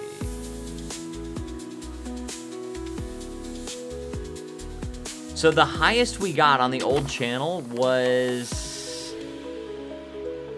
Looks like 1,015. No, 1,057. 1,057 when we had 1,659 subscribers, and that was back in April. That's when that, when the old channel's watch time peaked. That's when it peaked. Okay, now I can fully... I can't fully annex them. This is ridiculous, dude. I hate that. Tomorrow I'll be on and off. I want to play my games on the weekend when I don't work, since I study during weekday. That is totally fine, my friend. I totally understand. This is ridiculous. So, alright, I gotta say this. When you have a rebellion country, I really hope this is a bug, but I can't stand it how a country can just break free from my country, and then it costs more than 100 war score to fully annex them, so I can't annex them. That is absolutely ridiculous. That is actually 100% ridiculous. I likely won't be there tomorrow. Have work from 5 p.m. to 1 a.m. That's totally fine. I totally understand, my friend. Against kill himself? What? Actually, I'm gonna do that. I don't think that'll change the beast value. I don't think it's a bug, but probably will be tweaked. I'm guessing they're gonna have to, dude. Oh my gosh, they're really gonna have to change that, because that is so freaking annoying. How country randomly breaks free, and now I can't fully annex them, even though it's basically a civil war. But totally not understandable. I don't want to be there until 1 a.m. I worked until 1 a.m. on Halloween going into November 1st. I worked 3 p.m. to 1 a.m. That shift sucked. That sucked bad. This is my K-pop song, by the way. It's the instrumental version of my K-pop song, but it's K-pop. The song is called Hana. And the guy doesn't want me to put his name on it, so I won't. I'm not going to put his name on it when I release it on Spotify, but I will tell you guys that it is a Korean rapper named Youngil. He also featured on A Night to Remember many years ago, and he will be on the album for that song as well. Can be a special kind of annex action which doesn't go over 100, just for subject/rebel. Yeah, I'm okay with that. I have to follow my journeyman trainer's schedule, of which he works 5 a.m. to 1 p.m. 5 a.m. to 1 p.m. Do you mean to switch the p.m. and a.m.? Because that... Okay. I have heard of the 5 a.m. to 1 p.m. schedule at my workplace. So that would be understandable. I'm going to see if maybe occupying more of the territory will reduce the cost of peace. Has nothing more to lose, the country would disappear. What's a word? These are just reasons for acceptance.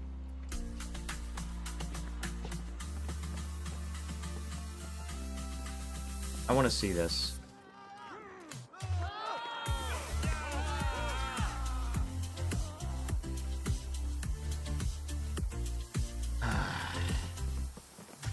Pisses me off. I want to get the prestige. So for this one here, Fuju, that's part of this thing.